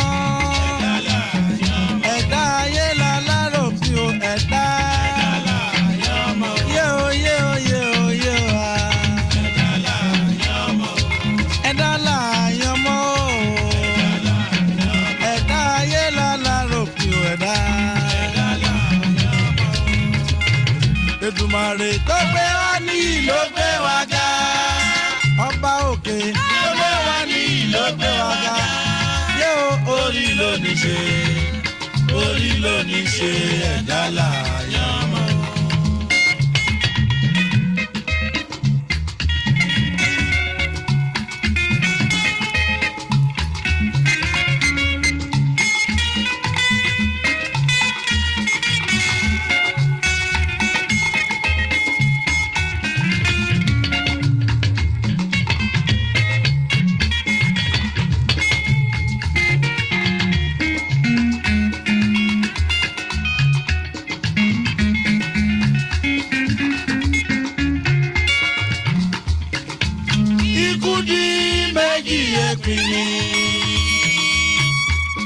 Ẹ̀yin ènìyàn kí láyé ṣe ń lọ sí. Ayé tàwa yìí ó tojú sú mi láyé àtijọ́ nígbà bàbá wa. Àwọn ènìyàn wọ́n gbé 100 ọdún láyé. Àwọn ènìyàn wọ́n ń gbé 50 ọdún àbí kó lé díẹ̀ síún. Àmọ́ tòde ìwòyí o ó tojú sú mi o. 30 ọdún àbí kó lé díẹ̀ síún níkú tí ń ṣòro. 40 ọdún àbí kó lé díẹ̀ síún níkú tí ń ṣòro. Tó bá jẹ́ṣẹ̀ ni bàbá dákun o kó dáríjì ni.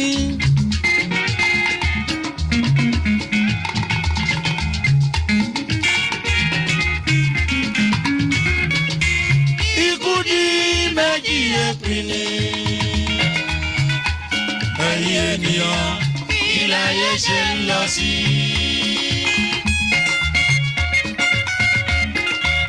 Kí ló fà kú ọ̀dọ́ kò yé mi. Kí ló fà kú ọ̀dọ́ kò yé mi. Èdùmàrè wá lọ́wọ́ ikú òjijì.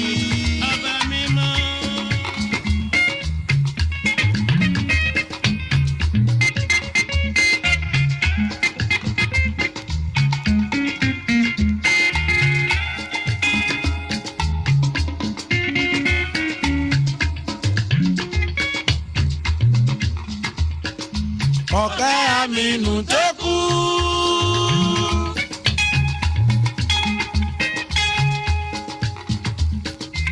Ọ̀kẹ́ Àmínú tó kú. Olóhùn iyọ̀ Ọ̀kẹ́ Àmínú. Olúwa kó fọ̀run ẹ̀kẹ́.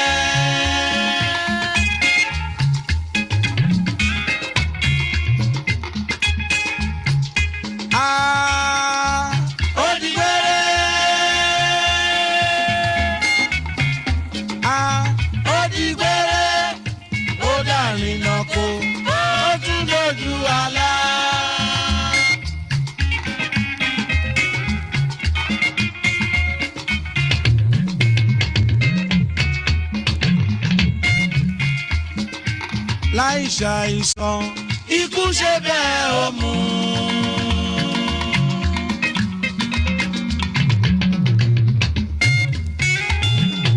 Láì ṣàìsàn ikú ṣe bẹ́ẹ̀ ó mú. Gbèsè ṣàníkú ọ̀rẹ́ mi o.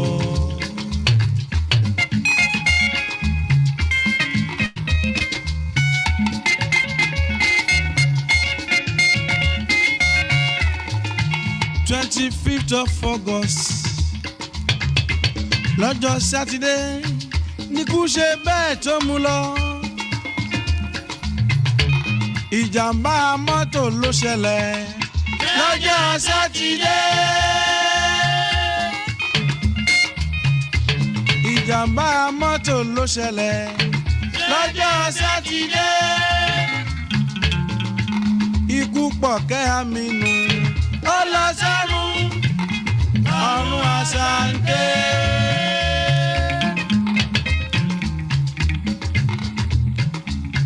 àìsàn ló ṣe é wò a ò rí tán lọ́jọ́ ṣe.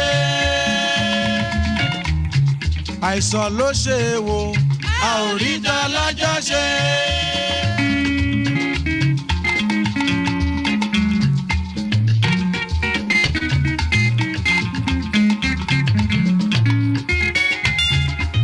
ọ̀kẹ́ o ọmọ Aminu ọ̀kẹ́ o ọmọ Aminu tó bá dọ́run dákun má jẹ́ kó ló lọ́run tó bá dọ́run dákun má jẹ́ kó ló lọ́run má jọ̀kun dákun má jẹ́ kó ló.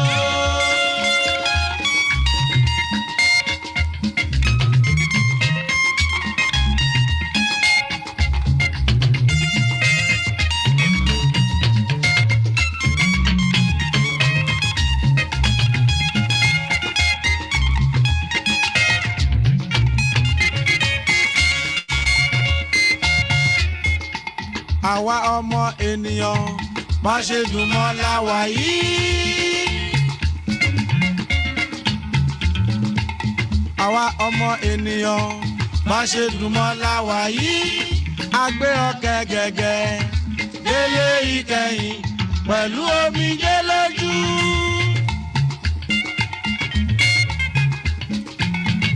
a gbé ọ̀kẹ́ gẹ́gẹ́ délé ìkẹyìn pẹ̀lú omijé lójú.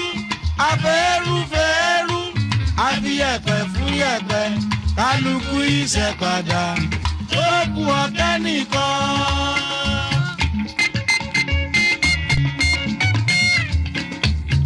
gbogbo eléré ṣe kìsà kódà wọ́n jọ mí lójú.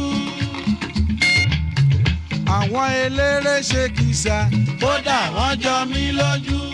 ọ̀kẹ́ o ọmọ Aminu ọ̀kẹ́ o ọmọ Aminu tó bá dọ́run dákun má jẹ́ kó ló lọ́run tó bá dọ́run dákun má jẹ́ kó ló lọ́run má jọ̀kun dákun má jẹ́ kó ló.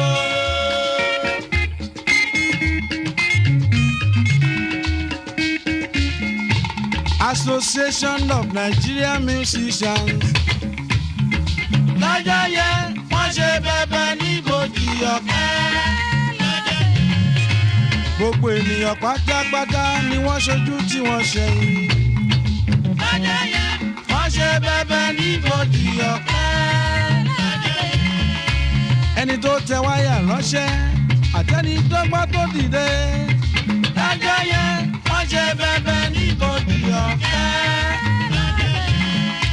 gbogbo yín la kí a ò ní fi irú ẹ̀ san fúnra wa.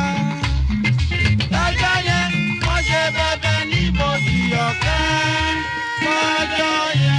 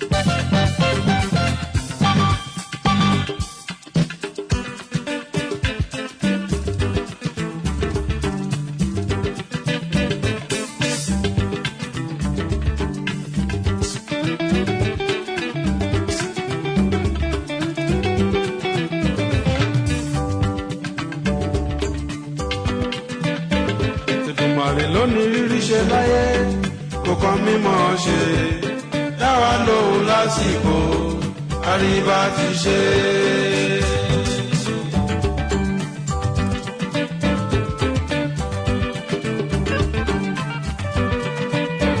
Èdùmàrè ló ní rírí ṣe láyé kò kàn mí mọ̀ ṣe dáwà lóhùn lásìkò àríbá ti ṣe.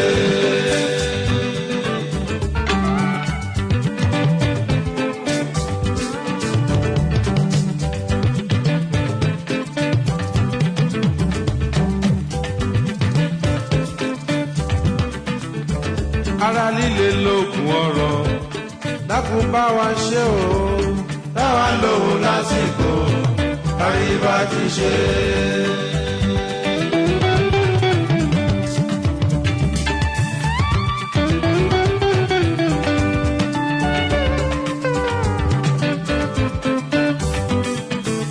Owó àtọmọ àtàláfíà ara bàbá má fi kàn án wá dáwà lóhùn lásìkò àríbá ti ṣe.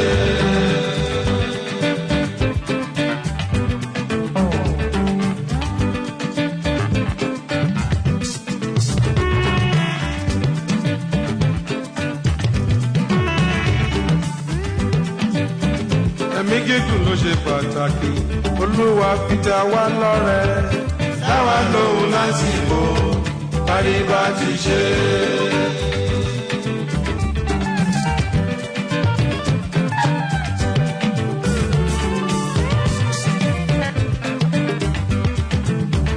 Ẹ̀mí gígùn tó ṣe pàtàkì Olúwa fi ta wá lọ́rẹ dáwà lóhùn lásìkò àríbá ti ṣe.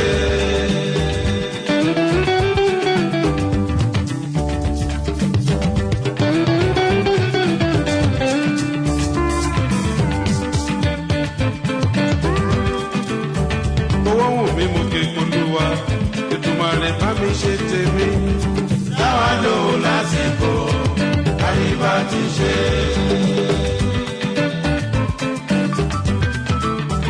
Ọmọ wù mí mo ké Olúwa Èdùmàrè bá mi ṣe tèmi dáwà lóhùn lásìkò àríbá ti ṣe.